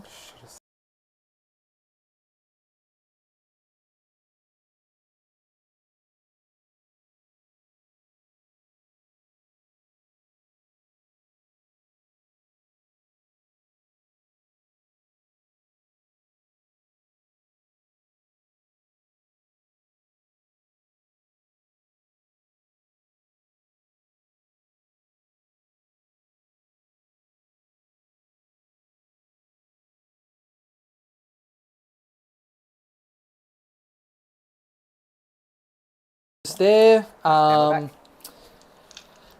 Then those guys, the Fireblade's just going to fall back. No, he doesn't have to battle shock anymore because he's at full health and he's his own unit. So that clears at the command phase. Yep. That is your battle shock token. The breaches are dead there, so there's no more battle shocks that I have to run there. That's fine. Stephen in the chat, yes, Terror Shades is probably, I'll call it one of the best stratagems in the game, honestly. It's just it's so good. Probably one of the best stratagems in the game, just attached to a very mediocre Grenades army. that heal you on a hard-to-kill unit? Oh my god! Like, imagine if Eldar had that. Imagine Eldar, an Avatar of Cain doing that to you. Imagine an Avatar of Cain Terror. Yeah, there we go. Oh.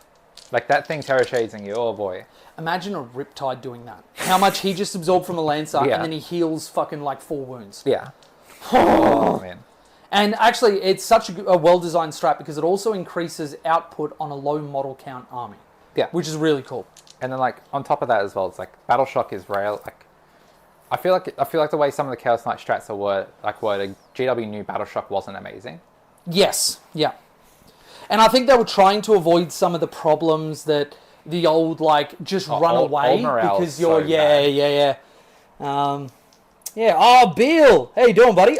Giving people PTSD the old Triptide brings me joy. Yes. Oh, is Bill in the chat, is he? The what? Yeah, Bill's in YouTube chat. And then, was that Stephen Phelan in Twitch? in Twitch, yeah. Oh, my man. Yeah, so, yeah. So that is, actually, in the Discord, that is Rill. He's somebody who actually types quite often. Yeah. Okay, so, Sam, I think I've moved everything that I need. Oh, no, sorry. This Devilfish is just going to position itself around here. And then the Pathfinders don't really need to... Actually, you know what I'm going to do? Because this guy is going to go on the other side of the wall.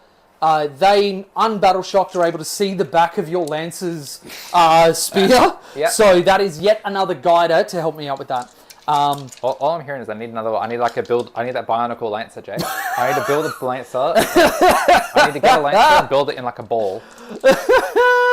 And because he's not battle shocked, Riptide is just going to fall back because he has fall back and shoot. So no minuses into the big boy. That is one thing I miss from older editions. I wish there was a stratagem or something for me to run you down after you've done that. If you've fallen back, yeah, Harlequins being able to follow you. And yeah, I hated it. Thanks. We are going to open with... actually... This is an interesting one because I do want him to go into the Lancer. We'll see who needs what. So, man, that was a really bad turn for bringing it down. I was just thinking about it. It's like, fuck, Snake Eyes into the Sky Ray with the Melters. Yeah. You could have had a lot more points on that one. Should have been a lot more points. Yeah. So what we're going to open with is... because I want area denial, I think this guy is actually going to live this turn. We'll see how we go. But I'm going to go the Devilfish is going to guide the breaches into the Lancer. And because you're standing on objective, I'm getting 4 rerolls to wound. Yep. I don't need the additional AP because you're not wholly within the terrain feature, so you're not getting cover from me. So yeah, we're just going to full send it. Sweet. I don't think there's any strats that will particularly help me here. So yeah. Oh, and actually, some of my strats actually turn off because it's past turn 3. So, which GW, thank you for that. I really, really appreciate that other people can just use their stuff all the time. We need to have turn restrictions. Real quick, the Riptide fell back. Who did the Terror Shades before? I thought it was the Riptide of Terror Shades. Oh my god, it was. He's staying in there. Because I am not losing him today. Yeah. No, you are absolutely right. Thank you. I was just thinking about it. It's like, yeah, no, what strats have I got? I was like, hang on, no, yeah. I did, like, what defensive shit do I have? Yeah. Okay, so does that make me want to put the stealth suits guiding for them? I think the Riptides are a better target for them. Because you've got the -1 to hit from me being in melee. Yes, which the Riptides will ignore, so then reroll 1s is even better because I'm only losing 2s. Oh no, it's just flat ignore, yeah. It's not stacking. Yeah, ignores hit modifier. Yep. So, alright, hitting on 3s, and immediately punished. Immediately punished. Okay. No lethals, unfortunately, because we are past turn 3. So then it'll be all of these wounding on 6s with full rerolls. Yep. So a lot less from the breaches in this matchup. Let's go. That's not a bad start. Not a bad start at all. Okay. And only getting 2 more. So you've got 6 saves at -1. So on your invuln. Yep. Into the Lancer. Yes. Yep. And then we'll do the gun drones and everything after. Yep. All right. So 6. Yep. Cops 3. Exactly half. Cool. Then the gun drones from the Chassui. Those running 1 damage each, yeah? Just 1 damage piece, yeah. Okay, so that is 2 hits, 6s to wound. Nope. Rerolling. Nope. Then the Fireblades gun. And actually, I believe I have a CP. The best CP will actually be grenades. So do you mind if I do that before I start shooting? Of course. Okay, so 4's immortals. Bill in the chat, there's the J rolls. That's 4 mortal wounds on your boy. Sweet. 1, 2, 3, 4. Okay, so that is 2 hits with the Fireblades weapon. Rerolling 6s and will be AP3. Nope. Then the gun drones attached to him. Get rid of those, and 6s will be AP3, re-rolling. Okay, 1 AP3, damage 1. 4 up. Okay. Cops it. 6 points remaining. Cool, that is that unit done. And now we're going to go stealth suits guiding the forward Riptide into the unit that he's in combat with. Yep. Iron Accelerator overcharging. I apologise, I owe you 2 overcharge rolls. We'll do the lead guy that's in combat. He takes 3 mortal wounds, he's on 1. The back guy is good. So, okay. Oh, you're almost dead. Why would you do that to me? Okay, so of course I roll 2 2s. And then 5s. Oh. Yeah. 1 wound on the Lancer. On your invuln. Makes it. Loves it. The missiles. Okay. Okay, 1, AP1, damage 2. Yep. On the Lancer. Carl just talking about the similar detachments with cops it. So 2 damage. Yep. Similar detachments that don't have the restrictions. Oh yeah. Don't know what you're talking Plasma. about, Carl. Just play crit. Okay, Plasma does wound. Another invuln. 3 damage if you fail. Fails. 1 wound remaining. Okay, cool. Then the stealth suit's going to fire everything into the Lancer. Yep. Fusion. Burst cannons. A hope and a dream. I mean, yeah, like dice rolls. All of the detachment stuff. I just think that like whoever wrote the Tau Index and Codex lent too heavily on what existed in the 9th edition Codex, but didn't realize what made it kind of good, where we were able to choose Montkar and Kaoyun and our detachments were actual septs. Yeah. But I don't like anything, unless there's like a strat that is just restricted for like balance reasons or whatever.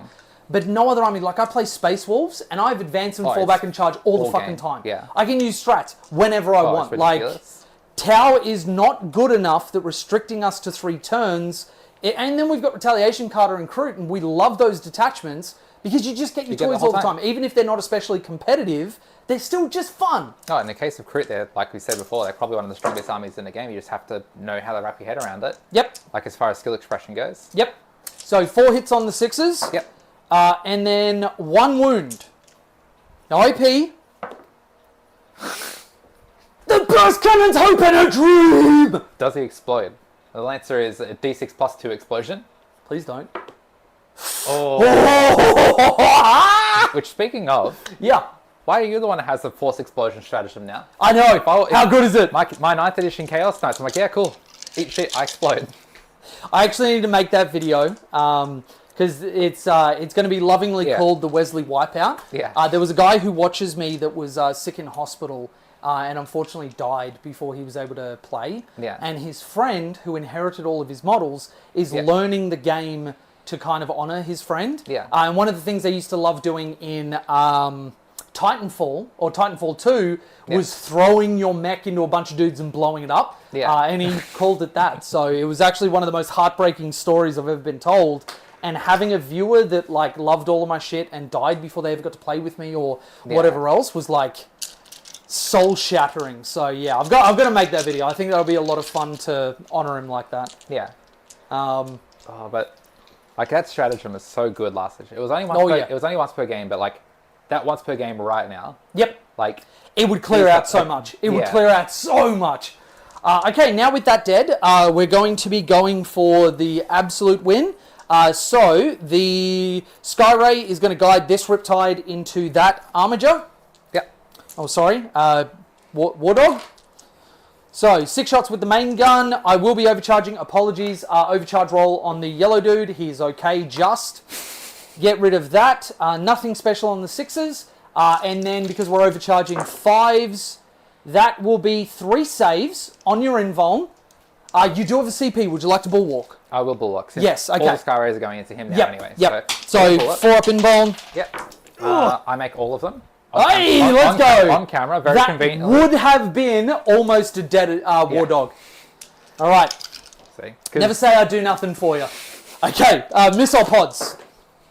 Oh, yuck. Miss everything. Then the plasma. Yuck. Miss everything. Okay, so then what we're going to do is I'm going to have the stealth suits guide the... I've got a weird guiding situation here where Shadow Sun actually doesn't need it. Yeah. Because she's firing like fusions and shit into you. Yeah. But I think she wants to guide the stealth suits.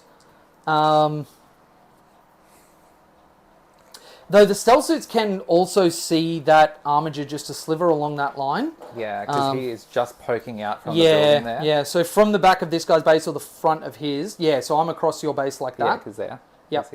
I can't remember which phase is mine there. So I am going to have the stealth suits guide that Skyray into the... Oh no, sorry. He just guided the Riptide. It should have been the stealth suits, but I'm a fucking idiot. So the Skyray is going to send everything in natty. Go for it. Reroll that one for the Skyray platform reroll. Beautiful. Oh, nope. That misses because he's unguided. Then 3's rerolling. Don't need it. 2 saves on your 4-up. Alright. Now, I'm not rolling 2 at a time because I will roll 2 1s again. Okay, so that's 6 damage. Okay, that's 5 damage. That's 11. He's on 1. Lives on 1. Accelerator burst cannons on the wings. A hope and a dream. I have used my hit reroll here, so I can't do that. Get rid of those, and we've just got 2 6s. A hope and a dream. 5s. Nope, nothing. Okay, so then we're going to have... It's either kill that or kill the Snot Dog. I think I'm just going to fire Shadow Sun because these guys can guide the Skyray into the Armiger. Yep. So Shadow Sun, everything into that Snot Dog. 2 hits with the fusions. Strength 10 into that. Into Snot Dog? Yeah. T9. No. T9, okay. Yeah, so 7 3s? wounds, T9, yeah. Okay, 2 wounds. AP 4. 5 up demon saves. Cocked both. D6 plus 2 damage. Yep. That is 4. Yep. Oh, that is an extra 3, so that's 7. I think he has 7 wounds. Oh, really? Yeah. If you got your... Shadow Sun! Yeah, I'll change onto it. Snot Dog is 7 wounds. Does he have Deadly Demise? Abilities. Yes, Deadly Demise 1. He explodes. Shadow Sun takes the wound. Okay, I think she's like 6 wounds or 7 wounds, so I'll just put her on 5 because it doesn't matter. There's nothing else that's going to hurt her. Okay, those so Nurglings, you saw those lethal hits. They wounded an Armiger the other week. That's true. That's true. Okay, so then what we're going to do is have the stealth suits guide Skyray into the War Dog. Rerolling 1s. Just use my hit reroll for that one. You mother flipper. Then 3s re-rolling from Twin Linked. That is 2 saves on your invuln. 4s. I love them both. So I think that armor's just going to live this turn. Yeah, Warlock is such a good stratagem. Yeah, it is. Especially when you remember it, huh? Yeah. Okay, so... That's why I run a Lancer, so I don't have to remember it. Okay, so there's nothing else really that I care about that I want to shoot. We're just going to... Area Denial will go off, Extend Battle Lines will go off, so that'll be 10 points there. And I'm going to guard with the... You're not touching the objective. We're going to guard with that full health Devilfish over there. Yeah. Actually, no. You don't have the volume for the breaches. We're going to guard with that. Yeah. Actually, double check the wording on it. I don't think you have to pick... I don't think it's not like an action. You just like, end of your opponent's turn, this guy's got the objective, they were guarding it. I think I do need to declare the guard. Let me check that. I've got the little card there if you want to have a read of it. Oh, what is it? This one? Burden of Trust. End of each player's turn, the opponent of the player's turn scores 2 VP that are guarding when end of the command phase or end of your turn if it's the 5th battle round. So I needed to declare it at the end of my command phase. I'll just go, the breaches weren't there, Pathfinders were, so I'm going to declare them. Yeah, sweet. Yeah. Yeah, so in that case, in mine, it would have been the Snot Dog, obviously, but he dies. Yep. Which is actually interesting because you have to declare it in the command phase. You can't do it with a unit that is going to walk onto an objective. Yeah. You have to be there to guard. Yeah, interesting. Okay, cool. All right, so... that's the end of my turn. I score 10 for my secondaries. I only got a 4 for my primary. But we are going to score max from here on out. Yep. Wait, was that turn 3 or was that turn 4? That was your turn 4, because you went first. Yeah, cool. Okay. All right, so 4 for primary. My turn. Wait, I took a 0 for my turn 2, and then I took an... 8, and then a 4 for primary. Oh, I did. Yeah, no, okay. Yeah. All right, so... All right. Go my turn. I should be on, what, 2 CP going into my turn? You spent for Bulwark. Spent for Bulwark. You'll be on 1 because you haven't discarded anything. Yes. So it goes to my turn. Yep. All right, what do we got? Oh, Siberian Carl's here. How you doing, buddy? So we got Established Locus and Extend Battle Lines. Not the Snot Dog, you monster. He just wanted to play. Jay passed his history check on his rules. Wait, what rule did I do? Oh, talking about the Riptide overcharging and stuff. Oh yeah, yep. Which actually, let me do the red one. I think I owe you one on that. He's fine. Sweet. All right, Established Locus. Your shooting phase, 1 unit from your army. End of your turn, unit is within the opponent's deployment zone or 6 at the center of the battlefield. Oh, it's Homer. Locus. Yes. Yeah. I think the Nurglings can do that. Yeah, they can. Because my deployment zone here is 20 inches. All you have to do is shuffle a little bit. So they go there, and they're deploying Locus. Yep. Zero OC, they can't do an action. Okay, I don't have anything that can do it then. Okay, easy. This is going to be... do you out OC me here? No, you don't. No. Tau don't play the out OC game. Silly. I need to be really cheeky with this turn, actually, then. I can get points. New Sisters are insane now. Their detachments are crazy. Yes. The Sisters are something that I'm looking at, and I'm going, everything looks fun. Even if they weren't like ridiculous strong like some of their assault ones or whatever are, they are just well written. They are just fun. So don't be surprised if you see me on Sisters. Right. I can score points this turn. I can score a lot of points this turn. I have to pass that Battle Shock test, though. Okay. So. Because you're on how many wounds? 1. I have a marker next to it. The Sky Ray rolled the... He got 12. The Sky Ray rolled the 6 and then rolled the 5. So you know what this points relies on. I have to pass that Battle Shock. Eyeballing it. He should have the movement to get into that building. So I need to spend my CP for Knights of Shade to get into that building. I can then kill one Riptide. Maybe kill the other one. No. And I'm taking that objective from you, which is my Extend Battle Lines. Yep. And that's the only way I can score points this turn, I'm pretty sure. Okay. Yep. Because I need Extend, and I'm currently controlling this one because I out-OC you anyway. Yep. 12 does get him in there. Yep. So, rolling Battle Shock for that Brigand. Okay. He fails. Okay, 0 OC, right. So you get a 0 for your primary. Yep. And I also now can't use any stratagems on him. Yep. So he's bound to where he is. Yep. Which is, or she. Don't let me generalize your models. I guess the Nurglings will shuffle up in case something doesn't die so they can charge a Sky Ray. Yep, cool. Okay, whoops. That building is there. It's there. All right, shooting. The brigand's not activating, so you can't overwatch him. Yeah, that was exactly what I was looking at. I'm like, please move it. That one, oh, I need to get wounds back somehow. Are you within 12 of this Riptide? The sisters are indeed doing it for themselves. It transcends streams. All right. Indirect fire into. I'm not within 12 of that other Riptide, am I? No. Within 12? The red Riptide. I'm in 12 of the ochre one. I don't think I'm within 12 of the red one. No, just out because of the point you can see. Okay. We'll go indirect fire into. They're already rolling battle shocks. Yep. Indirect fire into the stealths. Okay. Gatling gun into. What's his name? Fireblade? Fireblade. Yep. And. Well, actually, no. That Riptide's on 1. I'll shoot him. Oh, I want to Terror Shades it though. It's rolling 2 battle shocks because it's within 12. And you've already used the auto pass. So, yeah, I'll do it this way. Indirect fire. Gatling gun into Fireblade. Yep. Melters into Skyray. Okay. So Skyray. Both. Oh no, 1 hit because he's bracketed. Yep. 1 wound at -5. Yep. That'll just go straight through. Even the 3 up armor. So Melter 4 plus D6, 5. Okay, cool. Goes down to 9. Actually, do we have a spare D20? Yes, we do. All right, So 9 2, just 4, there. Chuck that there. On my beautifully painted uniform Skyray, which I love so much. Then Gatling gun into Fireblade. Yep. 3s. Is that dropped? Yep. 4, now, 3. no more -1 to wound because the unit's dead. So the drone is gone. Yep. So winning on 2s then, because strength 6. Yep. Drop 1, so drop 4 total. It should be 8 at neg. Just got to roll yours. Yeah. At neg what? Neg 1. Okay, so 5s. Yeah, he's super dead. Sweet. Okay. Then indirect fire. Boom, get off my board. Indirect fire into.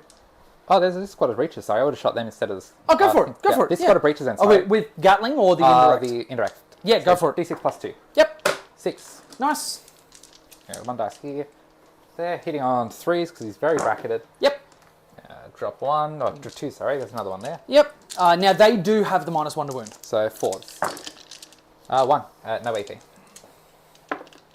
I will be getting cover. I don't think. Unless you got cover from something I can see. No, you can see all of me, so that will kill a guy. Sweet. Okay, get rid of him. Alright, so then the Nurglings will charge the Skyray. Yep. I'm assuming a 3 gets them in there. Yeah, you're so close. Yeah. So he actually does have to clear the building though because they are swarm. He can't walk through it. Yep. So he has to go there. He can go about there and then just pile in. Yep, and then easy. So it's all the Nurglings in then. Yep, cool. So you don't want to charge with the other one? No. You want to do a little charge? He's heavy there. Just a little bit of charge. Just move for me, just once. Just a little move. I can't Terror Shades with him next turn because he's battle shocked. Just realised. Oh, sisters are doing it for the whole reason I didn't shoot the Riptide. Yep. He would have passed anyway. But anyway, so 2, 4, 6. 8, who do we appreciate? Got you again. I stopped at 6. It's a slaughter up in here. I stopped at 6 and everything. Well, you think I can't say 8? I can count to at least 10.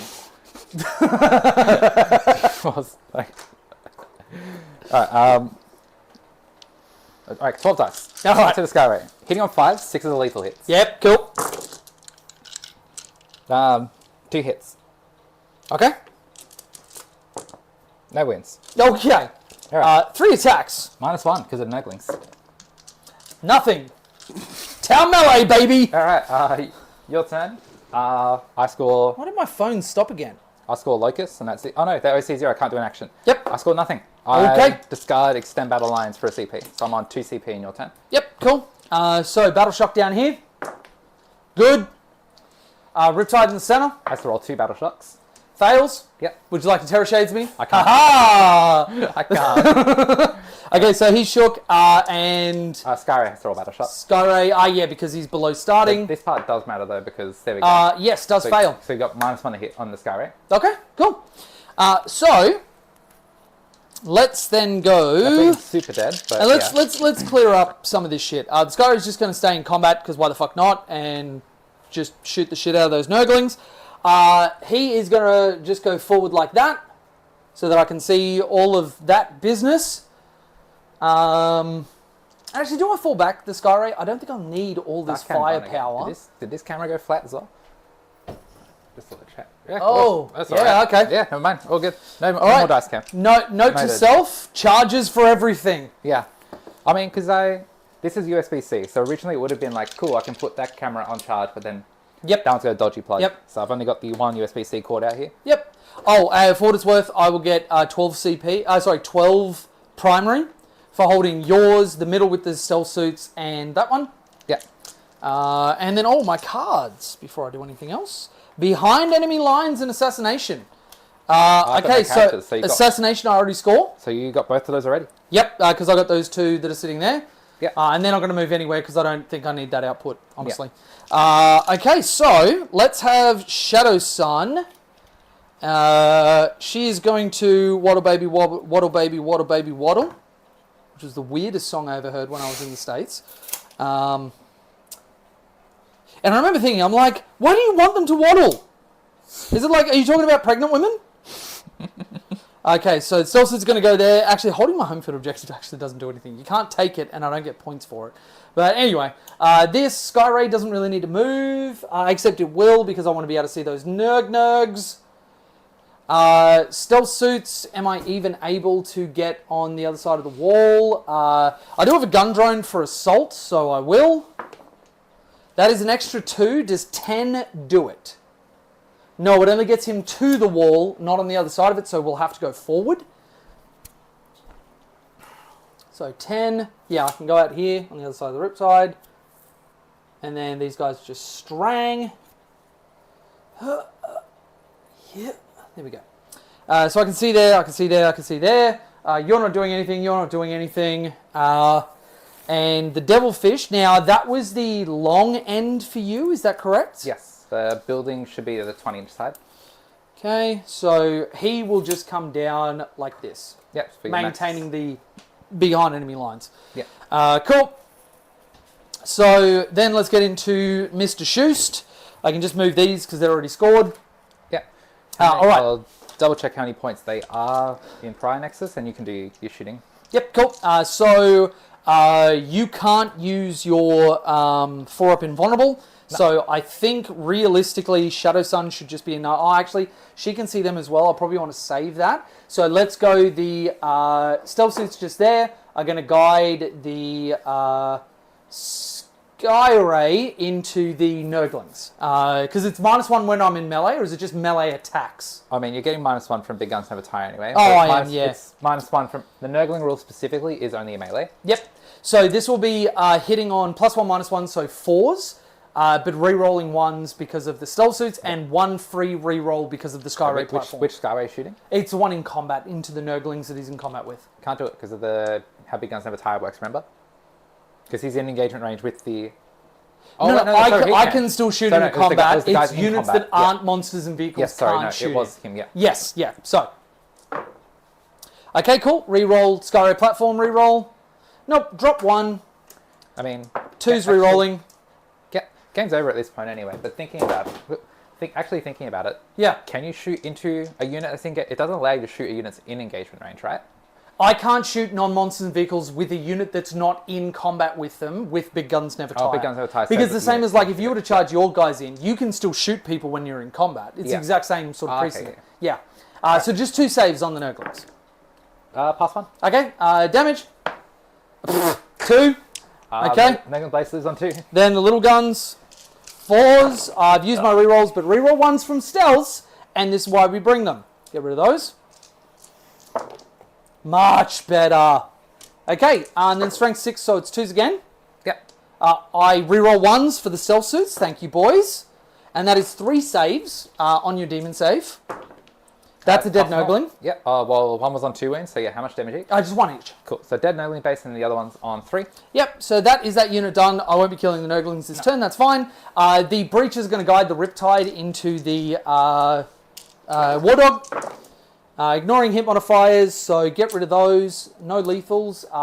Overcharging, that is 2 saves. And my thing, I do not blow up. Saves it. No. And dies. Does he blow up? No, okay. All right. Then over here, I'm just going to be killing these Nurglings, but that doesn't really matter. We're basically at the point that we can talk out now. Yeah, 'cause it's literally, that's your turn 5, and it goes into my turn 5. Is there anything I can possibly score with Nurglings? Cure? No, because I already see 0. Area denial? No, because you just got the Riptide there, and I can't deny you. I have to be within 6. Yes, you do. Yep. All right, so my phone is not charging, so Okay. I'll quickly wrap this up. So wait, infantry models can shoot a vehicle who is in combat? Yes, yes. So let's set a scene here. These Nurglings are kind of irrelevant, so we'll just move those. If we have this War Dog in combat with my Skyray just here, all of my units are eligible to shoot this vehicle because big guns never tire, allow me to target vehicles that are in combat. Now, as we saw with my breaches, they are not benefiting from that rule. Other units can shoot the Lancer that was in combat with them, but they have to use pistols because the big guns never tire don't allow infantry or beasts or swarms or whatever to shoot vehicles that they are in combat with themselves. Only into a different combat with non-blast weapons. Like who aren't in combat with the vehicle. I know, so infantry can shoot the vehicle, they're out. It's just specifically the big guns never tire rule doesn't say anything about the guys that are in engagement range with the vehicle. So they can't shoot it because they're still beholden to the can't shoot while you're engagement range rule. Is why the breaches can't shoot. Which that was my silly question at the end with the Nurglings was I was like, okay, the vehicle can shoot into combat, can shoot vehicles in combat and can be shoot out of combat, but it was can he shoot the stuff that's in engagement range with him because that's still shooting into engagement range was the weird bit. But because I'm a monster or a vehicle, I am allowed to shoot into my own combat, and I can shoot out of combat because I'm a monster or a vehicle. But you notice I didn't target the Nurglings with anything else because they're not a monster or a vehicle. Nothing else outside that combat can target them. Which is the big power of the Space Wolves. The reactive move into engagement range. If I do that after one thing shoots at me, you could potentially have an entire army that can't shoot them because they're not monsters and vehicles. That much I knew. Okay, all good. Yeah. So Sarah, I think, just misunderstood the last little conversation there. Yeah, no, it's all good then. Yeah, cool. All right, sweet. So, Brad, do you want to double check the new points to see if I don't think they changed the ones you just threw that turn? Assassination and behind enemy lines. I don't believe they did. Let me double check that. Where are you, ass? Area behind... Wait, did they put it not in order? Okay. Let's go back to behind enemy lines, because that was... Behind enemy lines... Oh, no, that is 4 VP. So it's 3 and 4 for that one. And where is assassination? There it is. So...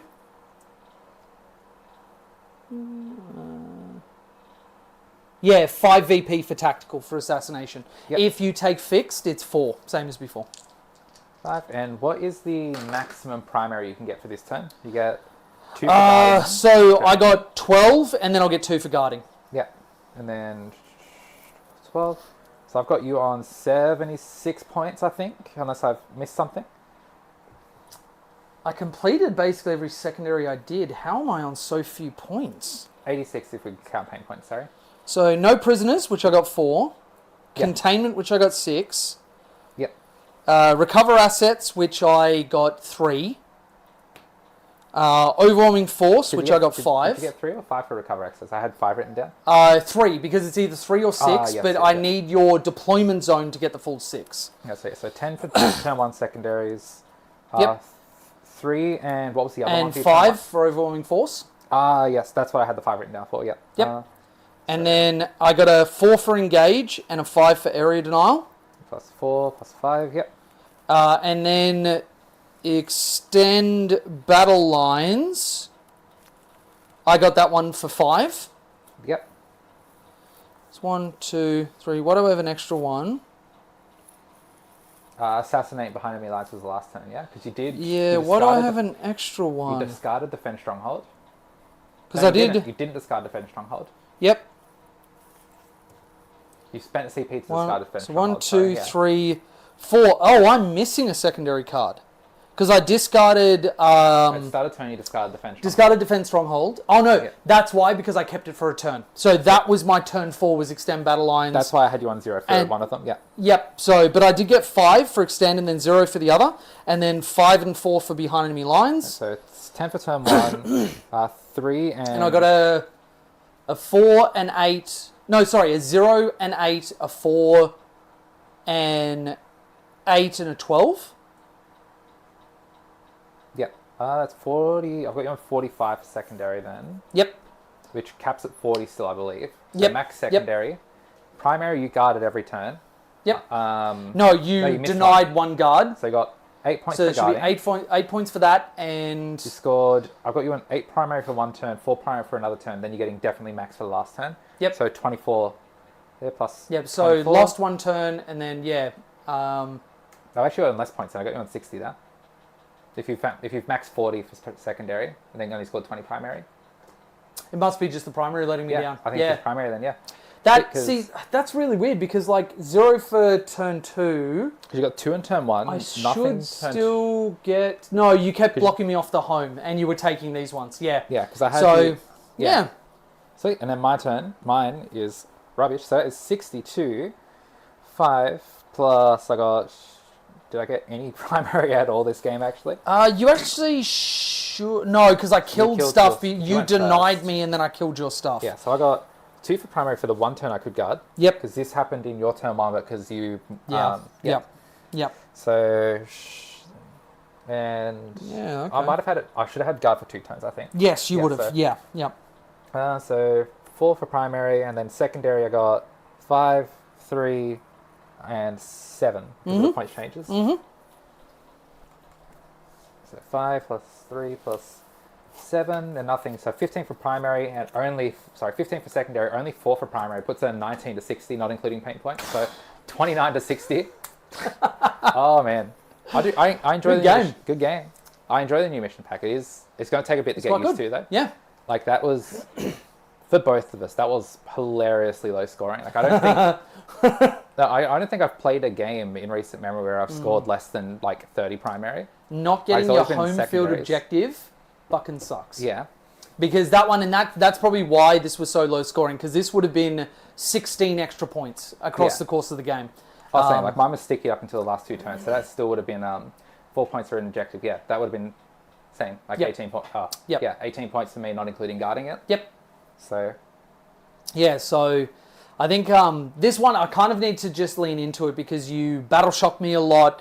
You're able to, like, stand on objectives, so it stops me from being able to do it. And it's actually a credit to you because there's a lot of people that won't actually prioritize that primary and will just let me keep max scoring it because they're more worried about what I'm going to kill rather than whatever. So in terms of a tournament, knocking me off 100 also means that my track potentially drops me from a podium spot. No, exactly. So if we've met on like the last round of day 2 sort of thing, like day 1 or something like that, it's like, all right, cool. I'm 2-2, you're 2-2. I'm 2-0, you're 2-0. Cool. I'm now 2-1, and you're still 3-0. But if you drop a game tomorrow, that means that So Yep.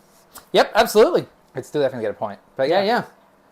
All right. I definitely feel I need the shooting knight to do the action play and move stuff though. Like that was not having shooting meant that I was able to be as aggressive as I wanted and not have to worry about clapback. Yeah, like I've spoken about it a few times. But I was already feeling it in Leviathan, but in Pariah Nexus, especially not having the action economies from Nurglings anymore. I definitely need that shooting knight to take advantage of the doing actions and still being able to shoot Titanic. Yep. But no, overall, I think that I really do like the new mission rules and stuff like that, especially the new secondaries. Definitely very wordy. Going to take a bit to get used to some of them, but I do like once you know the shorthand for it, like they'll take 5 seconds. Yeah. I think like after a week of solid reps, I'll probably have my head around a lot of it, and it'll be like little obscure stuff that I actually need to get reference points for or whatever else. Yeah, but, like the recover assets one, I think it was that you got in turn 3 was weird. That one felt weird. Oh yeah. Like, I couldn't really do an action deployment, do an action in middle, and then do an action in the other one. Yeah. And I think that's where our brain's holding the gist of stuff that we hear. And that one's pretty easy. It's like, okay, I get 3 points if I can do mine and the middle. Yeah. If I can get into your deployment zone, then cool. cool, I can do that. Yeah. Still though, as far as list building though, that's 3 actions you got to do to get max on that secondary. Yeah. Which is going to be rough. And that's, I mean, I do love this list. It does make an argument for the star sides, but I don't even know what I'd drop to put them in, and I had everything in this list that I felt like I needed. You know, I don't think you needed it, honestly. Like, if I did have a despoiler, like, the thermal cannon's only 36-inch range. Like, the rapid battle cannon's more for you to worry about there. Yeah. Because, like, even then, like, that would have been, instead of Rampager up the arse over there, it would have been despoiler over here somewhere. And I would have a line down there, but that's still, like, so maybe if I picked up a Skyray, it's kind of like, oh, what do you do without your anti-tank into me? Yep. In which case, I think, but the Riptides do enough. Like, even though they're not anti-tank, they have enough shots, I think. Yep. Especially devastating when it's just been able to dodge any of the, like... Oh, that for me usually fails. That's an ability that I almost don't even think exists on the unit, because I'm like, you are so inconsistent, I don't even think it's like an ability that I will ever play around. Yeah. But, Sarah in the chat, yes, the... that's why chat's been funny. I have top chat, not the bloody... So it auto-filters potential spam, so it's just dropped everyone that's typed for the first time. Oh my god, yeah. Okay. All messages. Why is that like... I did the same. Why is that... Yeah, I've got it on live chat now. Why would it default to that? Alright, anyway. Yeah. Sarah, yes, so in Pariah Mission Pack, yes, the Titanic Knights can do actions and still shoot. And I believe they can still charge. They just have to stay in the vicinity of whatever it is they're doing. So like if I... Like when we had the Lancer right in the middle, if I had a... I don't think Locust is in the middle. If I had deployed the Leviathan decks deploy teleport homers, I could deploy with the Lancer and still charge that Riptide there. Yep. I just had to still meet the deploy condition when the action finishes. Yeah. So 100%, that's why I'm considering, that's the main reason I'm considering a despoiler. Like I already wanted one, so I didn't have to get straight into my opponent's guts to actually do anything with my high damage. But the shooting attack, now there being I can do it as an action monkey and not lose my shooting. Yeah. He definitely is like a big contender for the list. Yeah, and especially if I end up getting my hands on a second Storm Surge, I think my double Storm Surge list is even worse a matchup for you in this, because it's just point at 2 knights and just remove them from the table basically 100%. Every turn. But yeah, so Sarah, Beale is actually correct. All of my Tau head cannon are actually female. And it's the same reason why, like, all of my characters in games and stuff, I always pick a female option if I can. I get to play real life as a dude, and I've been a soldier and everything else, so, like, I have no more RPing to do. I don't want to play as myself. I want to be something that's not fucking me. So, actually, true. That's why I love Shadow Sun's model and everything else. The only one is Farsight, but even then, I'm pretty sure Farsight's just, like... Let's get all the good Tau characters. Yeah, let's get it. All the good Tau characters are chicks anyway, right? Yeah, true. Like, Farsight's cool, but, like, I can't remember her name. The 8. He's got the flamer. Oh, yes. The flamer suit commander. Is it Torch Star or... and then there's also... there was another one that I was thinking about. But you know what? In my head canon, Longstrike was a female as well. There was nothing that I saw that ever said he was a male. But, there we go. Yeah, so that ended 60 to 20.